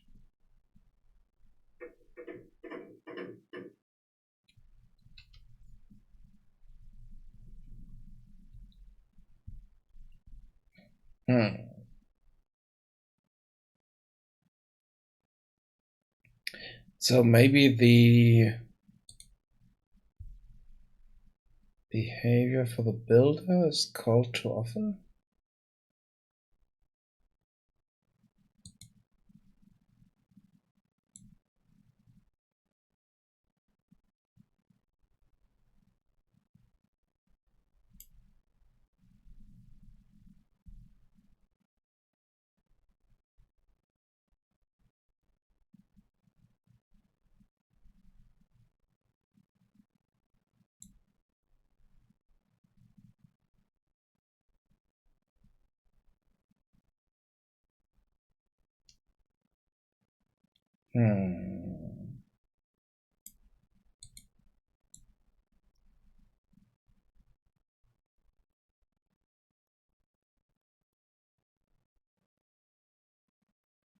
Oh wait, I forgot to do the happiness increase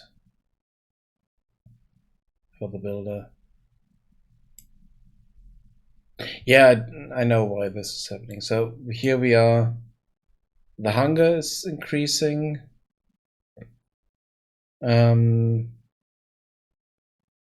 For each turn, basically, but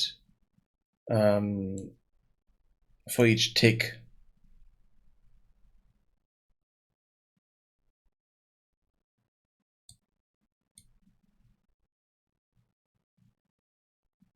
I'm just standing around there hammering, and each tick is increasing the hunger. That is not happening for the other workers.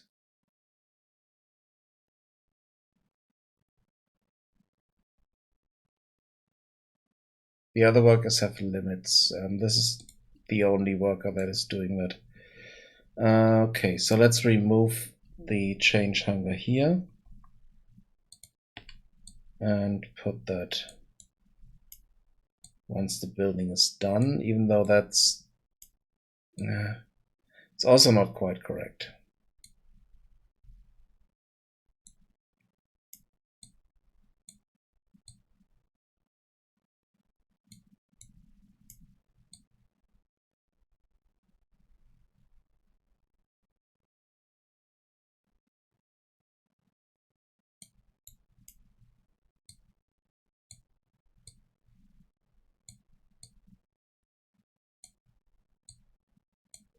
Okay, so increase hunger here.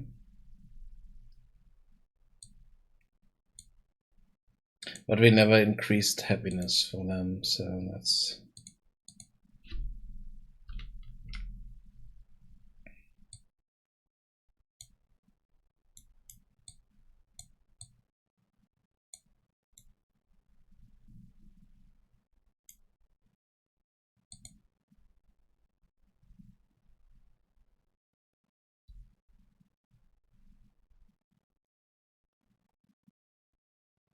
So now hunger only increases if the building is done.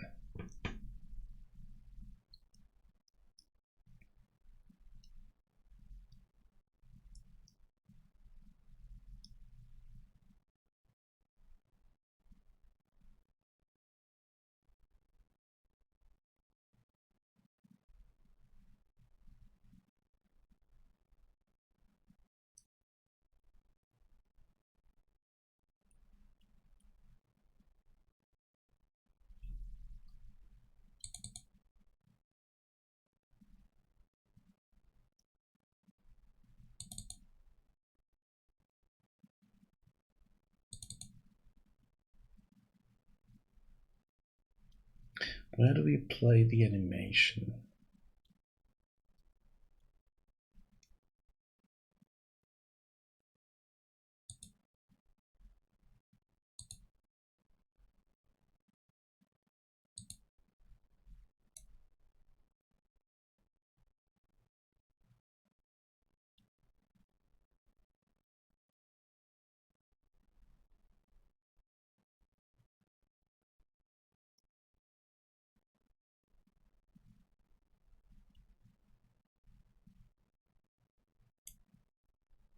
So we don't have resources here. So we are calling for resources.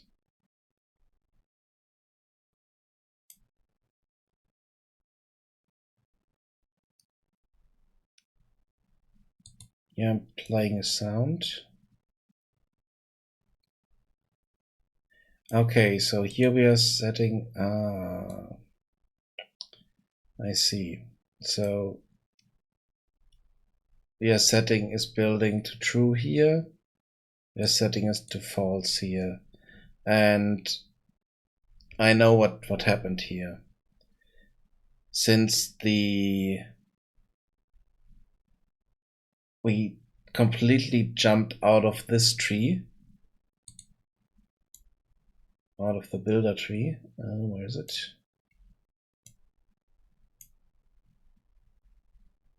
This was completely ignored once we were starving, but the is building was still set. So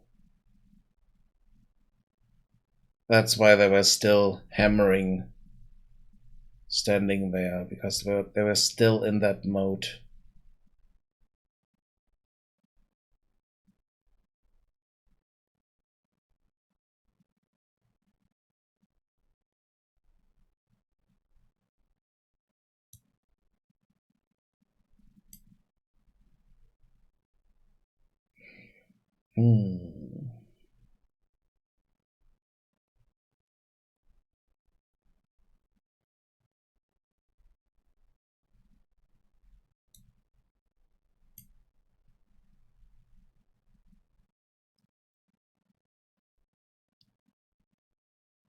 That is a problem. So we do need to change the hunger here after that. Or we need to set the building to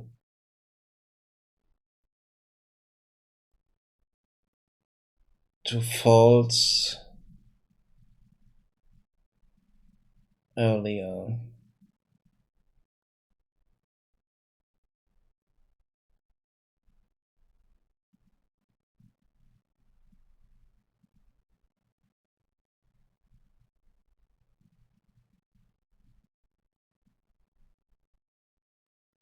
Yeah, let's do that.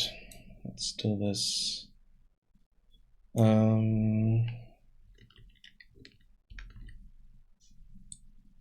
do this here. Move all this stuff over.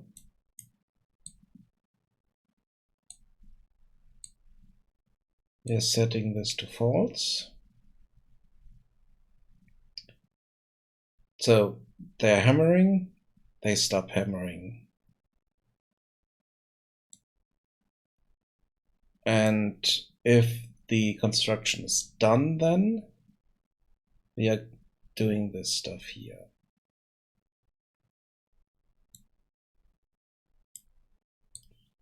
If the construction is not done,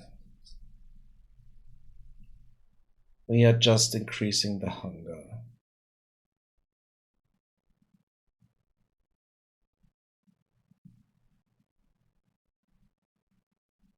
But that would also increase hunger per tick, which is too much.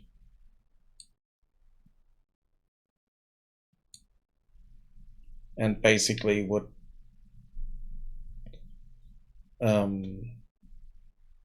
stop our builder from working.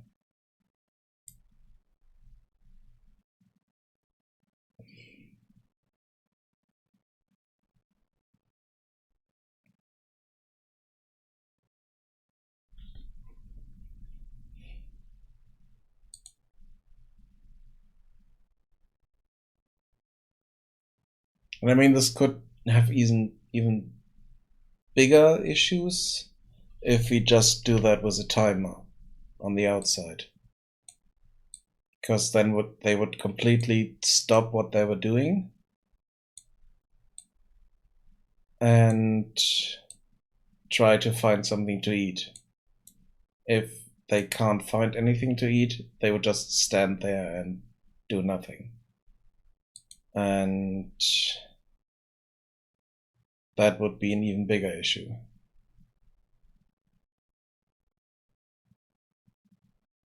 So I like this task-bound increase in hunger more because I have more control over it. I can react to specific things. So I can say, hey, hunger increases now. And it's doing that. But I'm not 100% sure if it's completely... Yeah, it is completely jumping out of what it is doing, stop what it is doing, and not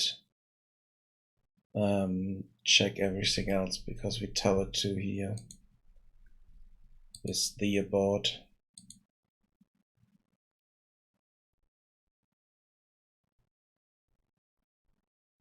Abort self, lower priority.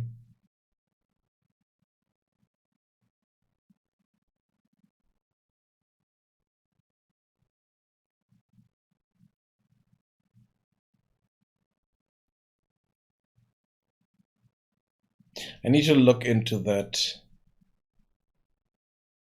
again, what this is doing. What?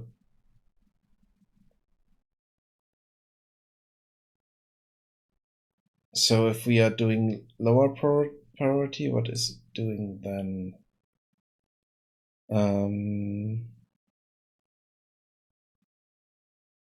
Because I would see it as this as lower priority.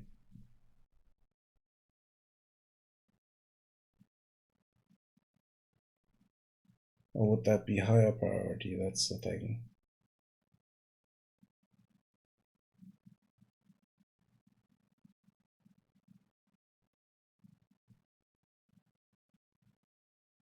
Would it finish its task?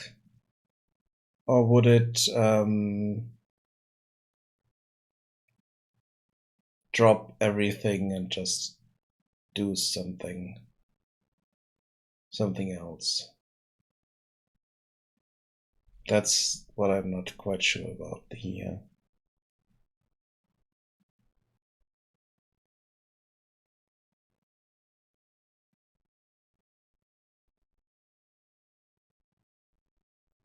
Let's see, maybe I can look this up somewhere. This here, yeah.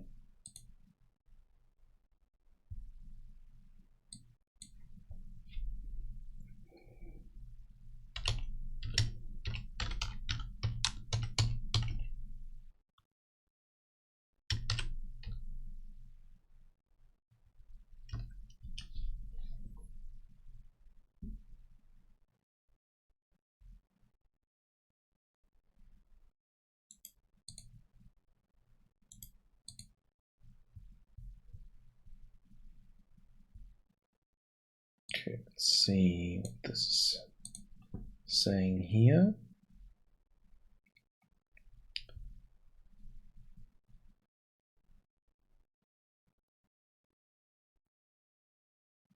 Itself and any subtrees under this node. Board any nodes to the right of this node.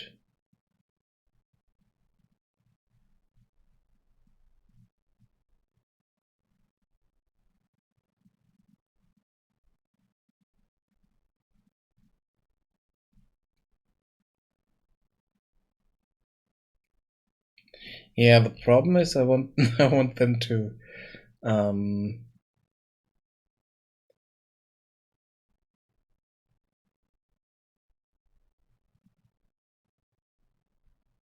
kind of don't want them to abort anything. So basically only do the change when we have when we are back in here. So we are running completely through our behavior. So it would be none. None. So we are running completely through the behavior. And only abort that. No, we are not aborting anything. So on the builder, we would run through the whole thing. So if it's not done here, but we are starving, that's the last node. And now we are going back to this node, because this is still the tree we are running. We are running on the AI. And then we check, hey, okay, we are starving now, so we go in here.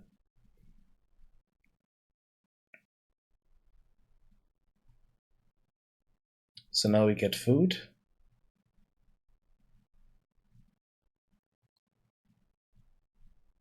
And then we go in here once we no longer need food.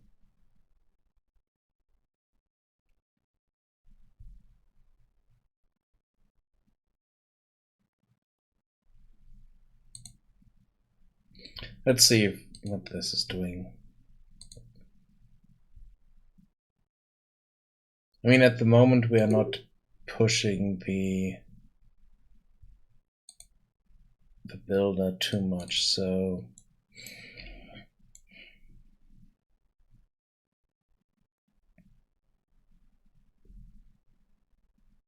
let's say we do this.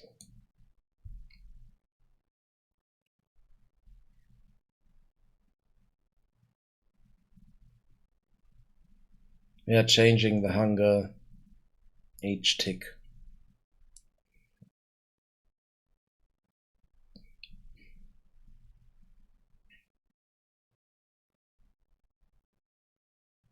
But we are not changing it here.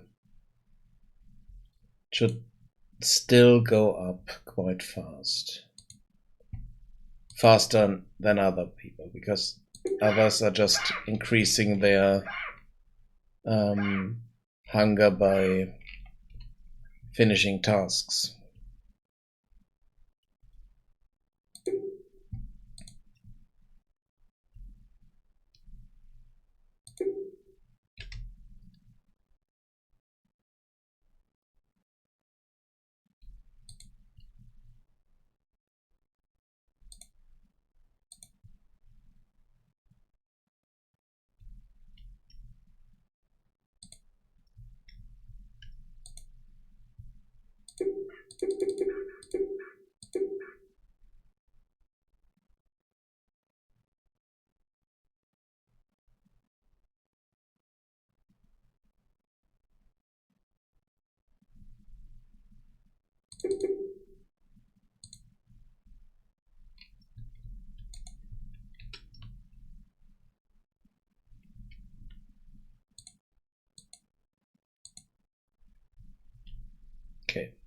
increased by 1 because we picked up the tool. We had 5 ticks for that.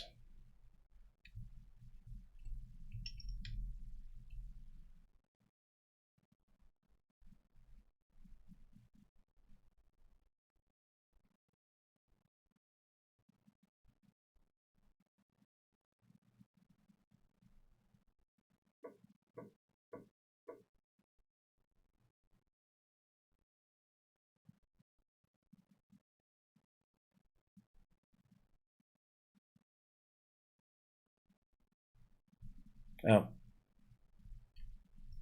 What's going on here?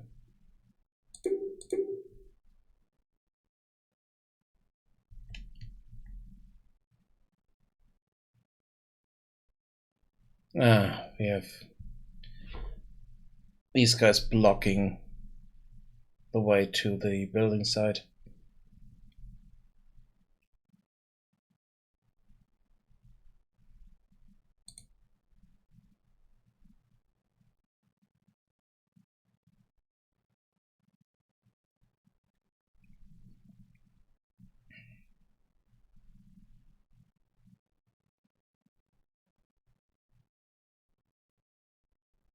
Okay. For some reason it didn't increase anything there, so that's strange.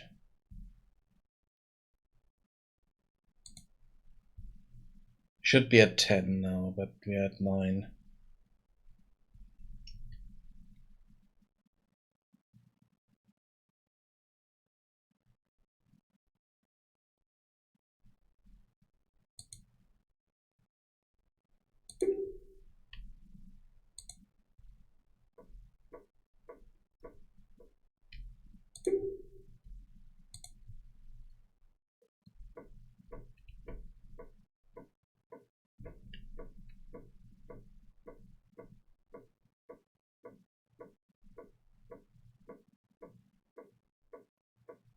Yeah, now we are 50.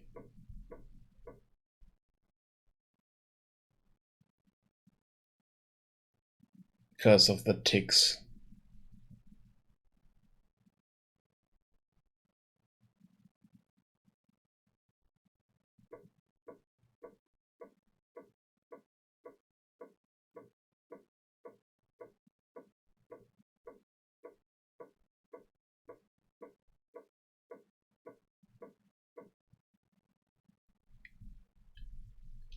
So now we're at 80. Let's just that. Check here again.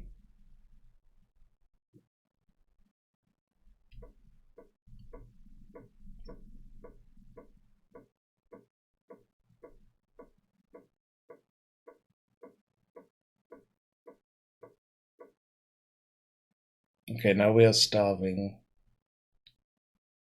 And we no longer do anything.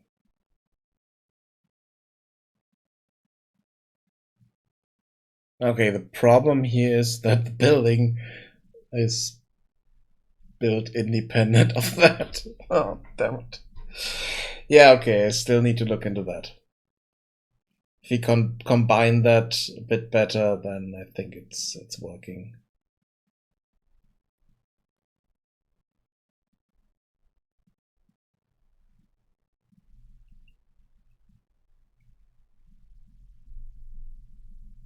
As you can see, we don't need the builder. The building is built on its own, basically.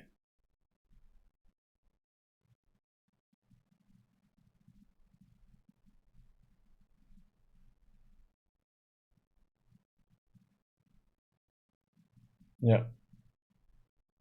They're delivering resources. And building is done. No, that's not good. Assign a worker there.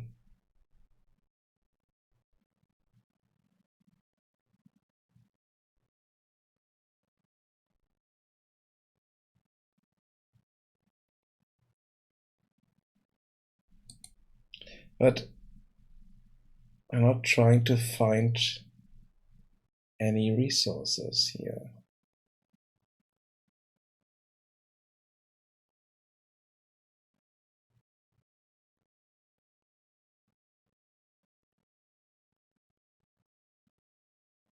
They're just standing around.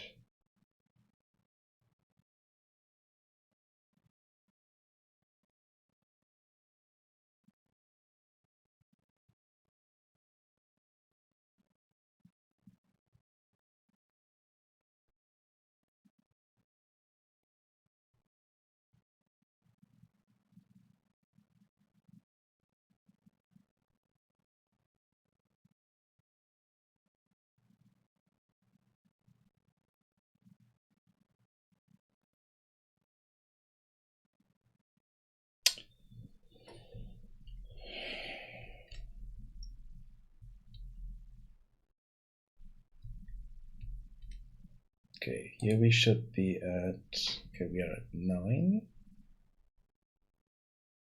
Oh, because we might have dropped a few resources.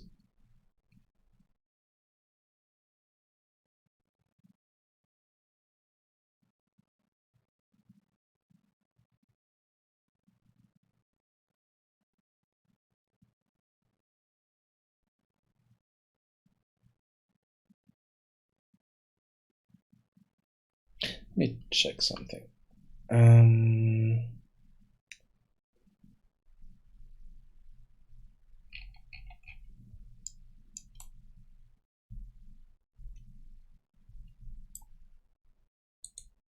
This is at 30. This is 30.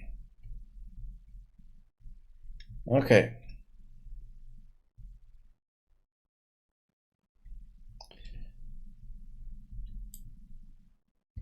Let's try to fix our disappearing resources. It's a bit annoying, but let's do it anyways.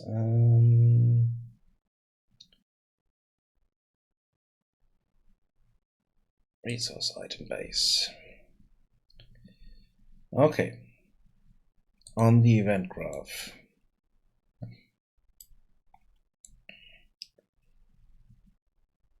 On event tick.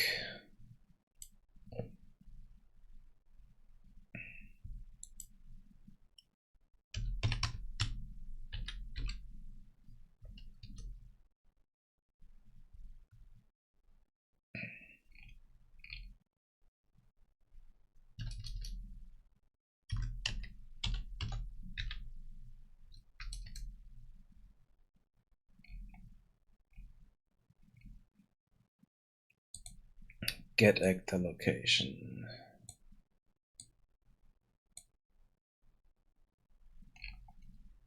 Break that. So that's, we don't need this stuff here. So okay, so if z is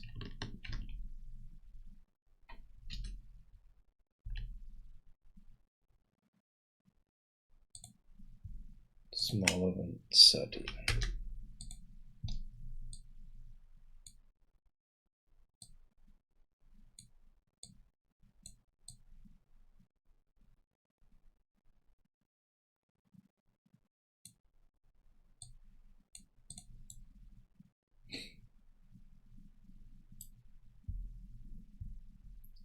then we want to set actor location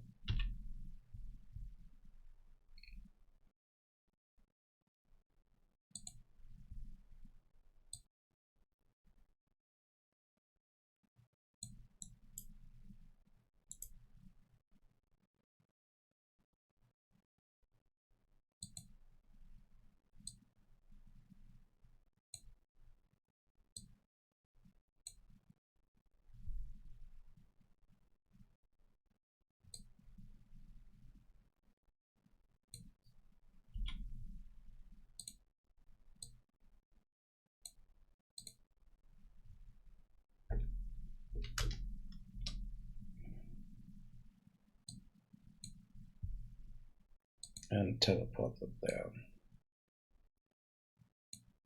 So if for some reason stuff fell through the world, we want to get it back up.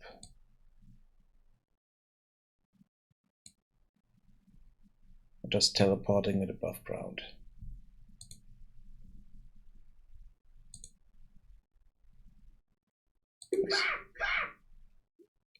Sometimes we have the issue that stuff is not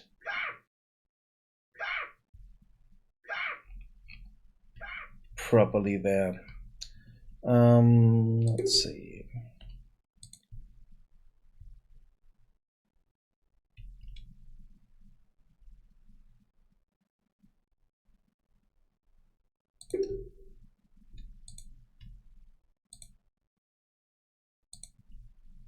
I saw that on the tool shed here, so test it there first.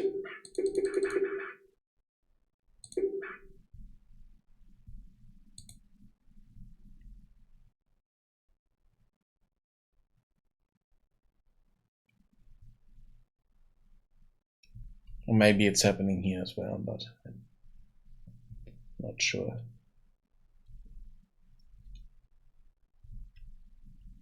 Oh, come on.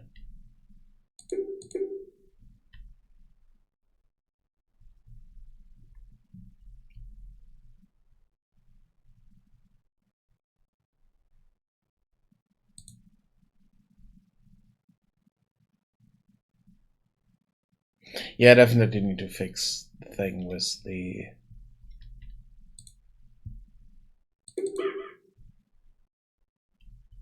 builder there, because buildings are being built without someone there, which is not what should happen.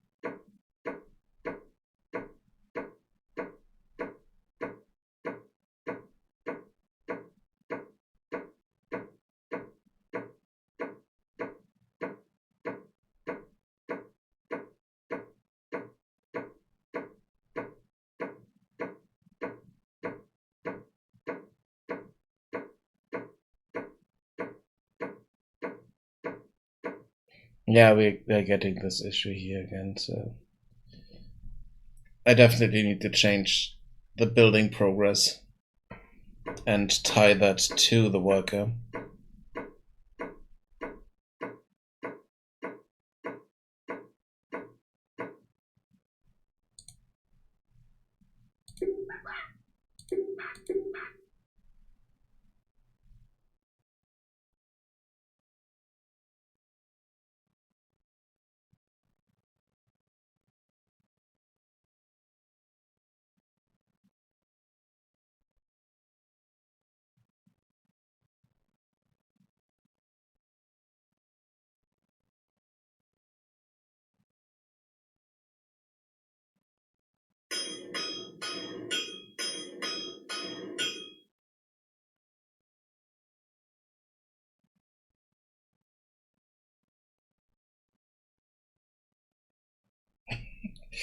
That is not good. That is so not good. Bouncing around here like crazy. Oh no. But they're still there. They are not. They haven't fallen through the world. So they are here somewhere. No, where are they? I don't know where they are.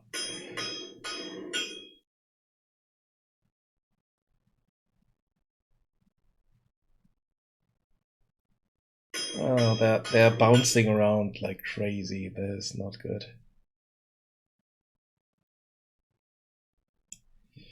Yeah, no, that's not. It's not what should happen.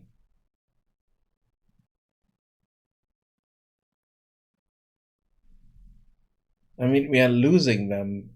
We are not losing them. That's good, but they're still. Yeah, that's. Damn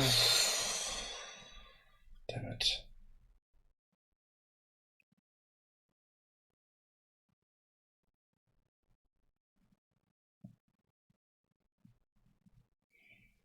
Hmm.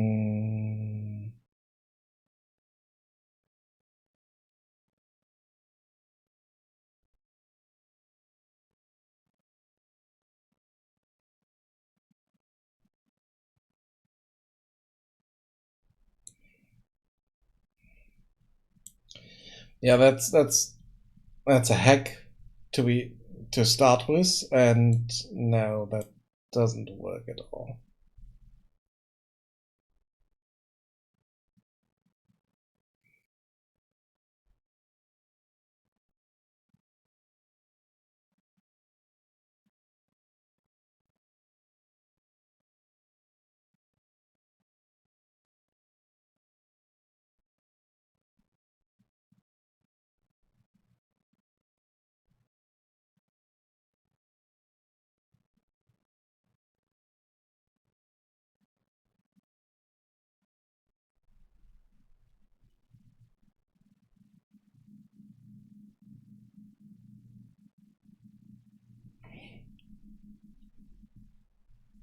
But I know why it is happening, so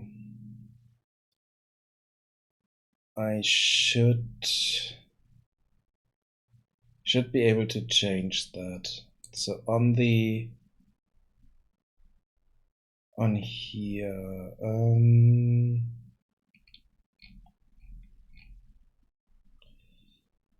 you have no collision.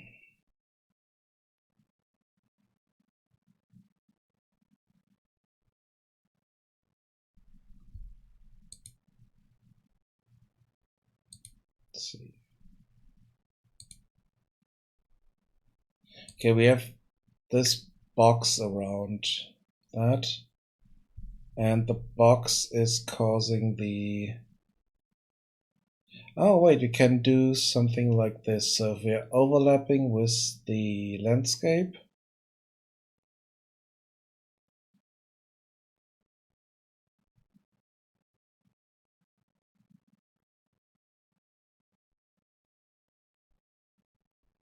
but I think it should block. Box should block the landscape, so it cannot fall through.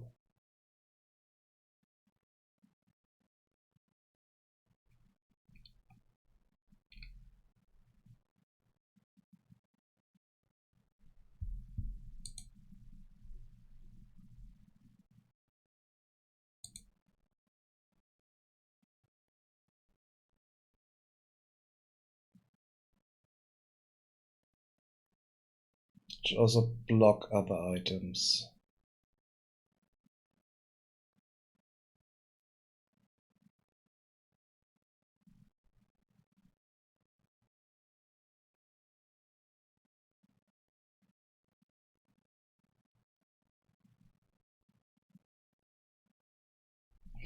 Yeah, then we can remove this stuff here.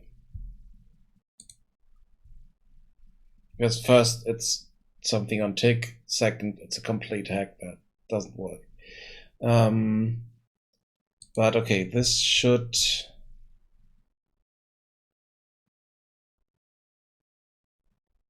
block the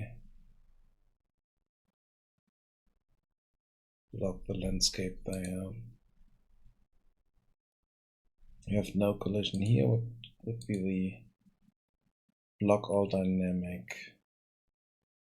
Ignore the landscape.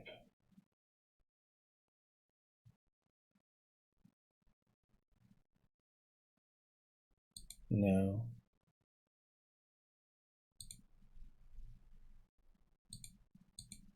Ignore visibility, ignore camera. Block landscape.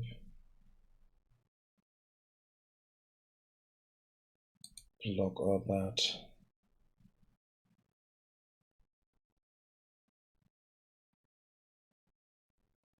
Ignore pawn.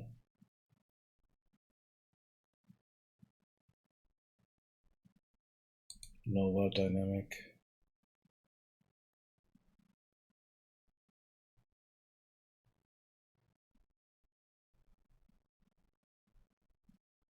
Yeah, I think that's better. Then we need to I need to check something else here. My buildings. Base building. Box.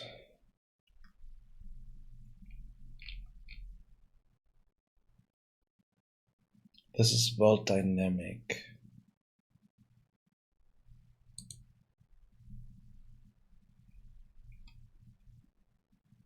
That's my selection box.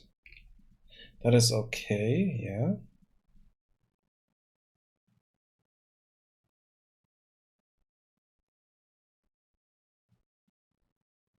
Item should ignore that.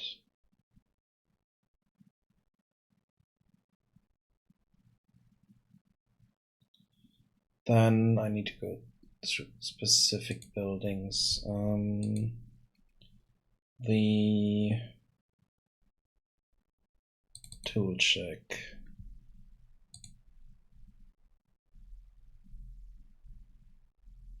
Oh no, let's go into the production building, because here we have the, so we have this blocking box. This should block everything.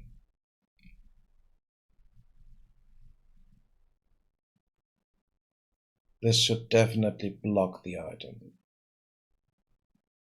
This is set as world static.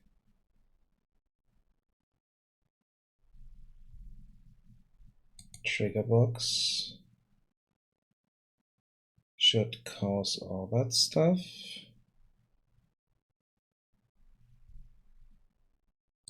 And that's the other one. And that's good.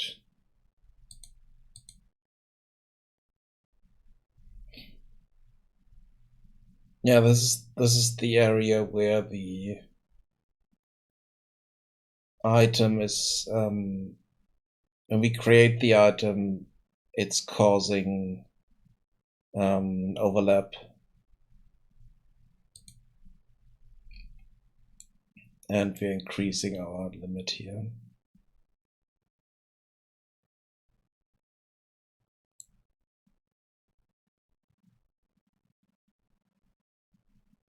Oh, we're testing the limit.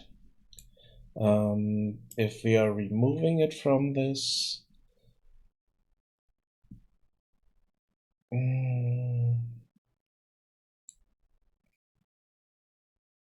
yeah, if the other actor is a resource item, it's removed. And we also do, what's this?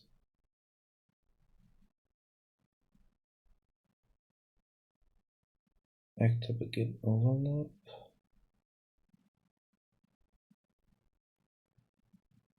Oh, that's something we do on the base building.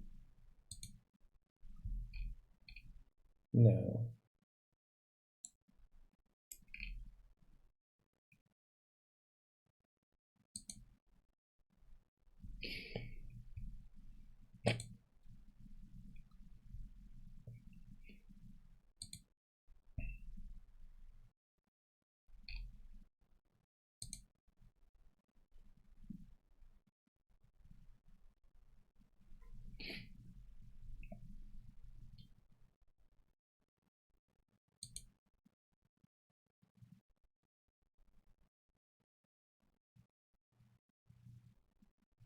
I'm not quite sure what's happening here. So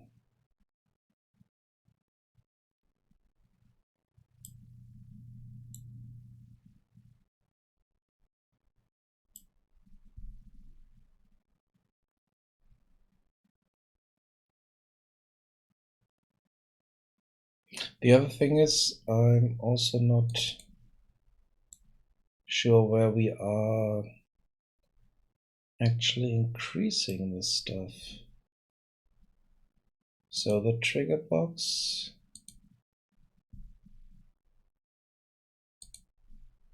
Yeah, that's the trigger box.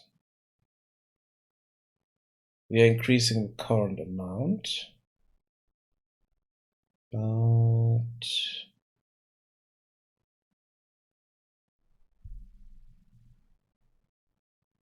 oh, we already do that once we create the resource. Here we are just checking, hey, are we at the limit?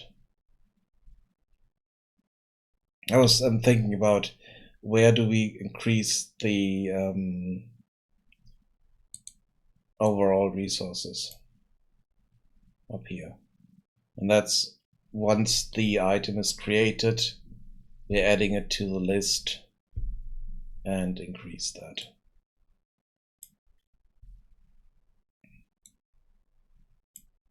So that's happening there.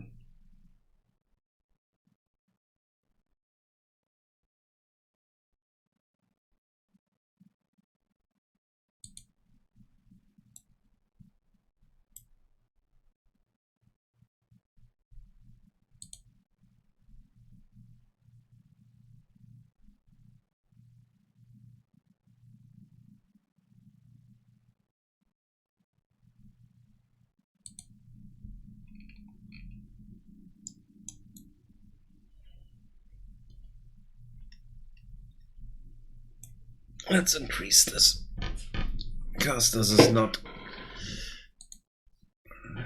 working 100% the way I wanted to, but let's see if we make this bigger.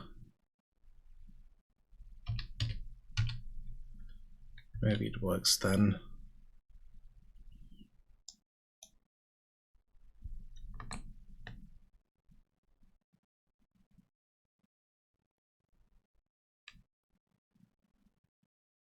It should still be within the area here, so the drop point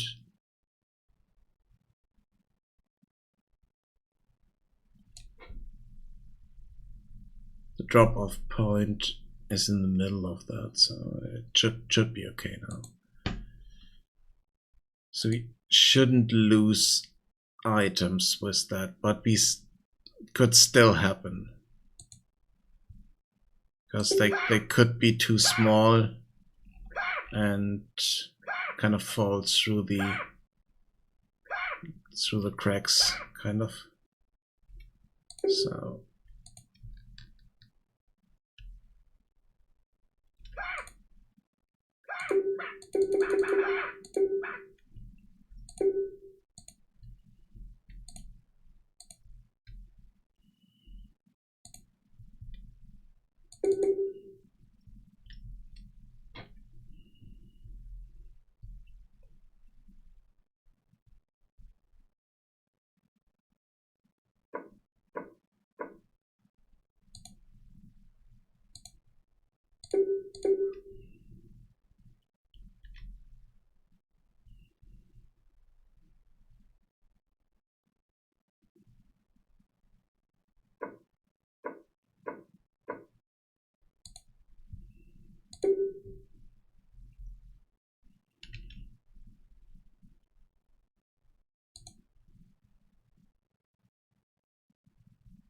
yeah, and for some reason now we are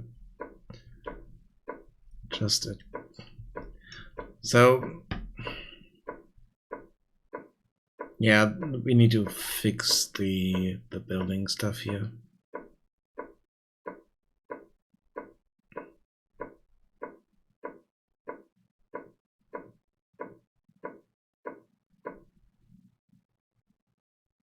So that if we have resources,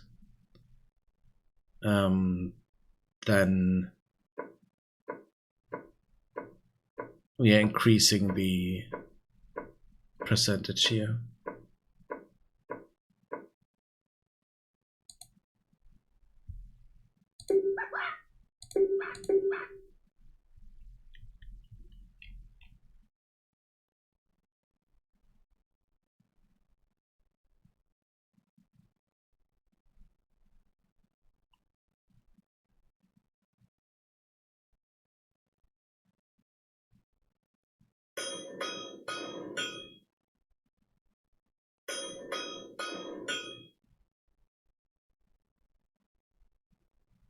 Okay, we produced 2 of them, but 1 fell through the vault.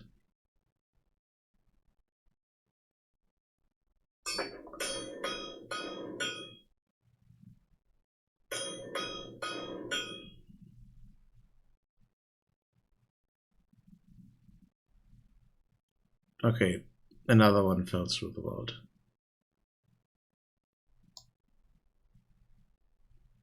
I mean, they're removed properly, but it's still not good. So, damn it, what can I do to fix that? I can make them bigger, yes. But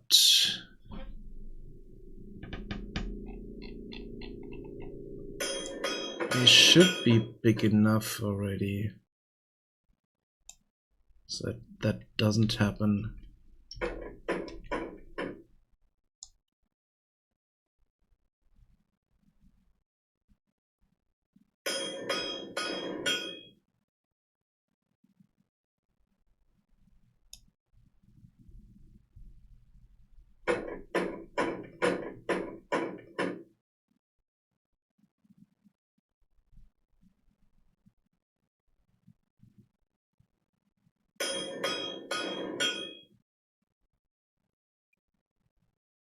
Okay, this one stayed.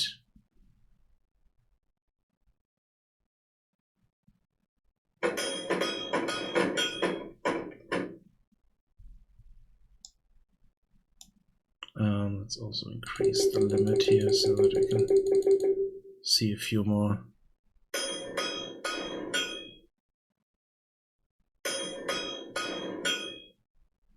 Okay, once we have a few here, they are blocking as well, so that definitely helps. But the first few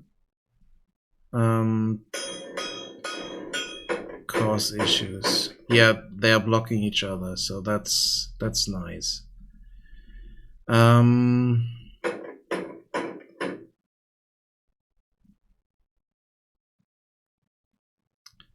definitely need something here to make sure that they are blocked. Let's see. The static mesh. This is not blocking the item, so let's have it block the item. Let's change that.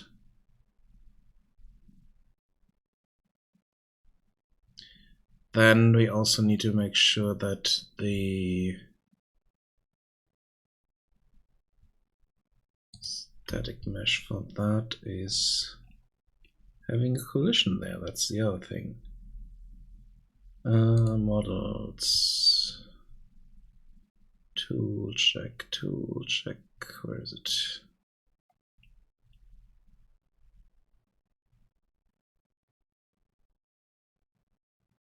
Tool check. Collision. Simple collision. Okay, we don't have a collision here. So what we can do is just add a collision down there. Just to make sure that there's something there.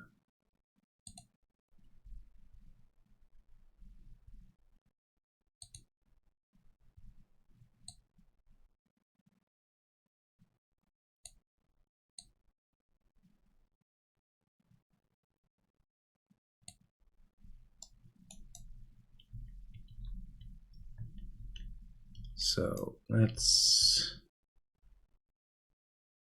see, move this up, scale.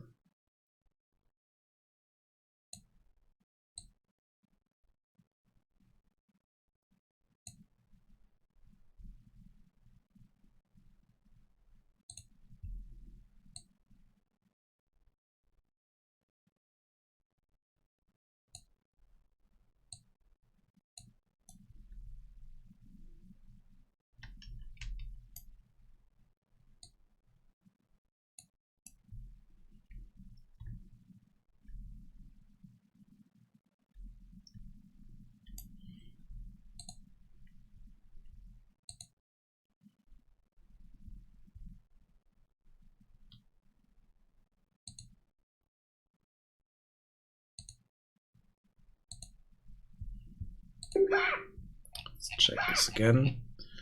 Maybe that already helps.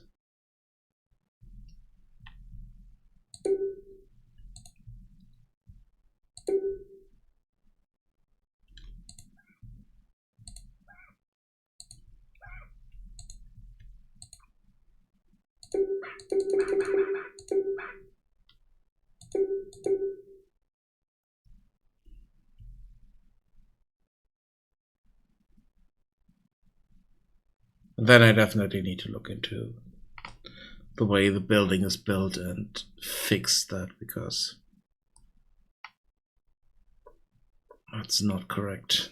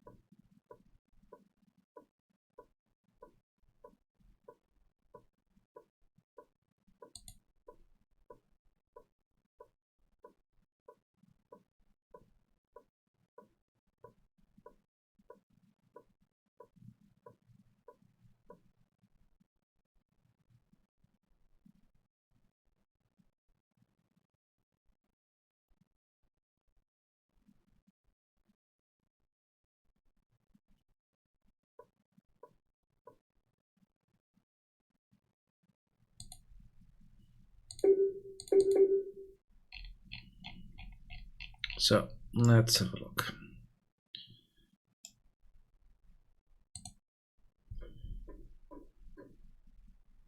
As soon as we get stone, we got stone. And it stays. This one disappeared. So it didn't help.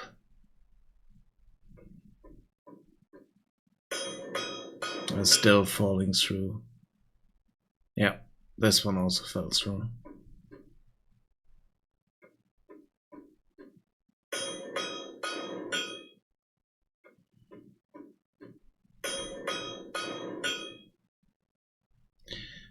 So we are losing resources left and right, which is not a good thing. So what can we do? I could increase the collision. What is it? This one. Could increase this box.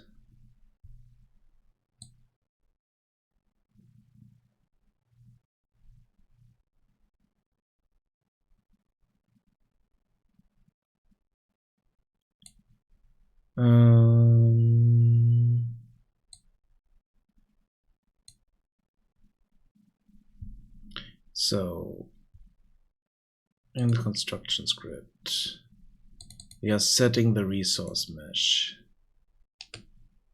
If we set the resource mesh to a tool,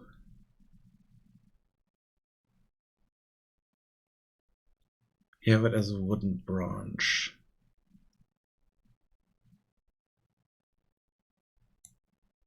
We're already doing get local bounds here.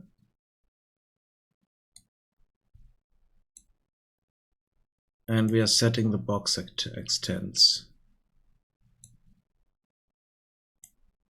Are we doing that for the right thing? Static mesh, get local bounds.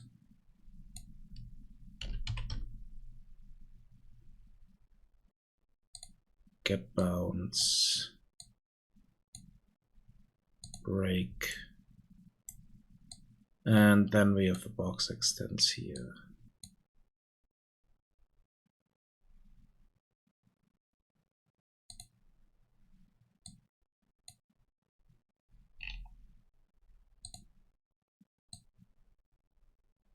Could do that.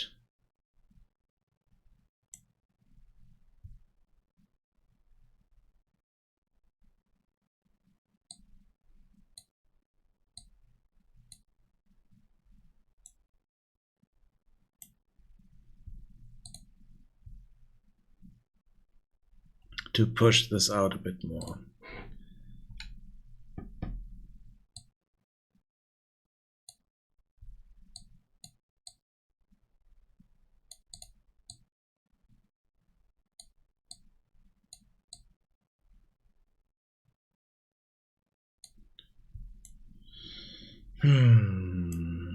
Let's try that. So the collision box is bigger, even if it's a small item.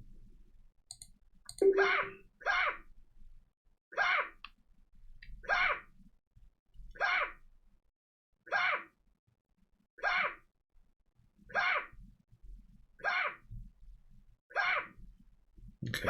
Problem here is this is now standing. So if you could see the collision box there, then I think they're a bit too big for that mesh, but it's okay.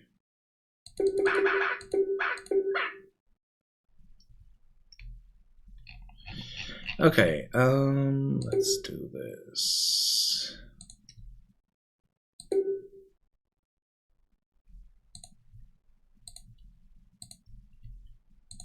See if that's enough.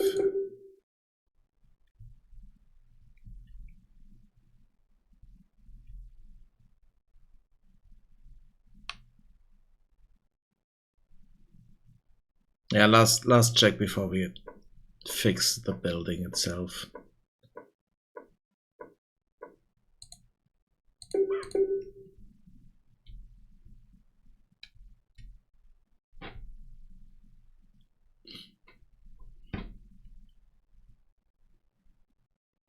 So that we have proper progress on the building.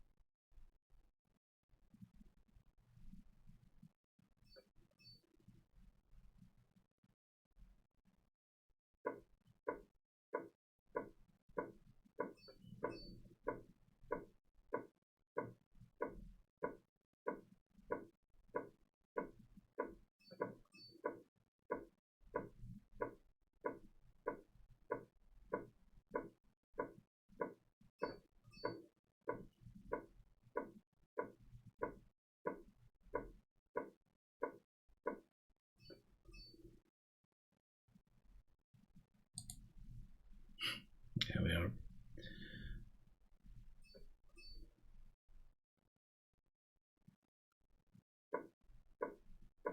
That's not correct. Yeah. So let's check this here.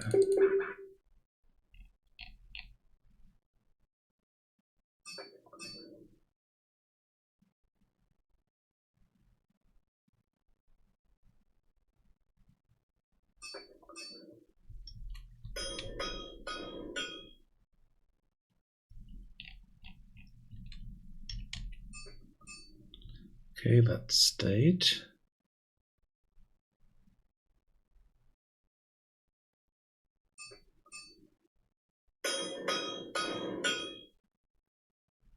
That stayed.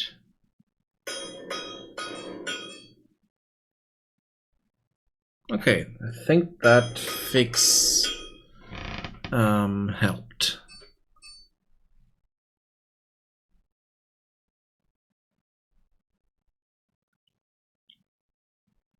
produced 4 of them, and we have 4 of them. 5, and that stays. Okay, that also stays. Nice. Okay, good. Good. Because now we are getting in the territory where they are blocking each other.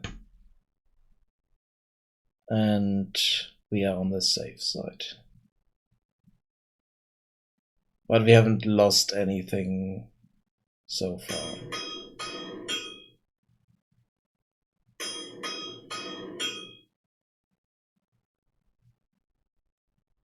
Nope, it looks good.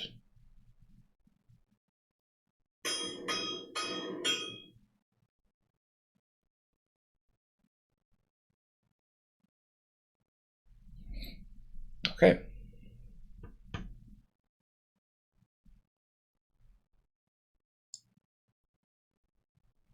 Okay, we have one issue here. One of them kind of stayed in the air, but okay.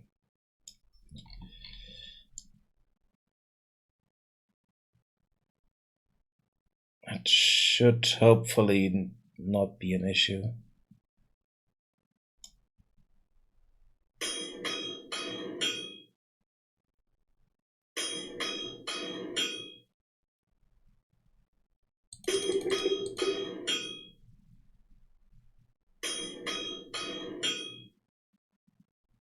Yeah, okay. Once that fell through earlier, stay here now, so that's fine. Good. But it's definitely an issue with the mesh itself, because the mesh is quite thin, and as a result would have fallen through the world.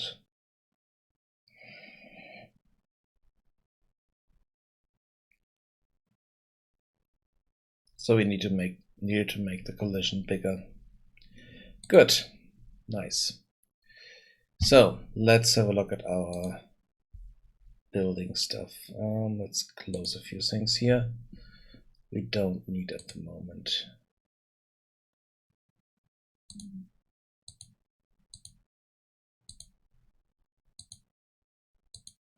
All those behaviors here.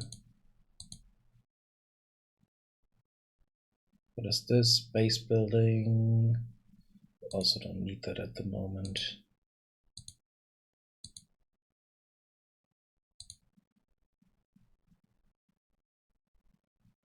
Stone parallel. Those two, they are working. This is also working. This is okay. It's good.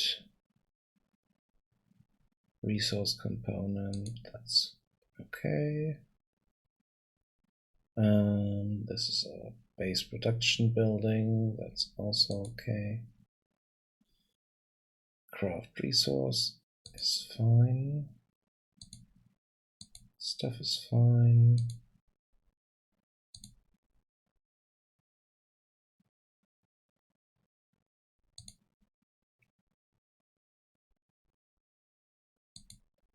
Okay.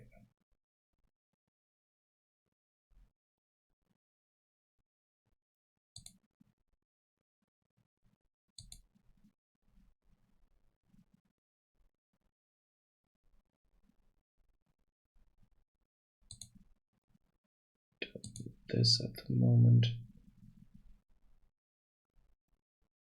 Resource base target. Yeah, we also don't need that.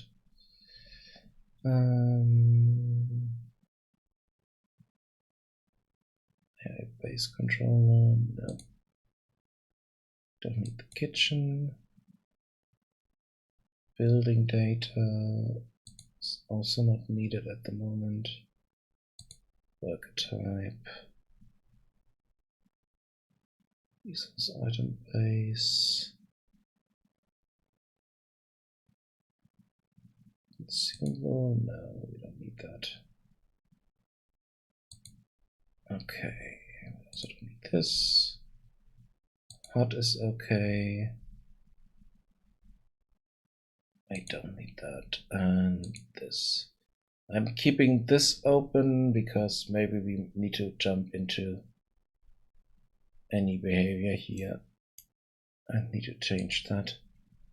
So let's see. Blueprints. No, buildings. And we need the construction proxy. So our construction proxy is the building or the actor that is in the level before the other building is built. So the first thing we are doing is we are setting the construction proxy down, and then we are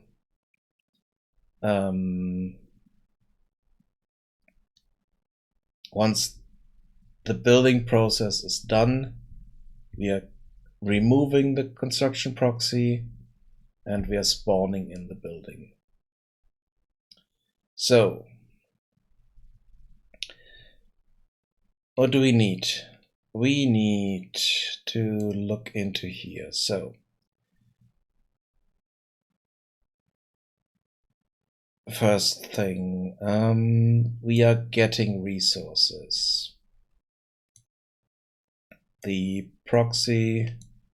Okay, we do need to look what is happening. So on the carrier, we need to open up the carrier and the builder. So the carrier is checking, hey, do we need to deliver stuff? Yes, we do. So we are finding nearby building resources. And then we are picking up that resource. We are setting the deliver target to the building site. Then we are dropping off items. And then we are delivering items to building site. In here, we are checking. So we have the proxy reference.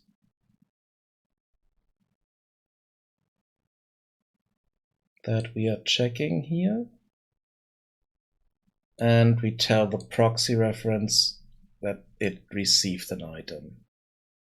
And then we basically reset the carried item and we tell we don't need to deliver resources again. So that we can go into the next loop where we get the new assignment there. So this is that thing on the construction proxy. Then the first thing I'm doing here is I'm decreasing resources.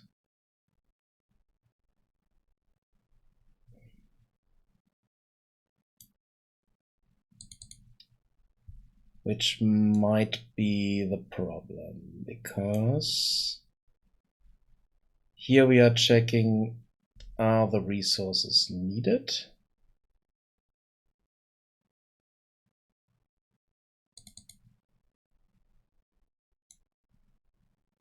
And here we are checking, hey, we have our construction costs, and then we are just setting this here.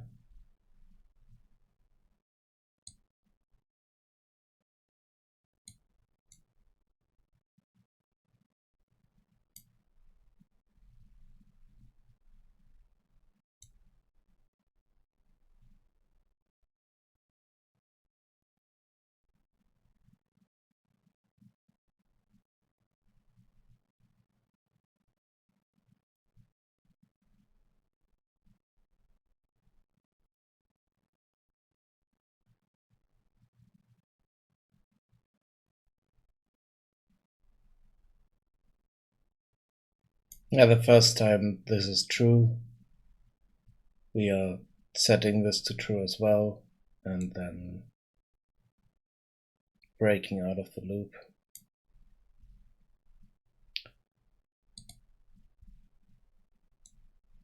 So if this is false, our resources haven't changed. The target is set no longer in use, no longer reserved, and we are checking if complete.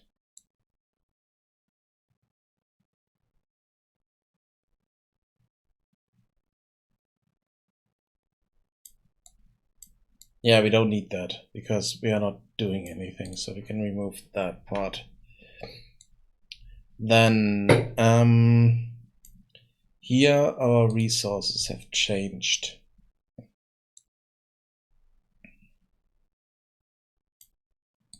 So let's go into this again and see what's actually happening in here. So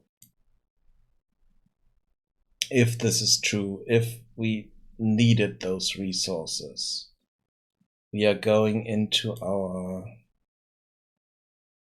construction cost list and we are filtering out the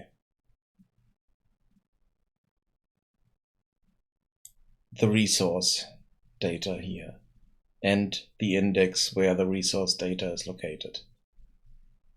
We are telling them resources have changed, and then here, if that is true, we are going into this. Here we are checking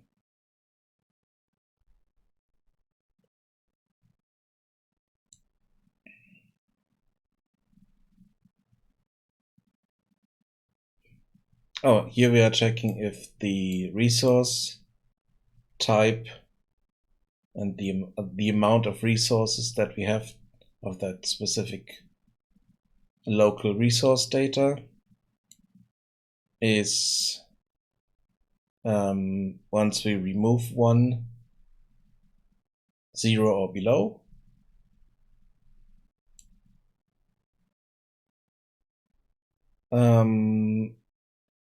If that is true, we completely remove the item at the specific index. Otherwise, we are changing this and we are changing the amount. In both cases, local resources have changed. Okay, good. That is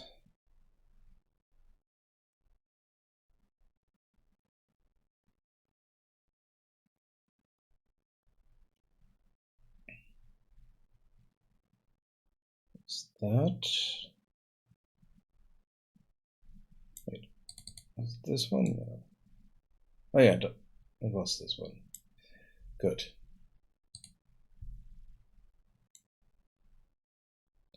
So if that's true, our resources have changed. We are increasing the amount of resources that were delivered. And then we are checking if it's complete. At the beginning, we had a resource number created here. So if we look at that on the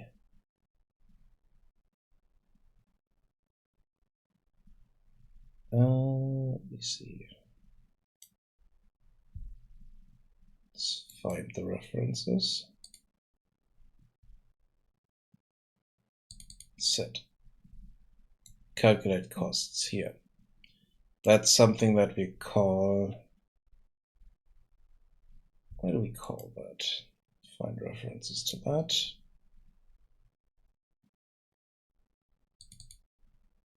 That's on the construction script. yeah, that's initialization stuff that we are doing. Okay, we are setting this here to calculate the costs. So we have a number of resources that we need, and from that number of resources we are also creating the progress, basically. So maximum number of resources needed, and then we are increasing the delivered resources here. Here we are checking, are those the same, and is it worked on? And if that is true, then it's complete and we send out the message, hey, it's complete.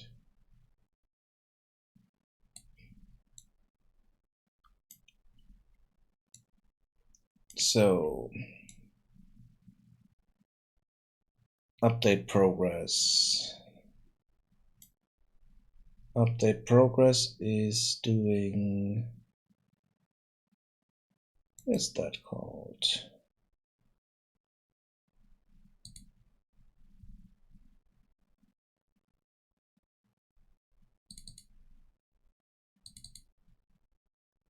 Oh, that's called here. So every time we receive items, we are updating the progress.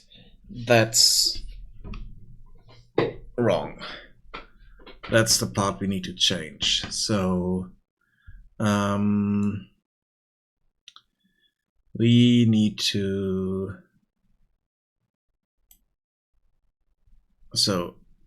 check the is worked on. This is,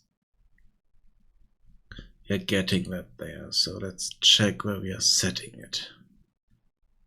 So find construction location and check is being worked on. So here, set construction work status is worked on. That is hopefully something that's called here.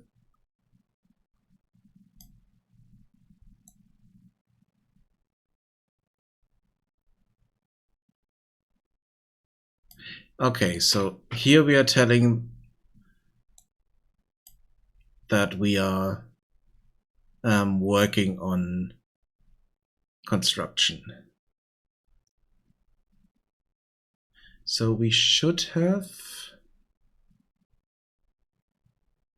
on our Goblin here, we do have a proxy reference. Okay, that's good. So we know that we're working on the construction there. So we can change this. No, this is fine. We are delivering items to that. But, and here we are checking, hey, we are working on something. That's good. But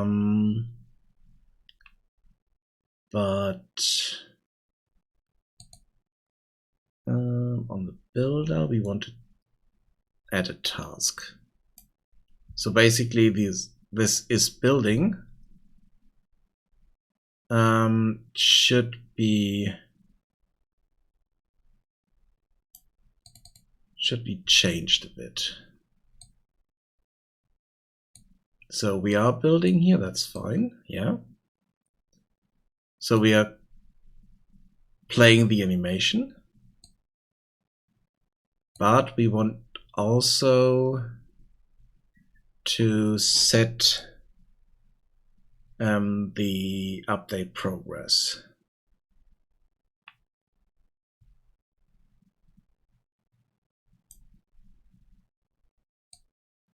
So let's get the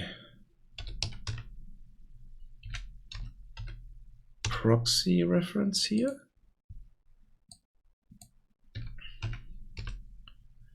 And here we have our update progress. So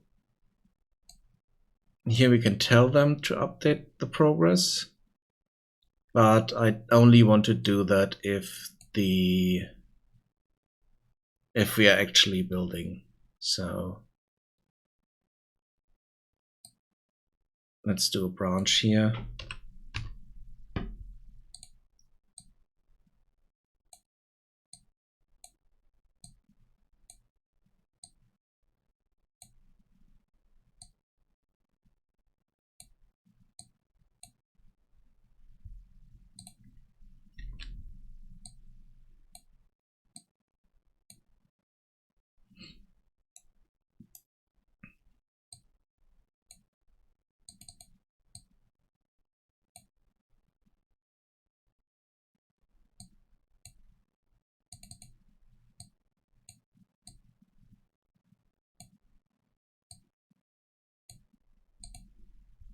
Okay, so now we are updating this if this is true.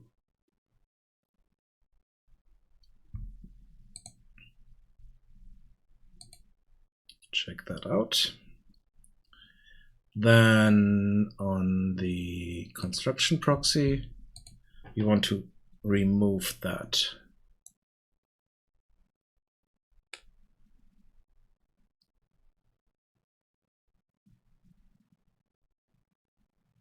But we also want to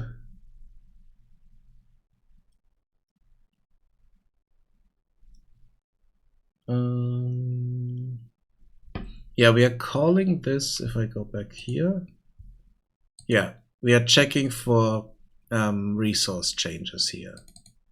So we are checking the construction proxy and check if the resources have changed. Then we are doing the building stuff. So that's fine. Let's compile this, check it out, jump back into here. So resources have changed. We can do all this stuff here. We do the building, and we are updating this. So this is only updated when the builder is hammering on the building. Only if resources have actually changed, they are doing that. And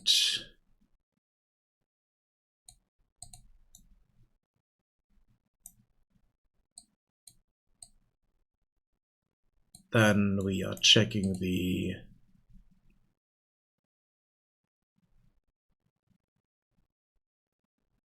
we're getting the widget, setting the progress here,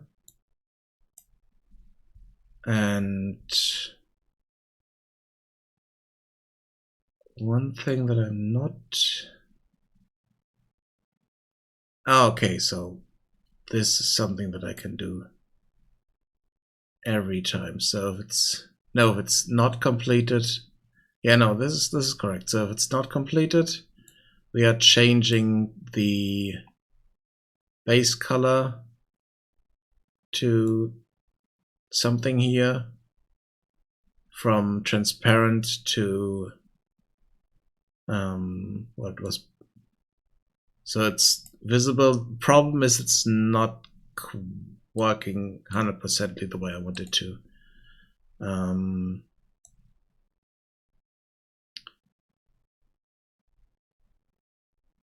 So the percentage here that we have is slightly skewed.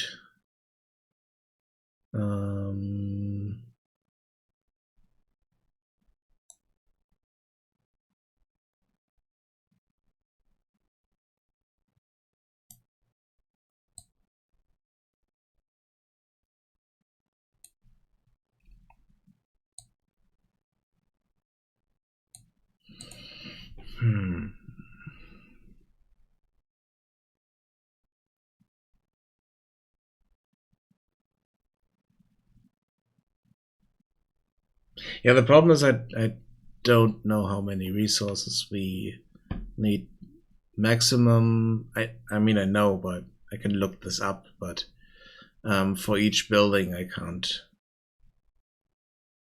set a global number basically. So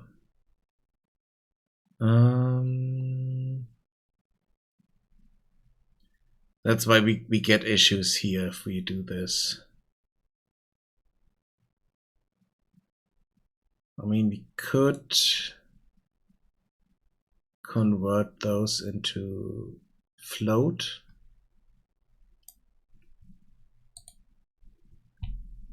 And use them as a float variable.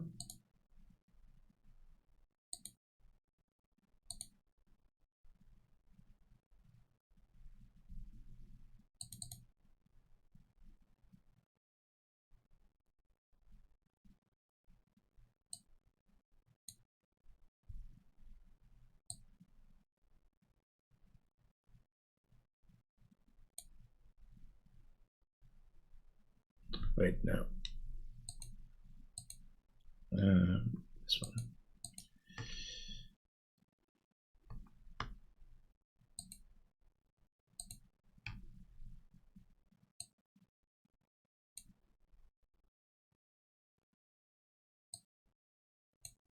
Truncate that and then convert it here. Yeah, but I don't want to change the amount to something else because it doesn't. We don't need that. Let's have this a bit more ugly, but that's fine.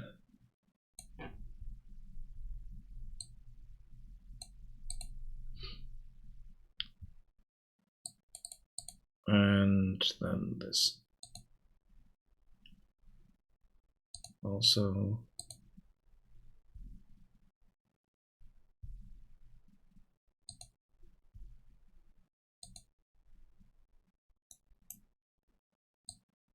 We can pipe these in directly without doing anything there, conversion wise.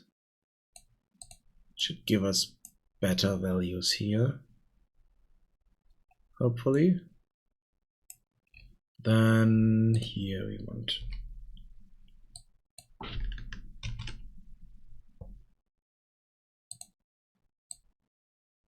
equal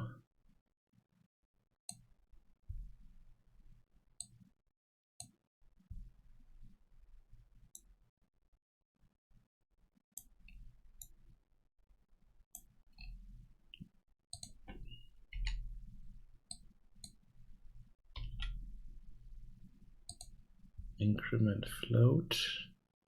Yeah, okay. Still that's 1. So that's fine.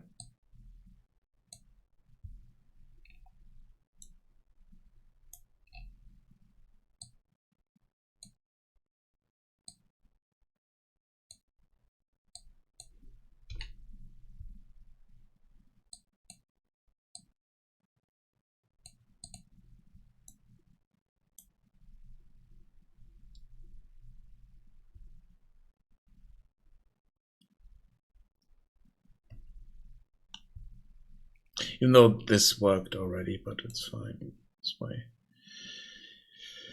Okay, because it doesn't, for some reason, didn't quite work here on the alpha.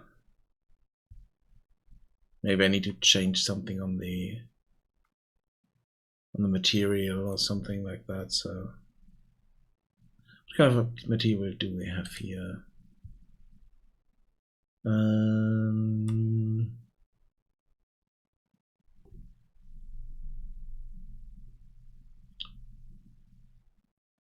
Let's compile this. We should run into some issues still.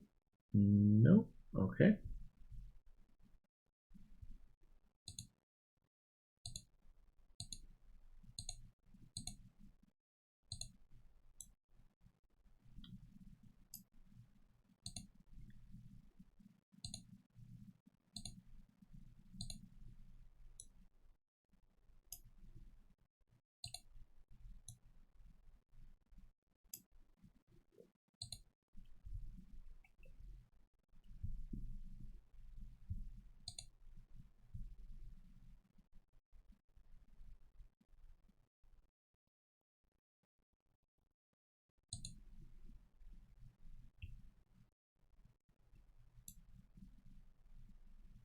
Okay, so here we are setting all the materials to our ghost construction material.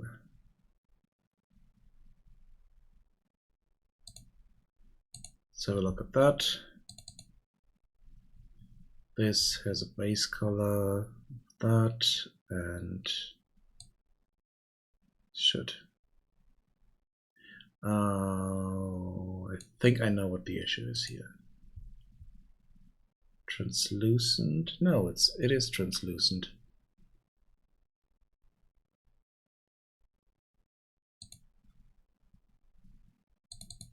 What is the issue here? Yeah, this is... No, this is masked. This is not translucent. That's why.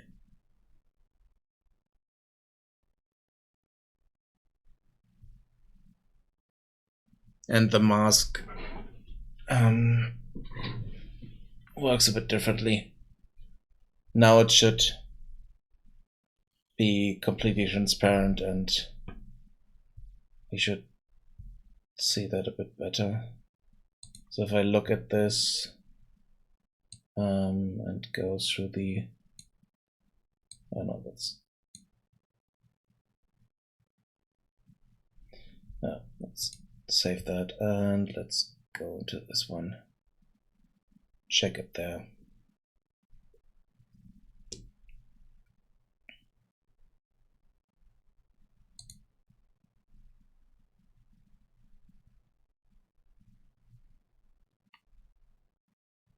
Because the opacity mask is clamped at something.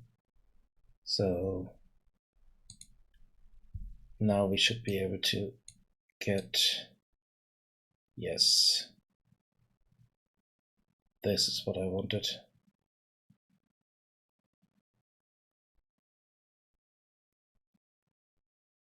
Perfect. Exactly what I wanted.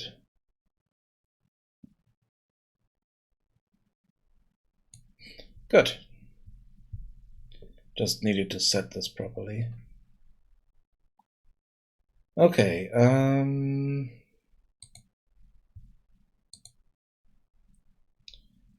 hopefully this should only update when we're actually working on it. So let's see.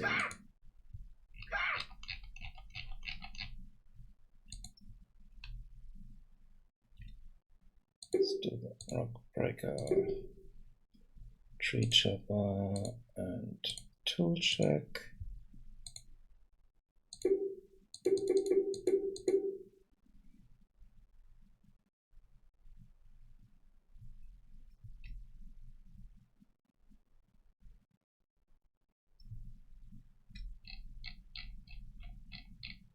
So at the moment it is... Okay, so I need to start out with 0 here because we are not updating anything.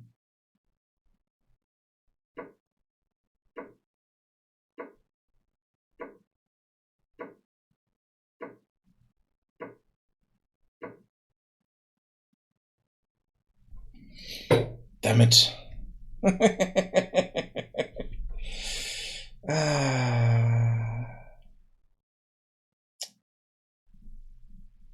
That did not work the way I wanted it to.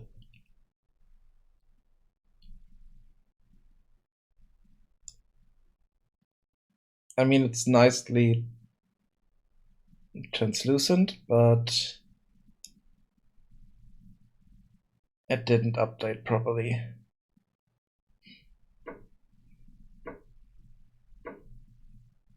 That stuff here didn't update at all.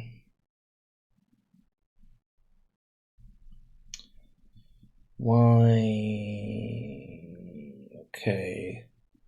Because the proxy reference is 0 on set is building. Why is the proxy reference 0?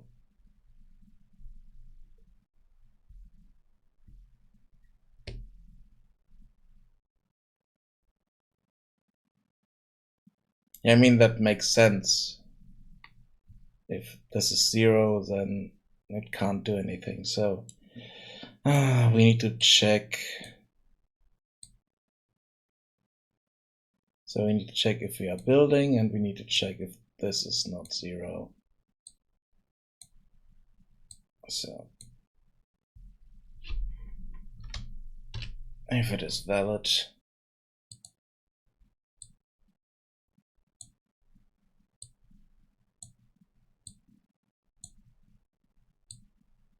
we do that. Otherwise, we ignore it.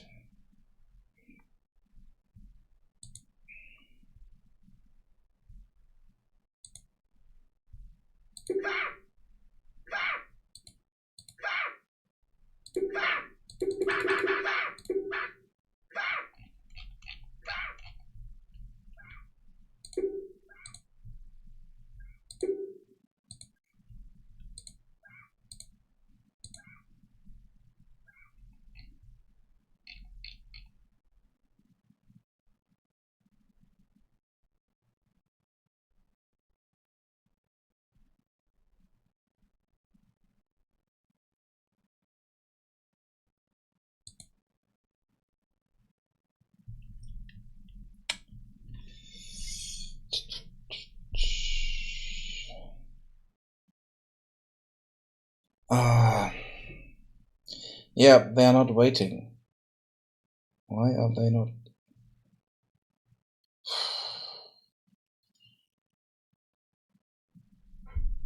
There's something going wrong here.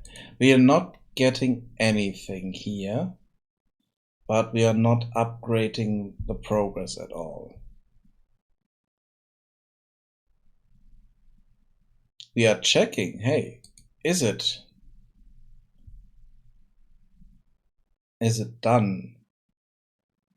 And then we are sending out the message, but we are not doing this. So what do we need to do? Fuck.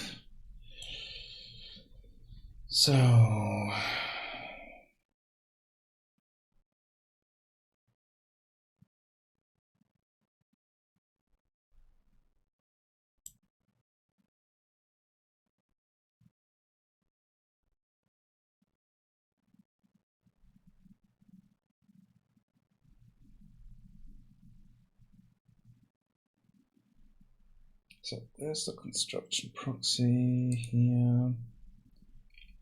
So in our graph, what are we doing? We are, this is not only eventing, this is update progress. Let's change that.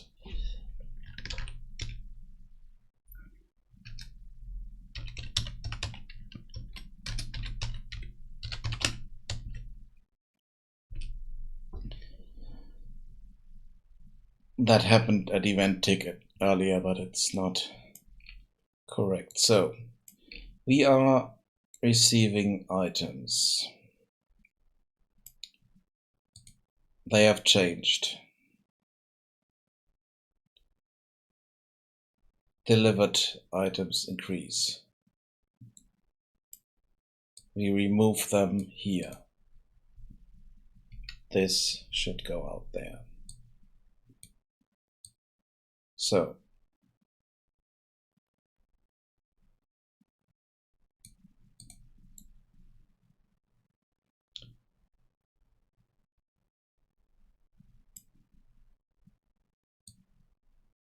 that's happening in here.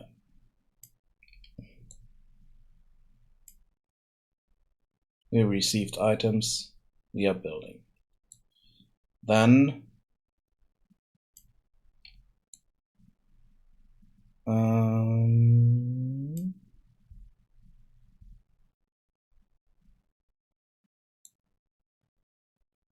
yeah, updating progress. Set progress. If it's not complete, we are doing this. Construction complete, we are setting in here. Then we are calling that.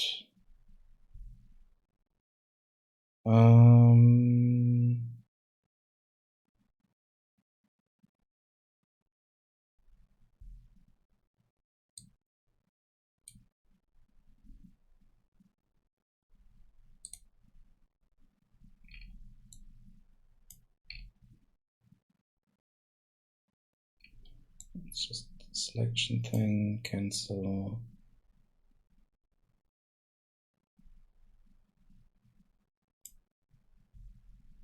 Okay, we also need to add in the pause functionality in here. Which is not here at the moment, I think. Oh wait, toggle pause. There it is. Check if resources needed. Yeah, that's what we do there. Calculate cost. Decrease resources. Call for construction resources.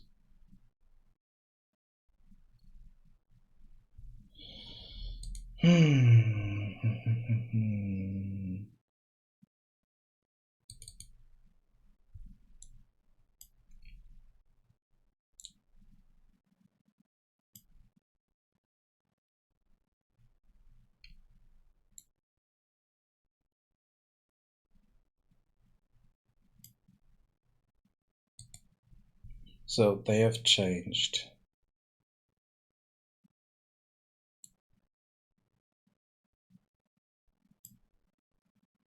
With that, we tell our builder to start building.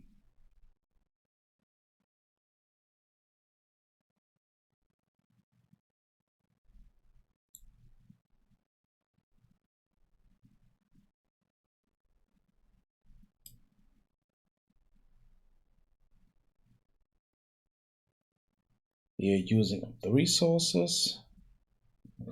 The problem is that this is called in really close succession. So we would need to do this in a different way.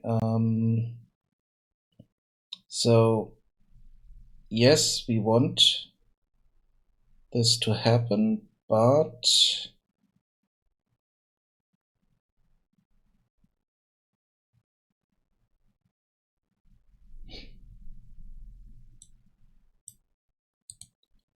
build location site. We have the construction proxy. Get build spot. Yeah, we are moving there. That's working. So that's good.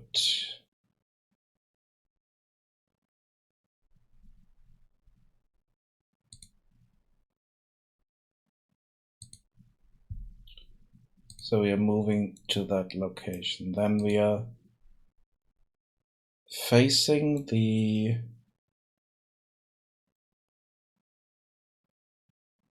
so we are moving to the build location. We are facing the actor, the proxy again, and we are setting our building to true. We are playing a sound.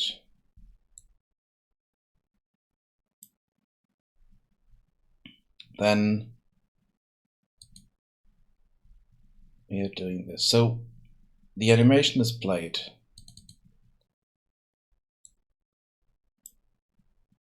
This is done nicely. Set is building is set. Nice. Okay, good.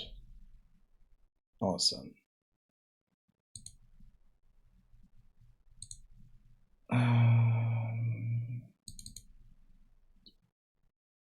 Then we are checking, hey, is this true?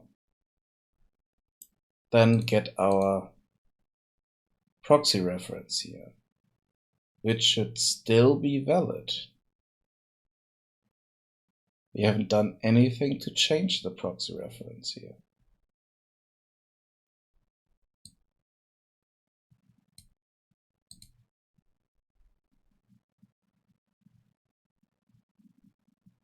So I have no idea why this is not working.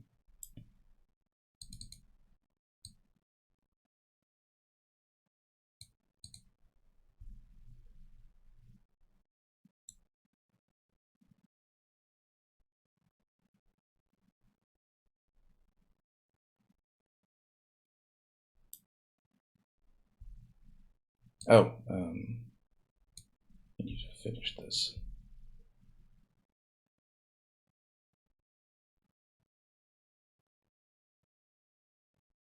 So if it's not valid, it still needs to finish executing.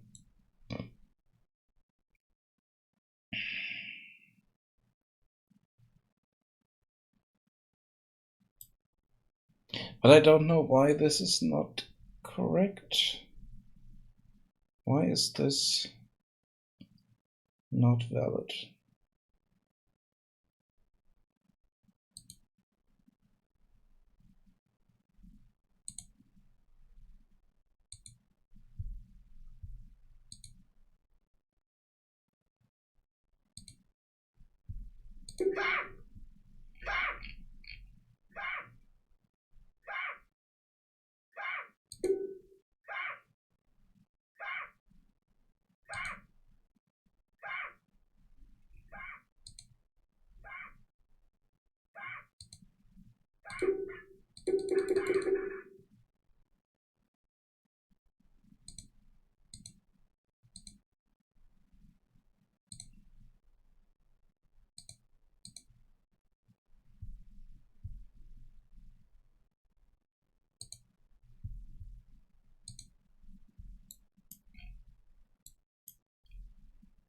So we are checking for changes. We are moving to that.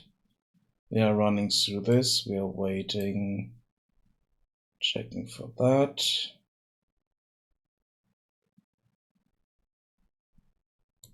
This is not complete.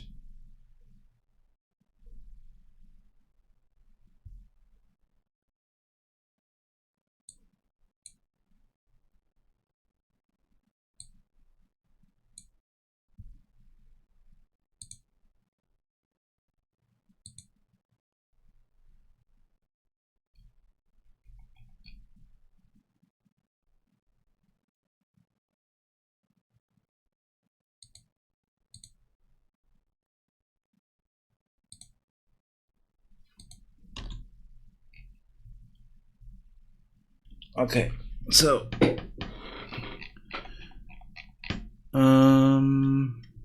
what the hell? Okay, eject this. The construction list is empty. It is worked on.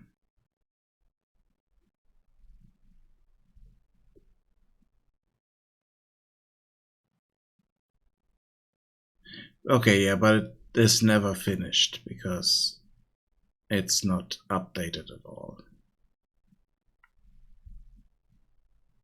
Stop that.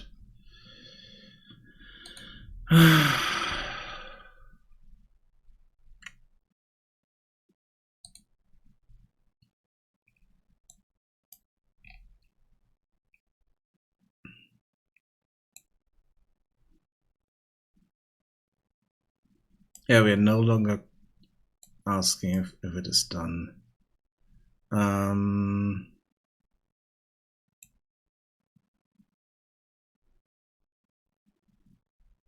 We get the progress here. Let's save that into a number and reuse it here and then change this here.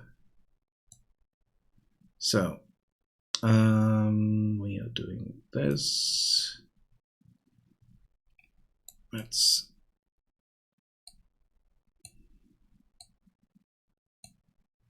do this first.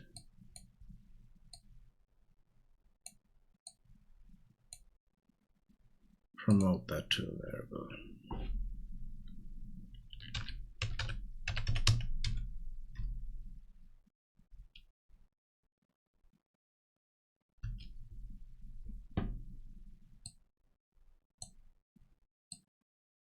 Every time we update this, we are setting the progress there.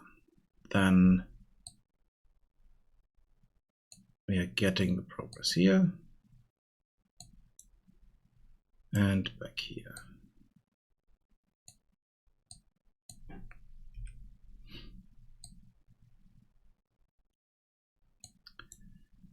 we are also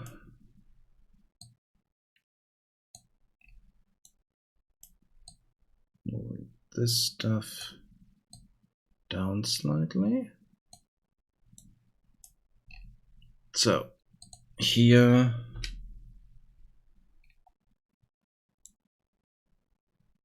what do we check here? We are checking if the basically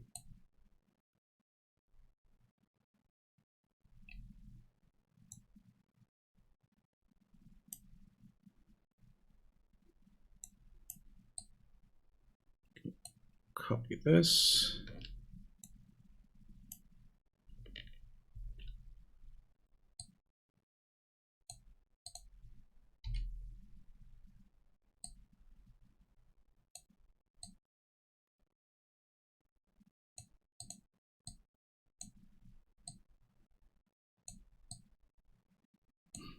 So we are getting the is worked on.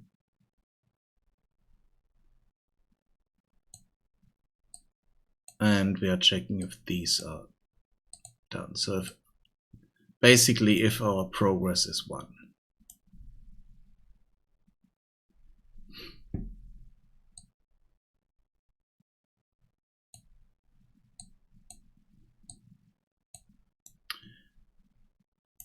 If that is false, we go in here. If that is true, we are doing this. Because I'm not sure if we are using construction complete somewhere outside of this as well. Check that. So let's find our references. We are only setting it in here. We are getting it here. Okay. Good. So we need to set that. Okay. Which means we can completely remove this stuff here. And we have this in our update here.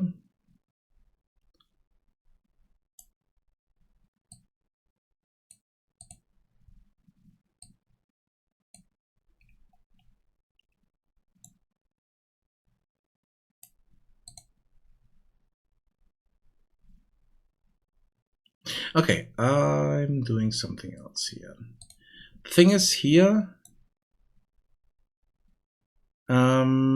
we are setting this to his building. What we are not doing, we are taking the proxy reference from here. But for some reason, this is not the right proxy reference that we need. So let's remove that. And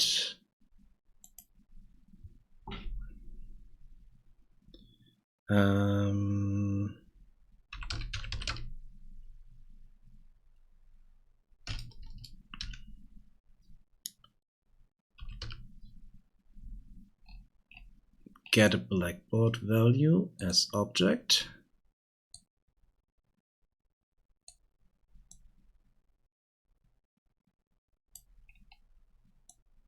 So if we are building,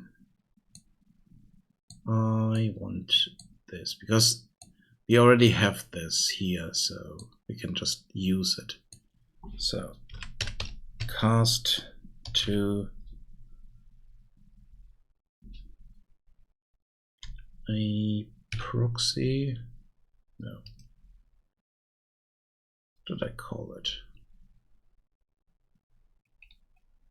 Construction proxy. So we are casting to the construction proxy here.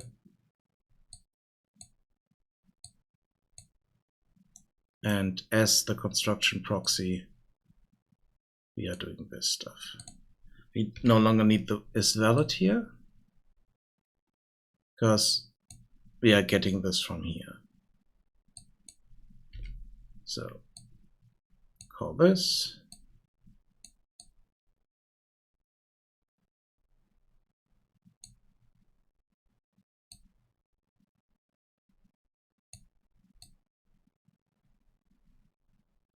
Okay. We still need to get the, not make, but we need to promote that to a variable.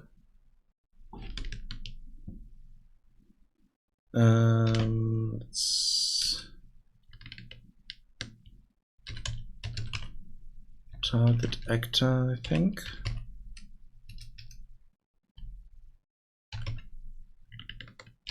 Should be the target actor key.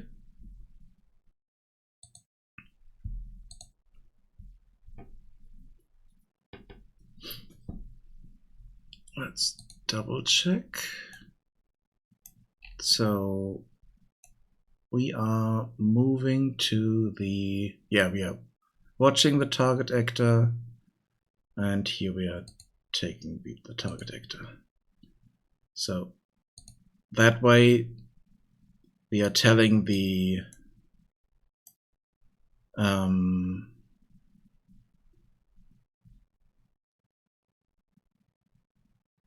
target actor to do a progress. If we are not building, we are ignoring this stuff, so we can set the target actor there again. Should be fine. So in here we can set this to target actor as well. And then it should work. Here we are checking, hey, we are getting our target actor. Is the construction for that complete? And then we do the rest. Nice.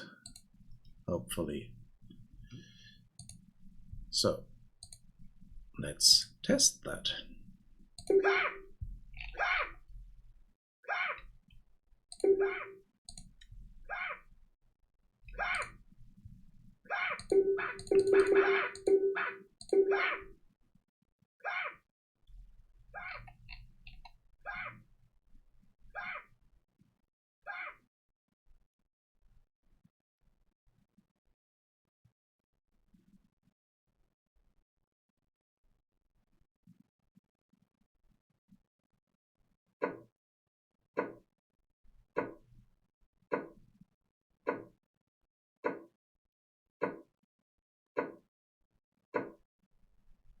Nice, it worked. And it updated when he was working, so that is okay. And if we are checking here, this is set at 10.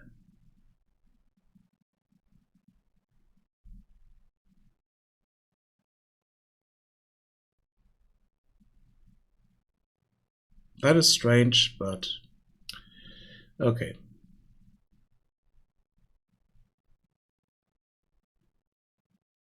Why is it at 10?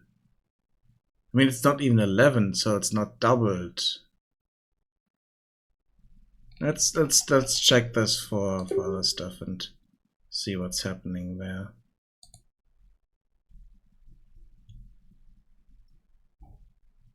Thinking there's an issue. Let's do this here.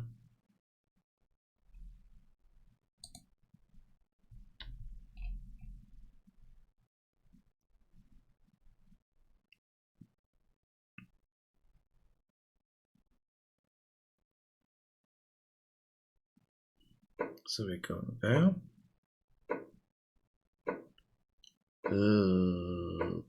Okay.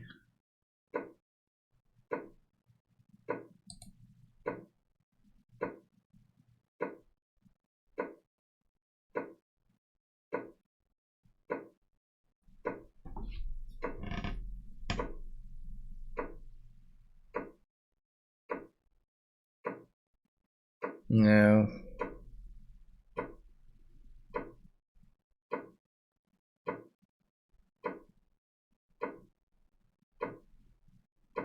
Yeah, this needs to be done in a different way.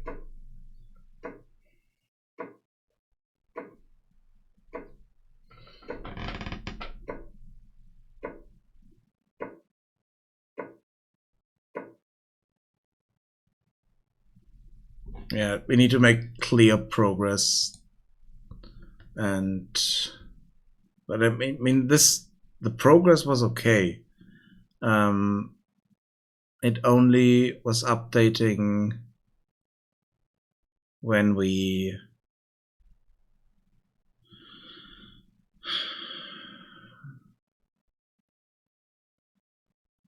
actually did something. So why is it not? Okay, what did happen and what did not happen properly? So we are setting this to building.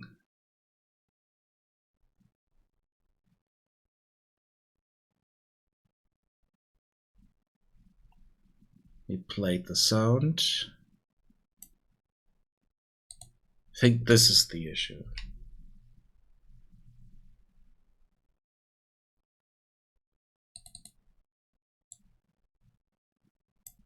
So we are setting this to false after that.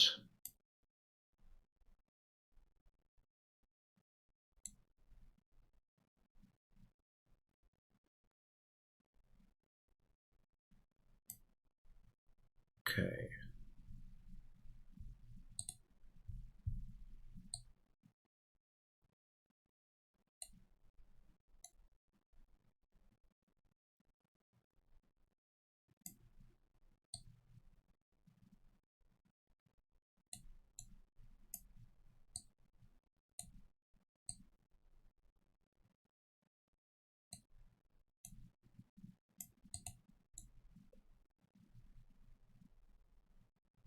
So we are moving to the location. We still have our target actor here.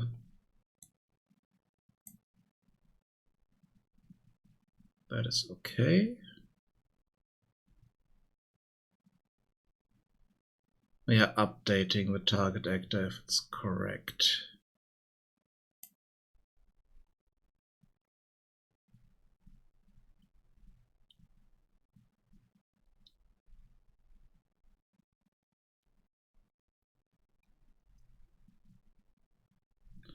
We go into to this.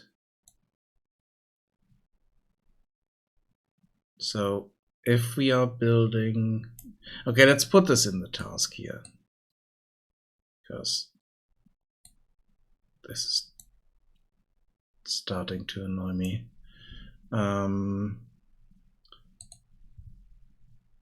Change hunger, what are we calling here? We are increasing hunger, that is on the health component. Done.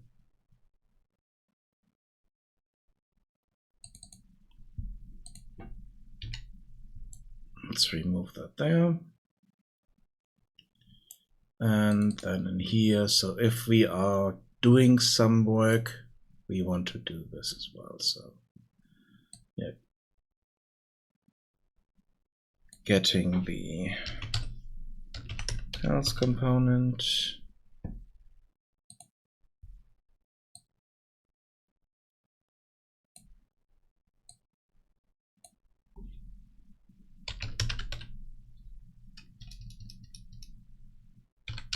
And we are increasing hunger.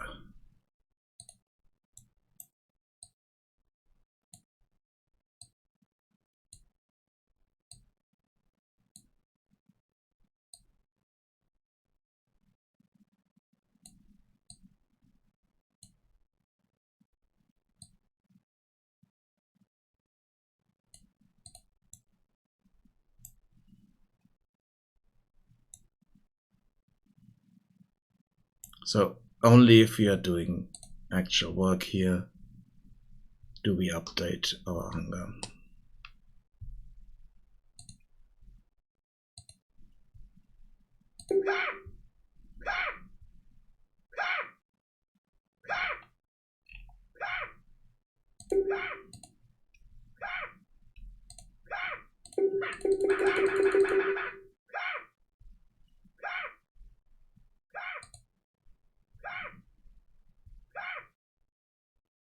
So hunger is 1. Okay, we have a lot of more workers here that we don't need, but it's fine. Carriers that we don't need. Because we still need him to move to that location and then do the actual work.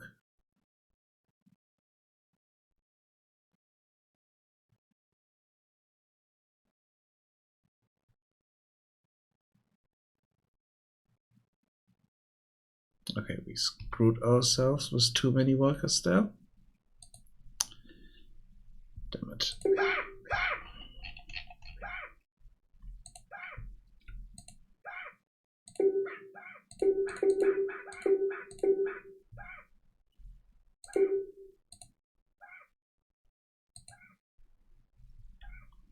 So, let's see.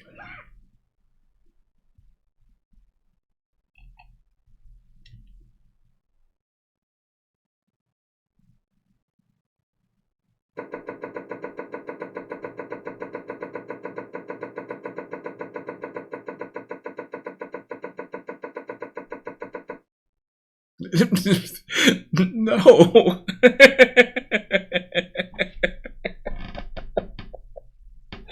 No. Oh, damn it.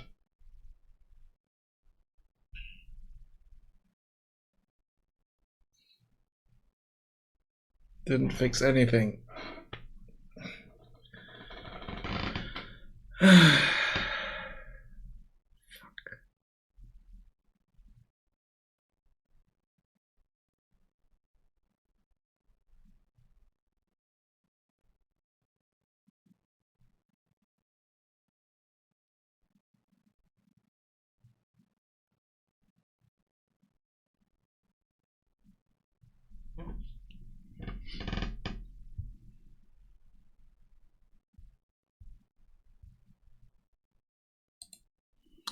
Okay.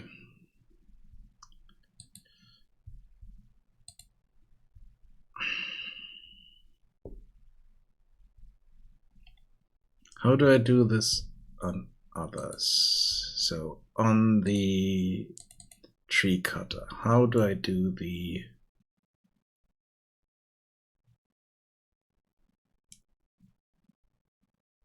this here? So we are gathering the resource, we are playing a sound, we are changing the hunger. Gather resource. Here we are having a 5-second delay inside of that. And then we are setting this to false again.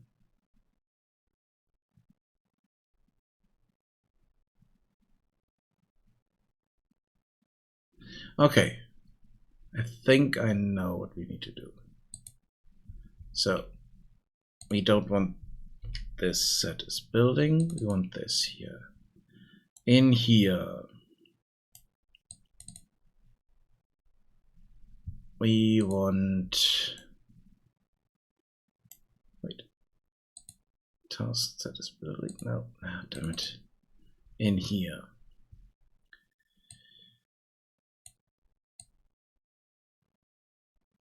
we want to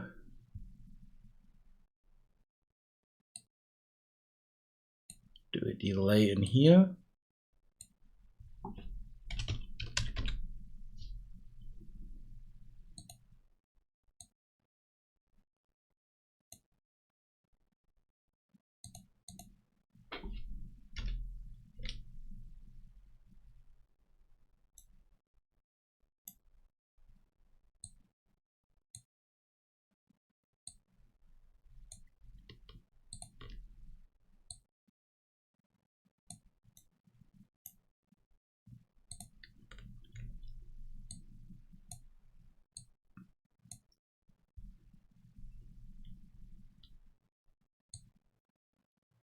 So here we are setting it to true.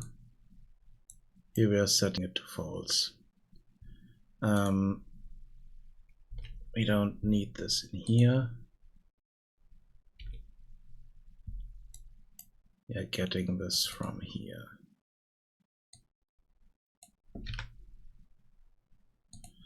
No, we don't need that.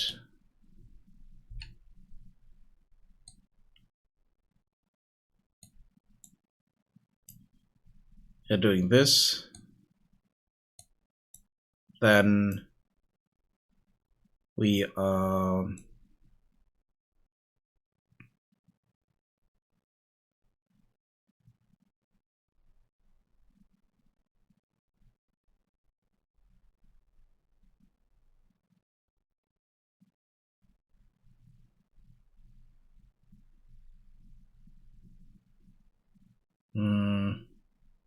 damn it. So what are we doing here? Do we need to check this? No, I don't think so.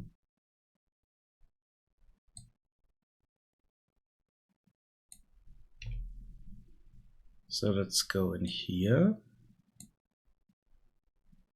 Run through that.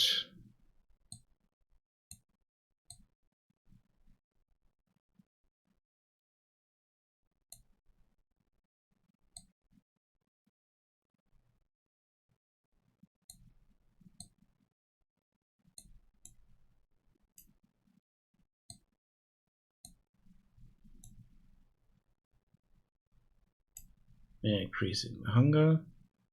We're updating the progress. We have an issue here. Yeah, this is not connected.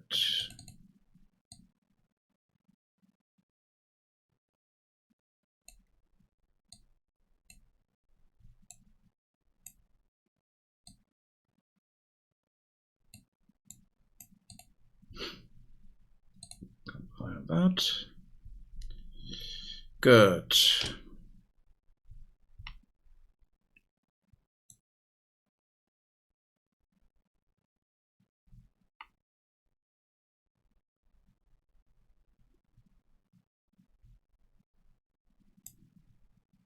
Let's see if that's correct.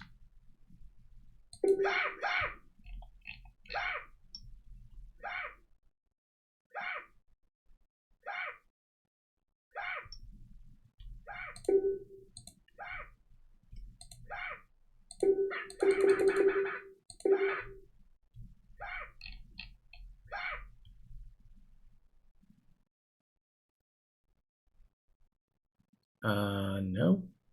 No.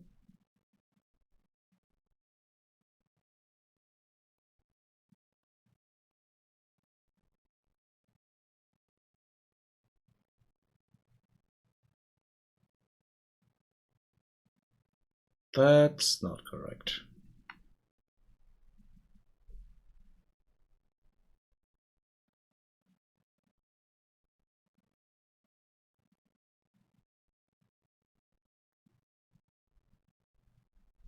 Okay, I need to check something here. Because I saw something that should not be the case. So,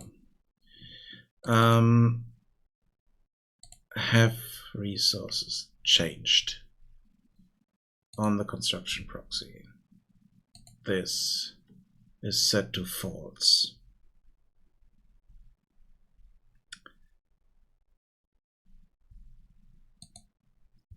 We are checking this. We are also setting this building here. That's not good.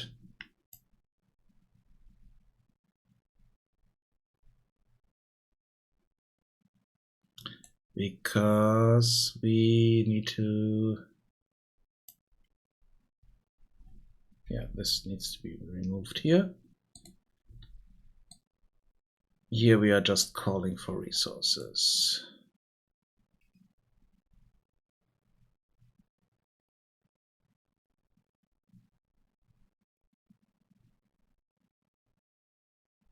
Even though I don't think we need that.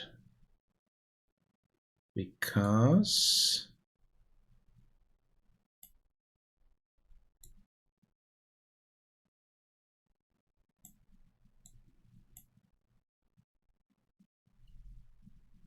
if I look here, we are calling for construction resources here.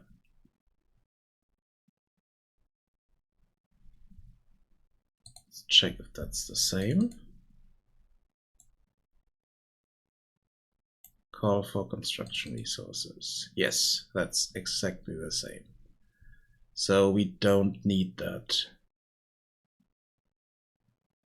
there. We don't need it here in the, if this is false.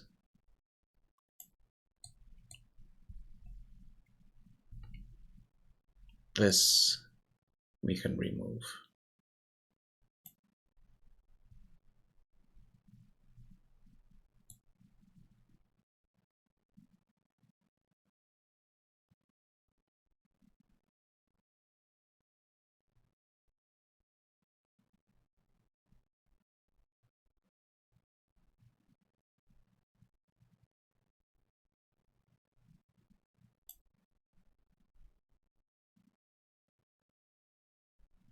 I need to check this, find references to that one outside. Find construction location is worked on. Construction proxy reference. This is camera pawn controller, construction manager, get next proxy.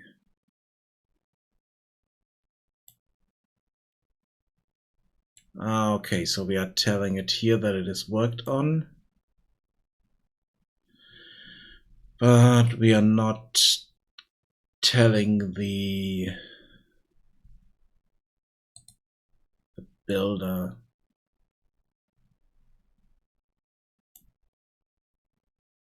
What is this? What's this? Task. Find construction location.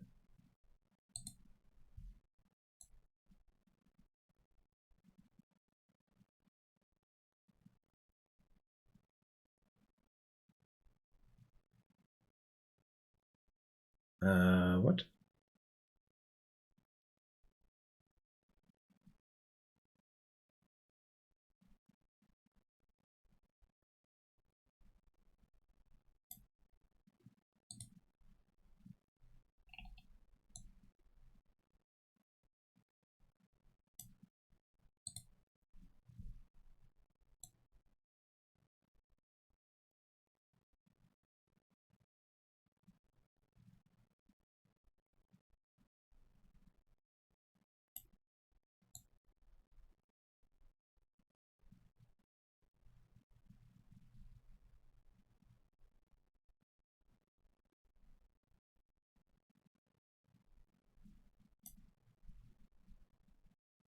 It's a carrier.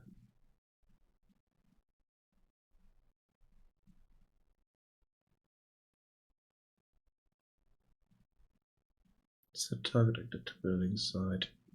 I don't think we're using that task for anything. So is it actually worked on?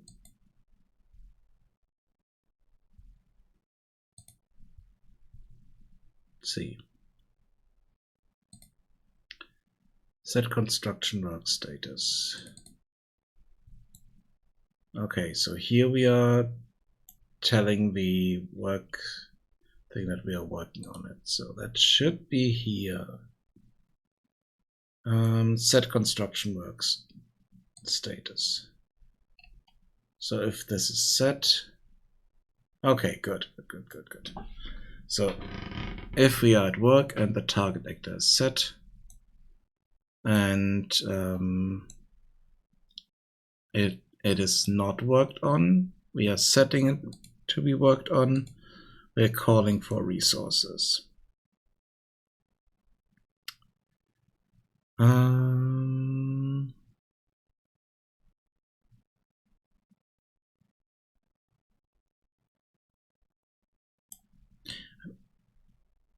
I want to move this down here.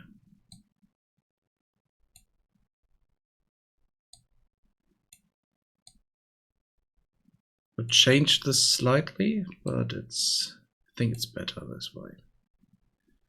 So we are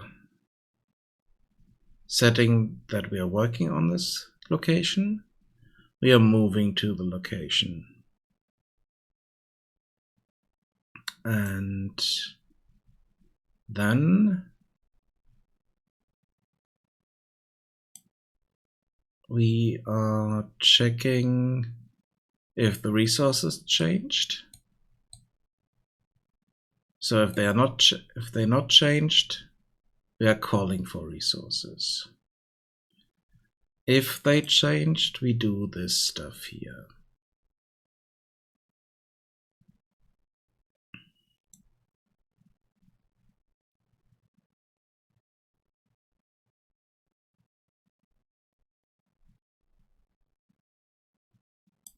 Yeah, I should change one thing, which is the order in which they are moving to this. So the first one that should move to the location should be the builder. And so assign a builder, assign some carriers. So he's moving to the location. He's at the location. They are picking up this stuff. Yeah, okay, he's at the location. That's fine. So now deliver that. Go there.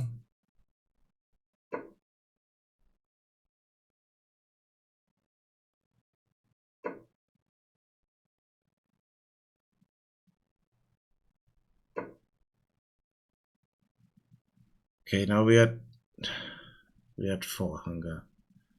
We built this here.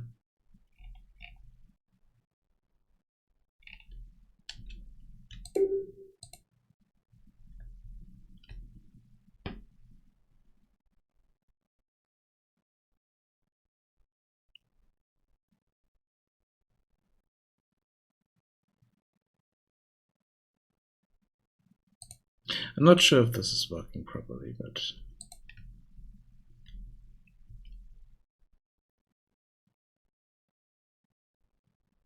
the other thing is that the progress is also not quite correct.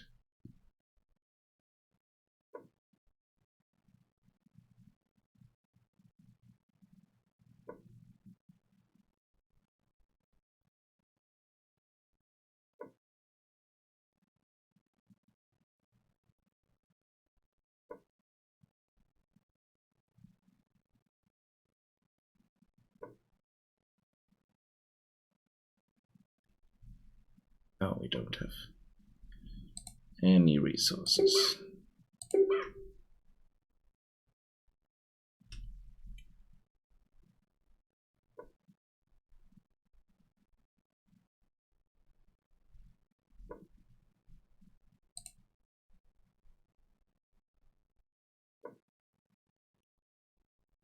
Ah, damn it. Yeah, it is increased, but they're not doing anything, which is an issue. But it is only increased every 5 seconds, so it is not that fast, but it's still not correct at all.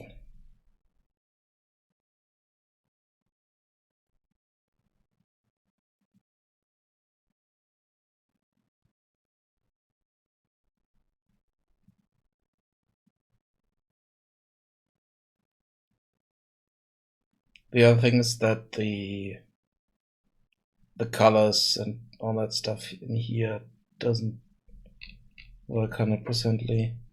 I mean, okay, it does work, but it should be I need to reset it to 0 to start out with.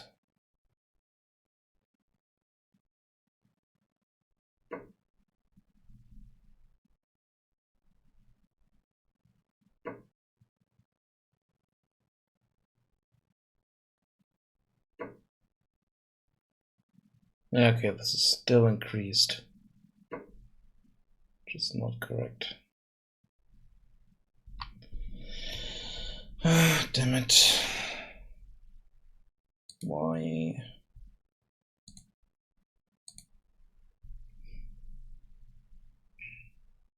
I might need to change the whole tree here. So, let's see. This is the builder. We are going in here.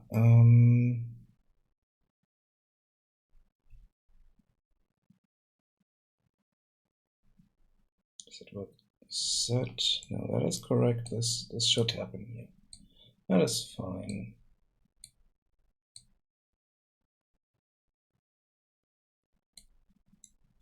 It should happen there.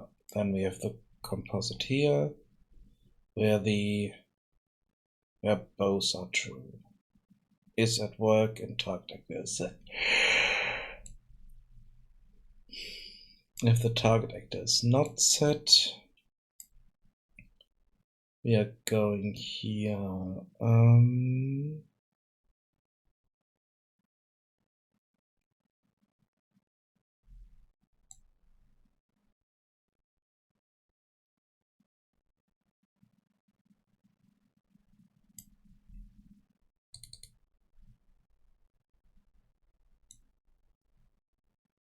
Okay.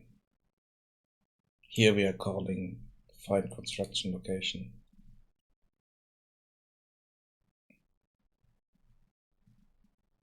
So this is called for everyone. Oh no, it's only for the builder.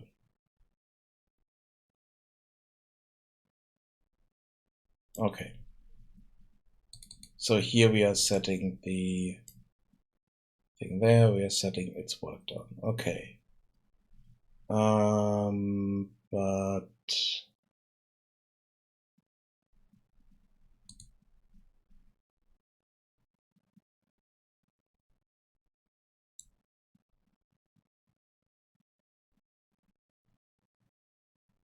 yeah, otherwise we are doing the deliver target. And here we are setting the target actor. Okay, good. Fine. Completely fine.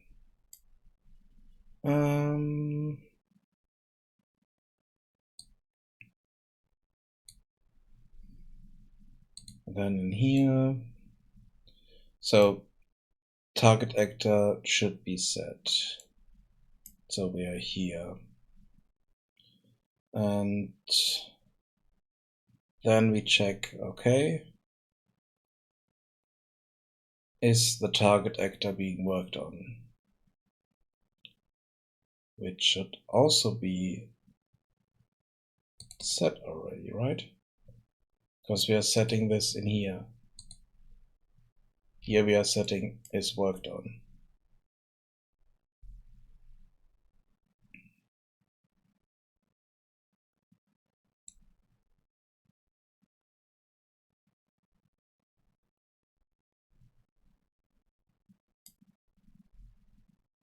So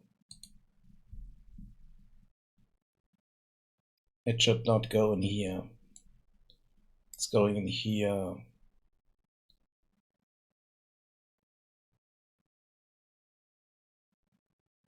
Check for resource changes.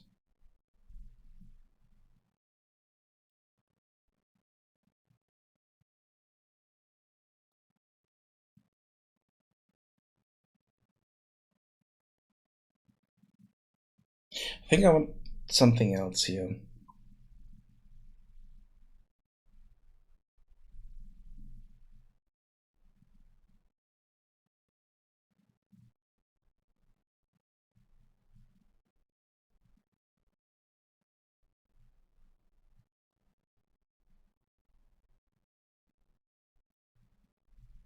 Because the issue is that we are doing this here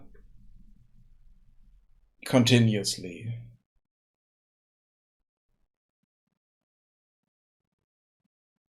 Because this is set.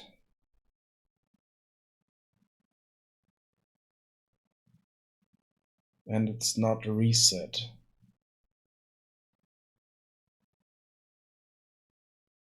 It's only reset if we are delivering the wrong resources.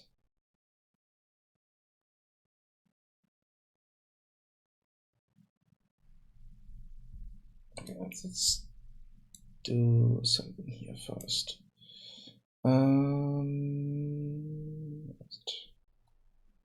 Construction script.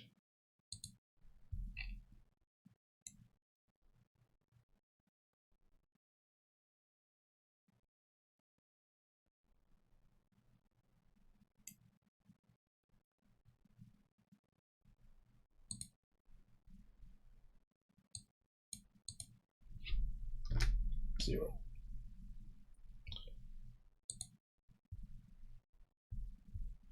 Let's do that first. Then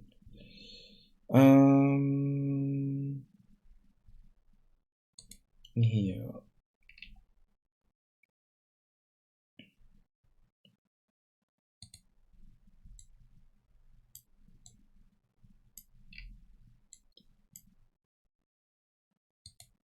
we are setting this.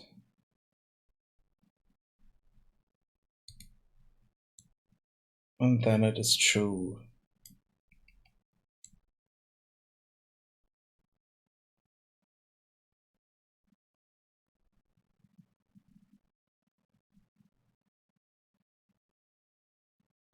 Increasing that.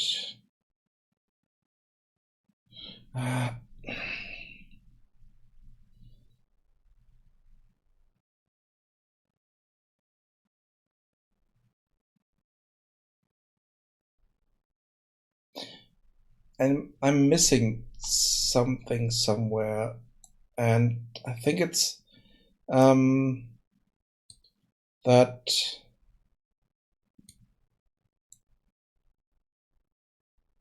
what is it? It's yes, we have all the resources that we need, but we still need to wait for the builder to do his work.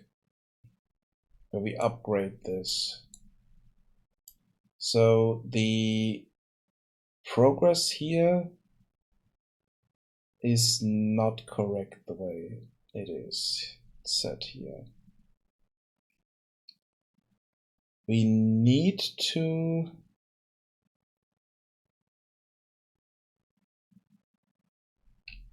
so we have the resource number here.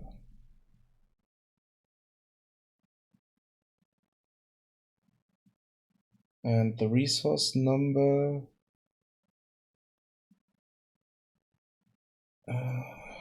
so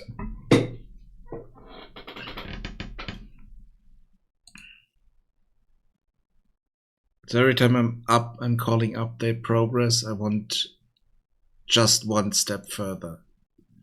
And that is not correct here. So we want our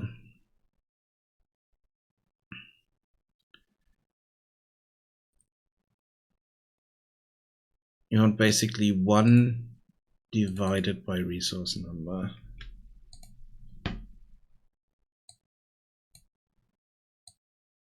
That is our beginning progress. So progress is 0. We are getting progress. We are adding this, setting it there. So we're basically adding a percentage to that.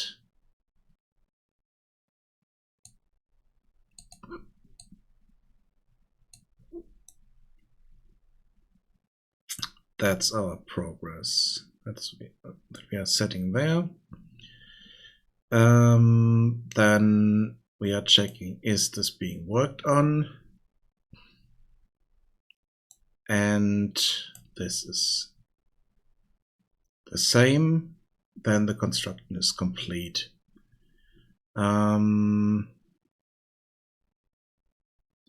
No.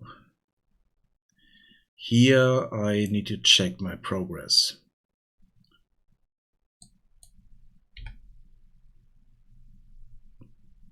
So if my progress is 1,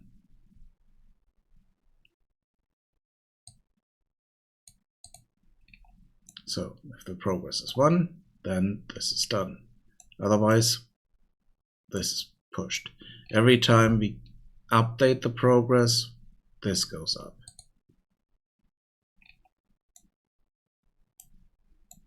So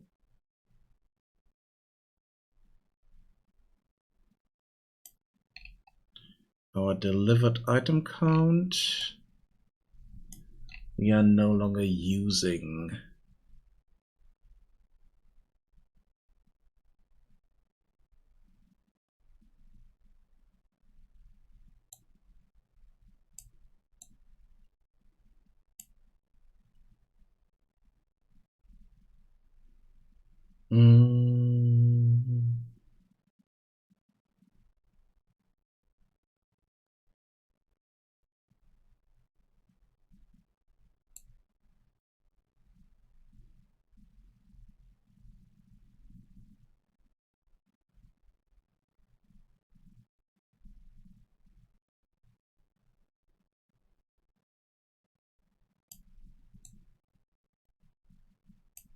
Let's see if that's changing things.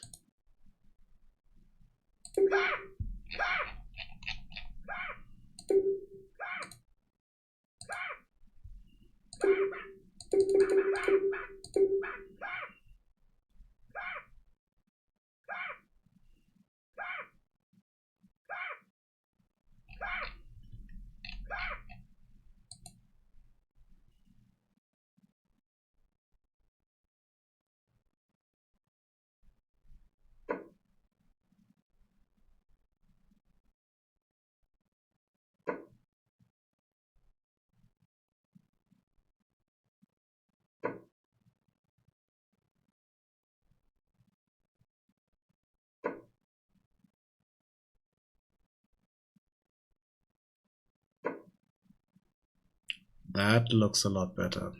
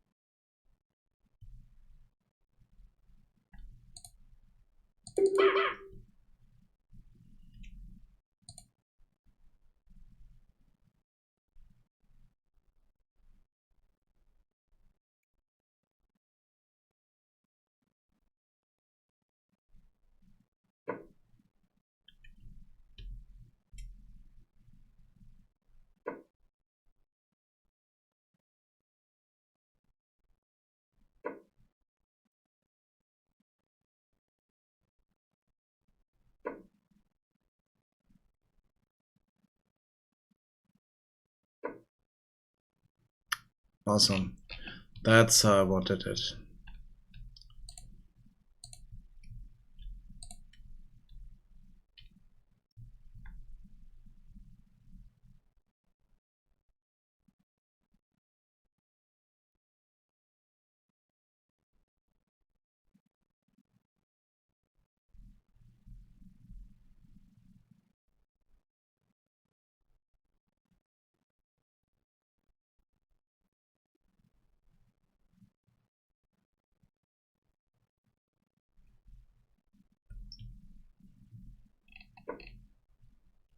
So only if we do actually make progress here, we are using up, we are increasing the hunger.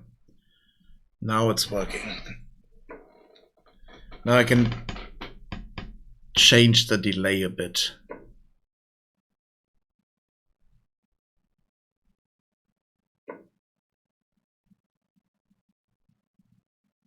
Because 5 seconds are a bit too much.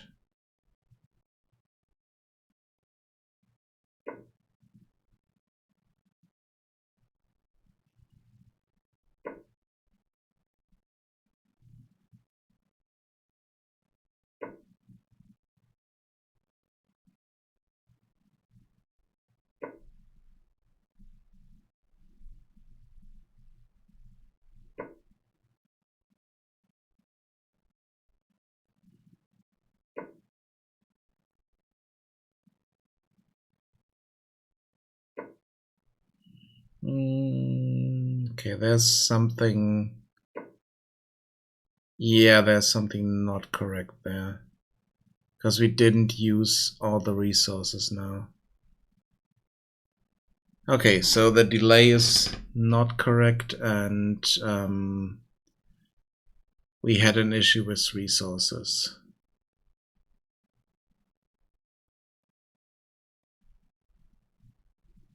So what we need to do is, once we are doing this here, so this here, let's do the delay of 2 seconds. Should be enough to play the animation. So we are updating the progress, and then we are setting the resources to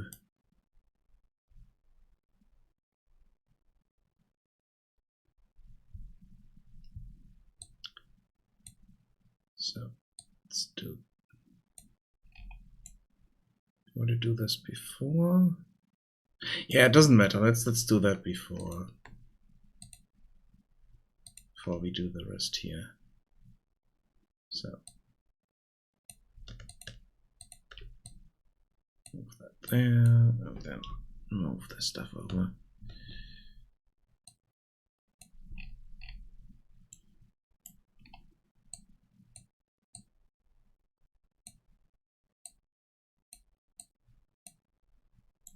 Okay, so we are done with the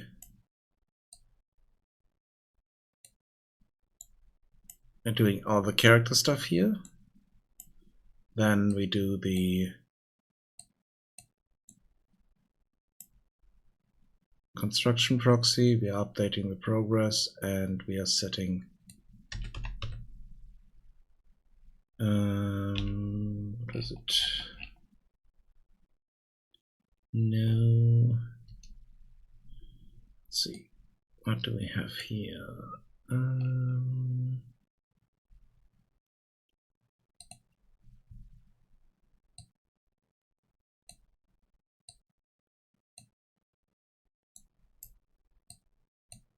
Setting this to false.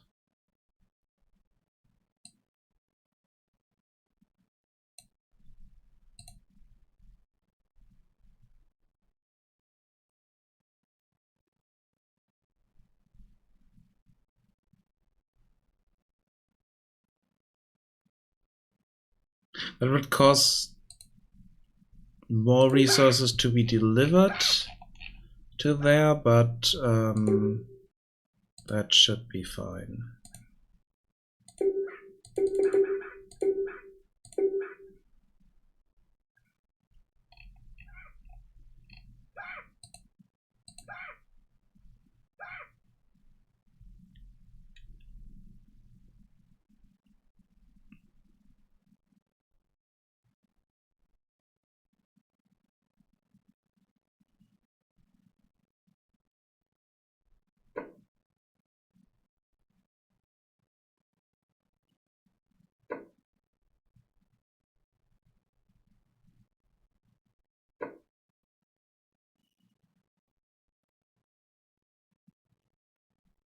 Okay, now we have the issue that they brought more resources, Ah, okay, no, this doesn't work.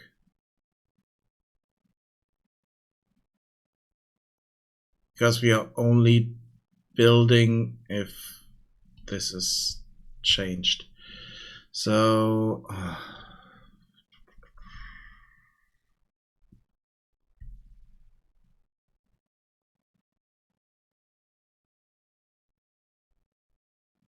so it is an issue for small buildings where we deliver all the resources in one go.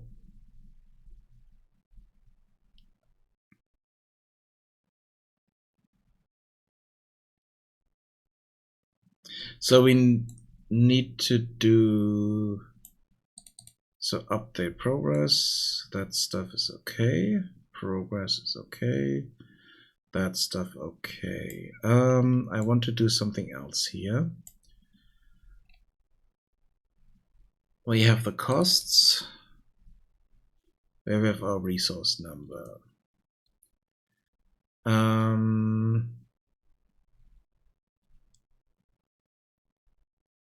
Check if resources are needed.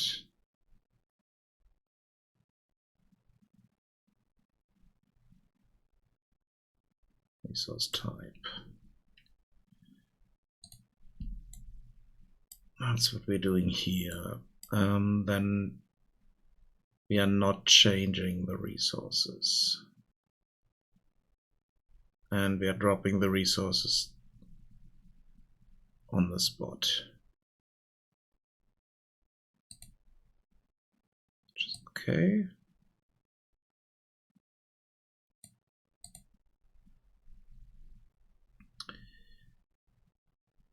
That's totally fine.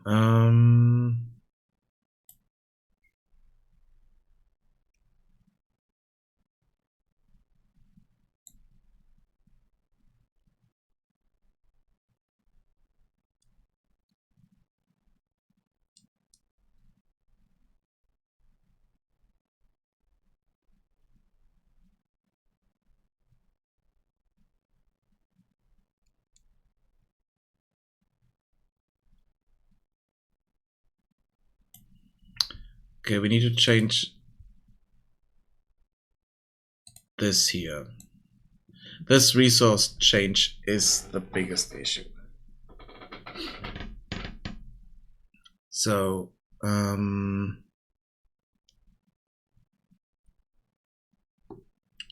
we need something else for that.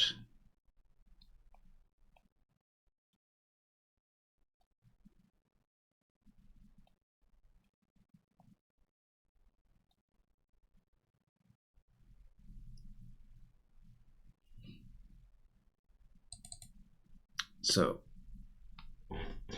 here we need to do something else.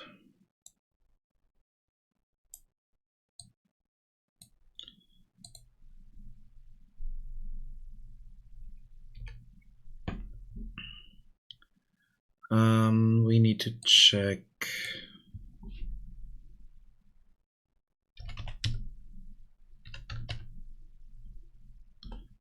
our resource number here, but that's not what we want. We want the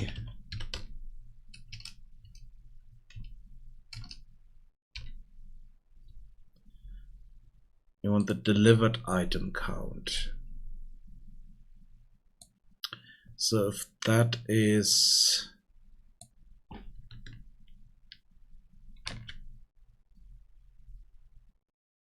bigger than 0, we want to go in there.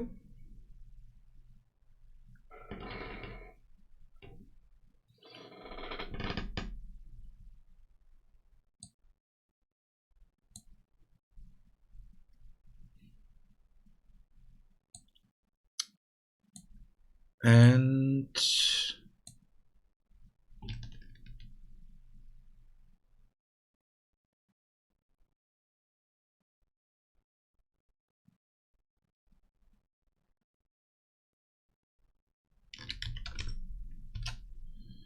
so it's bigger than 0.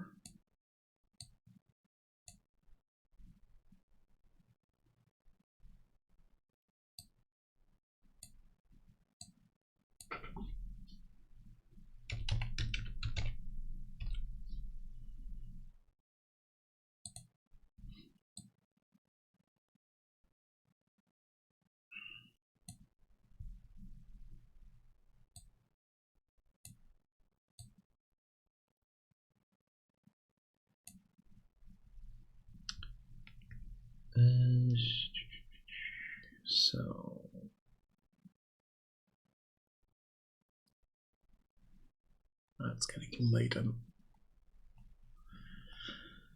starting to not be sure what I want to do here. Okay. So here we are increasing that.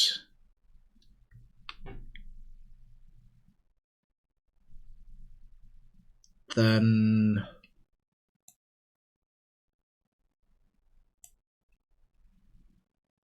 so it needs to be true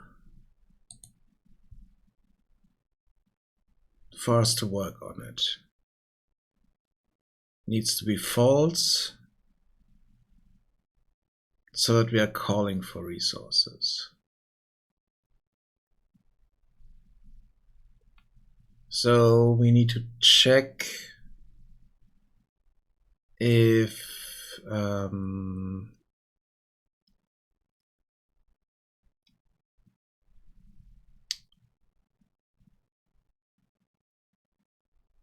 is it? This one? Yeah. We have the resource number here. We have the delivered count. We also need to check our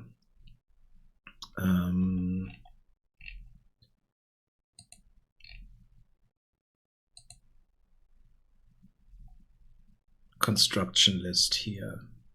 Because every time we deliver stuff, we want this to, so here we want the links.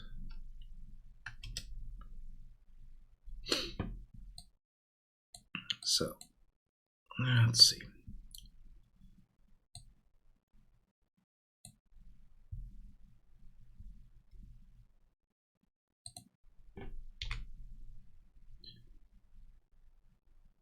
This should be called, this should be true if the length is, so if we have items there and the length is 0, the length here is 0. But it should also be called if it's not 0.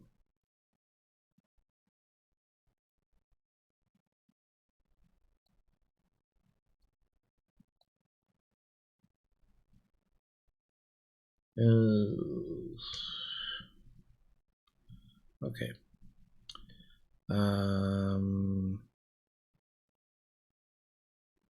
No, this is, oh, damn it. This is not what we want. Because the length could be 1 if we just have 1. No. I mean, we can use it to check if everything is delivered. That's one thing. So we can do this. So this is 0. Then we still want to do this. So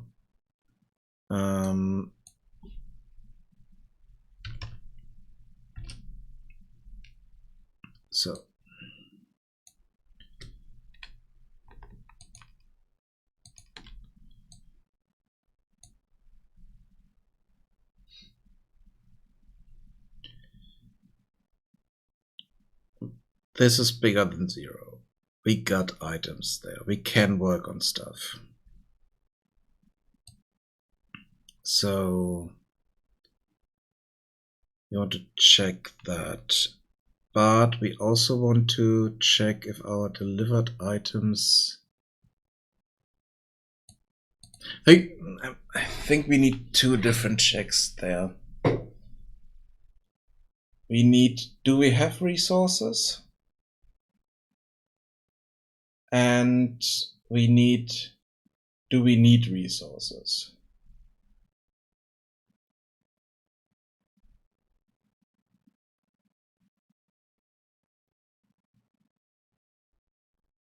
One check would be delivered count equal resource count. We don't need to deliver anything.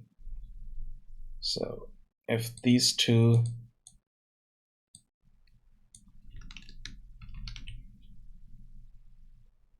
are equal,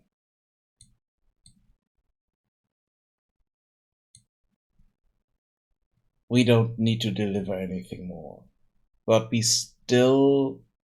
still able to work. We should still do work on this.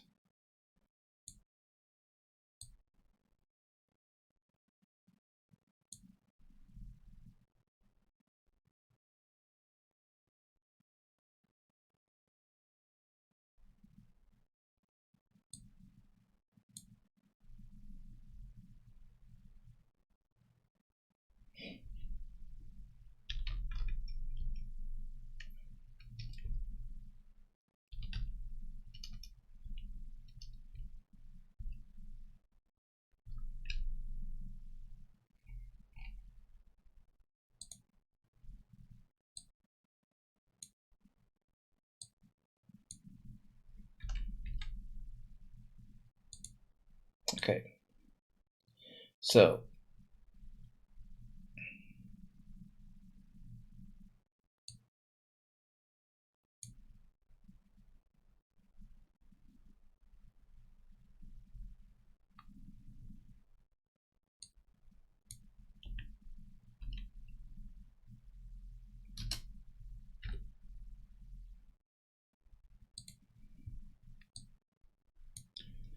that is one thing here. So if this is bigger than 0, we have items, construction is not complete.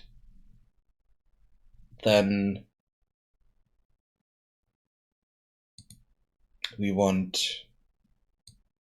to go in here. Then this is true.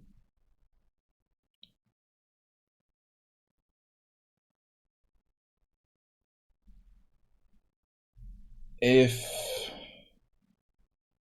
case 1. So if these are equal and construction is not true, it's not done, we also want to go in there.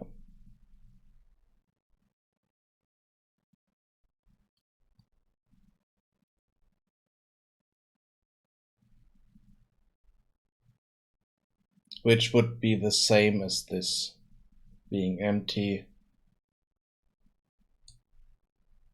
Yeah.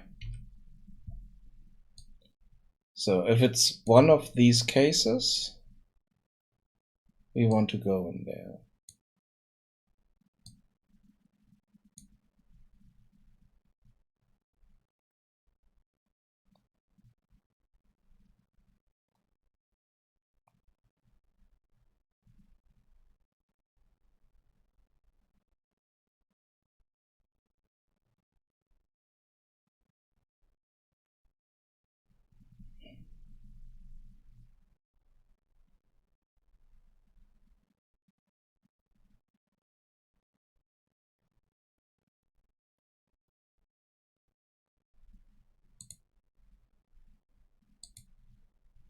Let's try that. I'm not sure if it's working, but let's just try it. And then I need to stop for today because it's getting too late.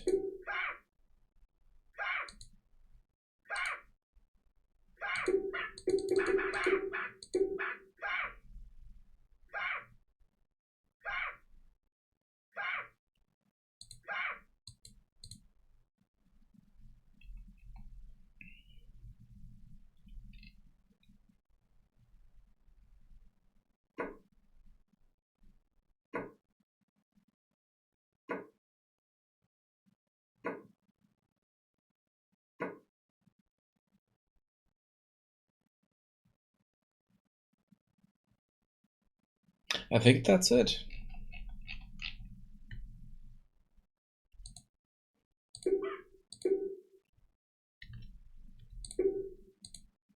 Let's check this with something that takes a bit longer to build.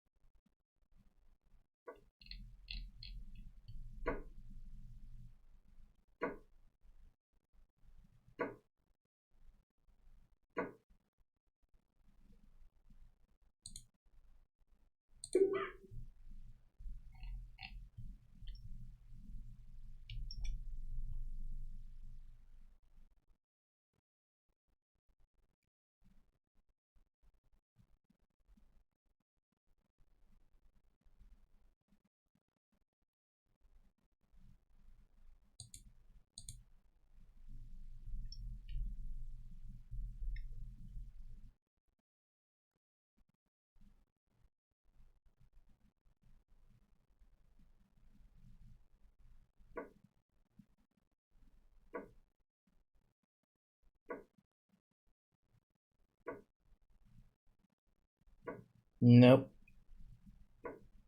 Nope. That's not correct.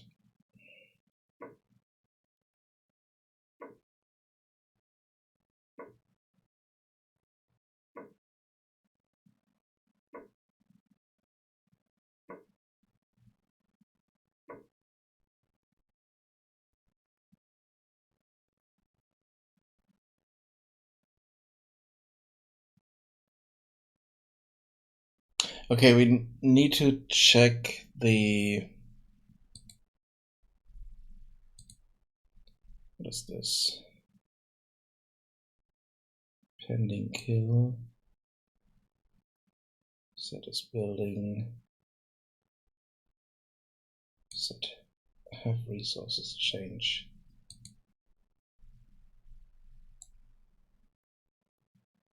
Oh yeah, we don't need this. This was just there to make sure that this is updating properly, but we completely changed the task there, so it's fine.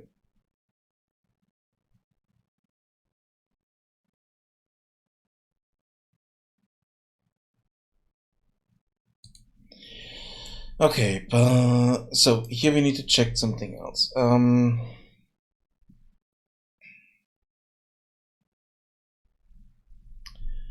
I need to check the...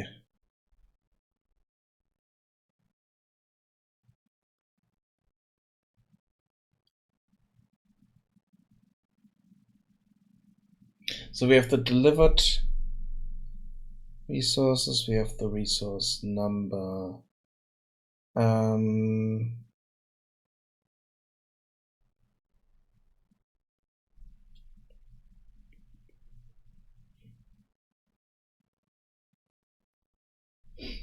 Oh, we need to add something here.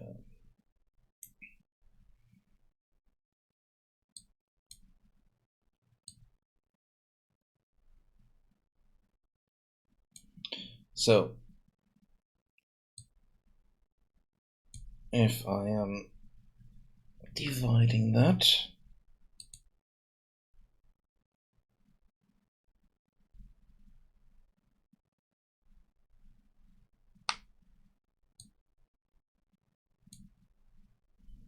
is that correct? Or does it need to be the other way around?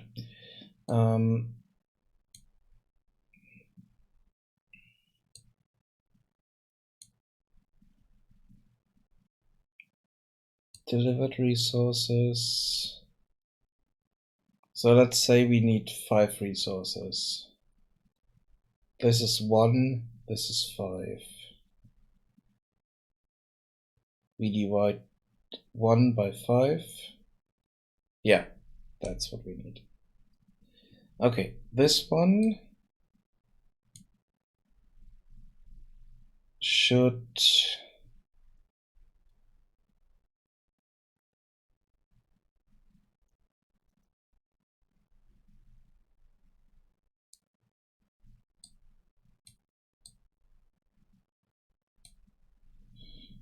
let's get the progress here.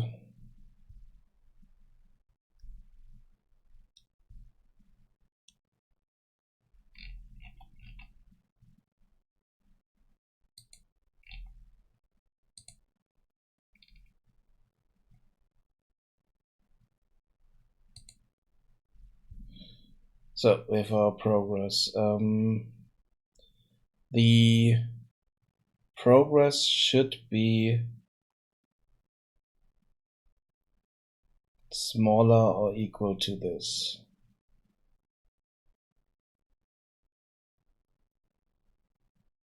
No, the progress should be smaller than this. Then we want to go in there.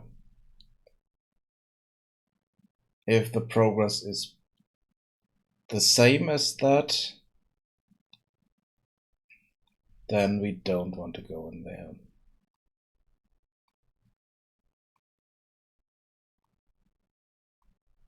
Let's see. Smaller.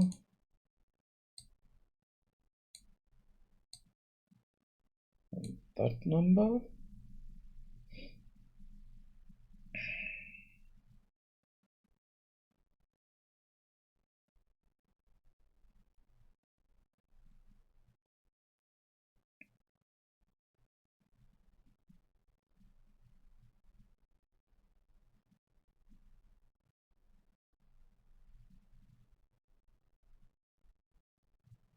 Yeah, that way we should stop properly, but do we need to put this in both of them? Let's see, so we have at least one. Progress is smaller. We have this here equal, but we are not done, and the progress is smaller. Yeah, needs to be both.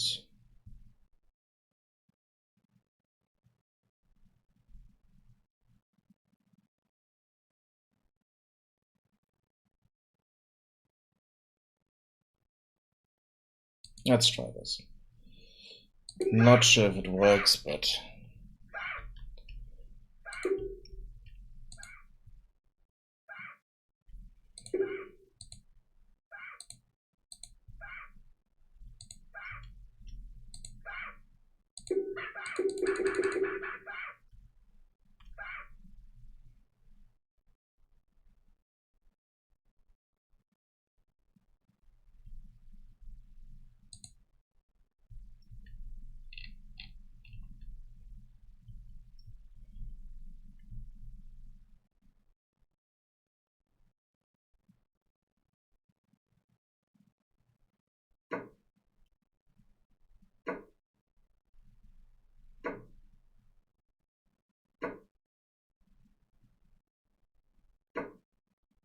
okay, so we delivered 5 wood, and it's done.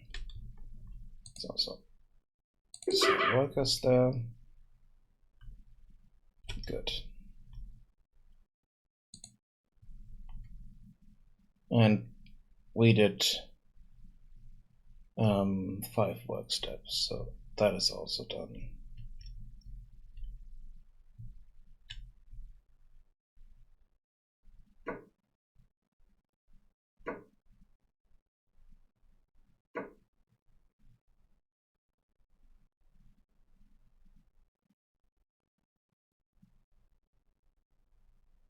Missing resources here. I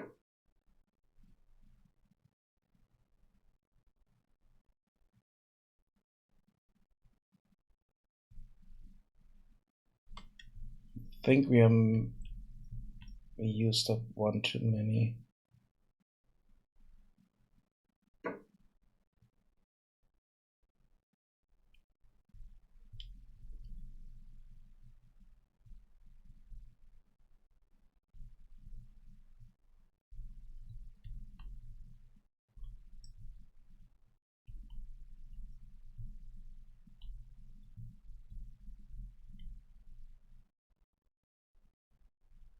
Yeah, I think we used up too many resources.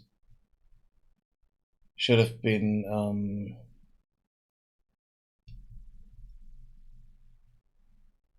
able to build this in one go.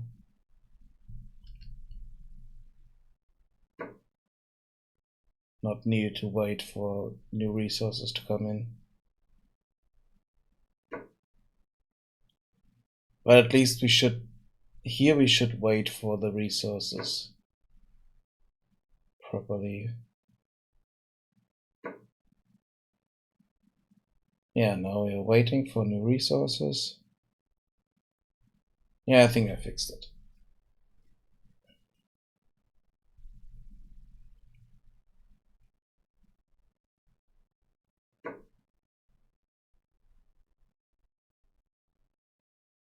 Yeah, we need resources delivered there. Progress here. Now they are waiting for resources to come here. So grab that.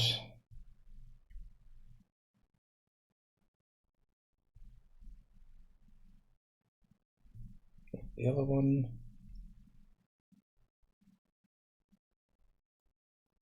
Deliver. Build. Good. Yep, okay, that works.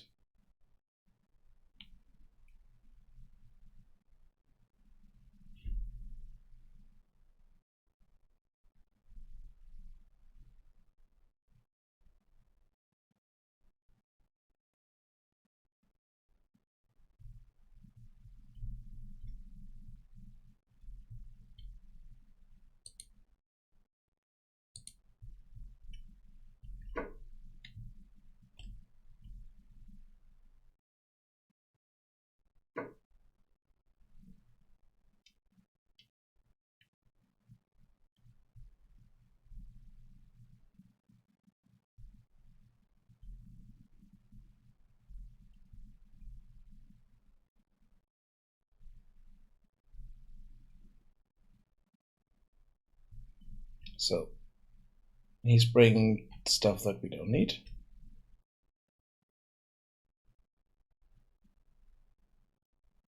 But here we're getting resources we need.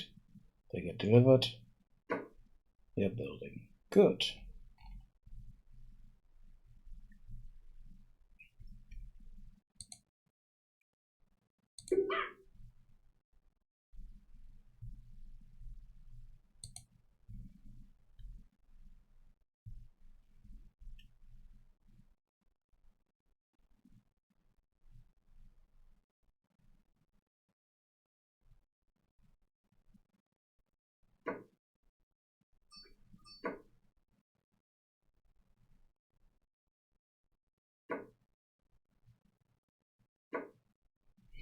And we're done. Nice. Good. That worked.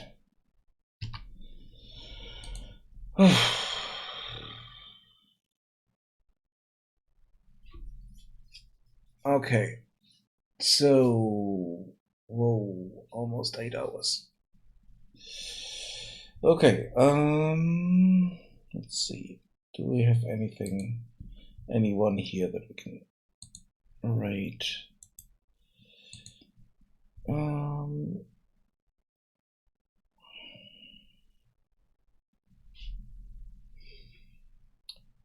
mm,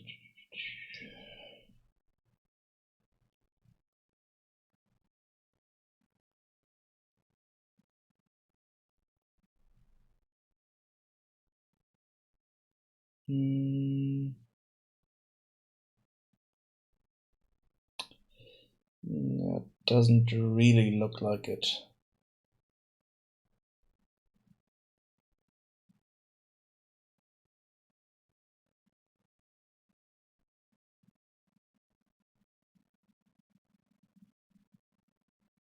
I mean, there's one guy that is doing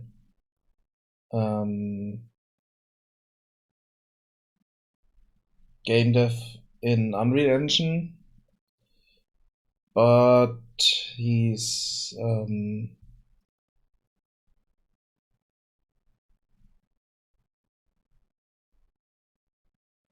I'm not sure if I want to rate him. Let's call it that way.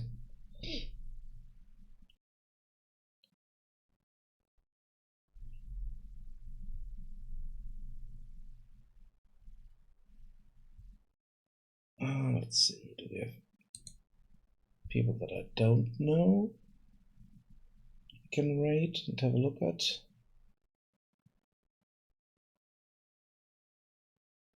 Well, there are a few people here.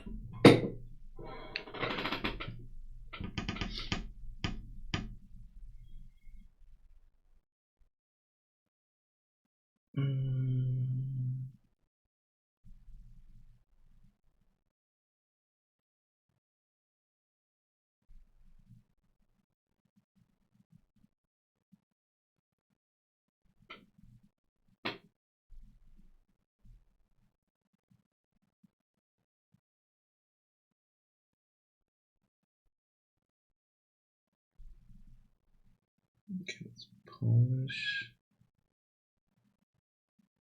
What's this?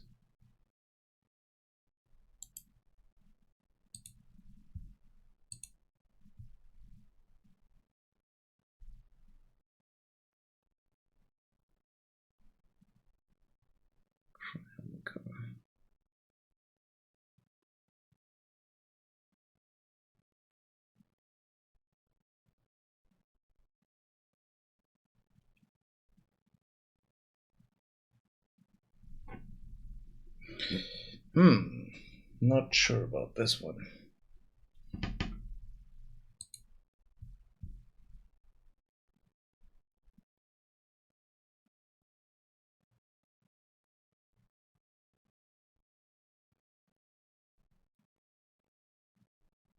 Yeah, I don't see anyone, so let's just stop for today. I should be back. Oh wait, next week I will be back earlier, I think, because I might have no work on Friday. So I might do an extra stream on Friday. So I think that might be something we could do. So see you then. Bye bye.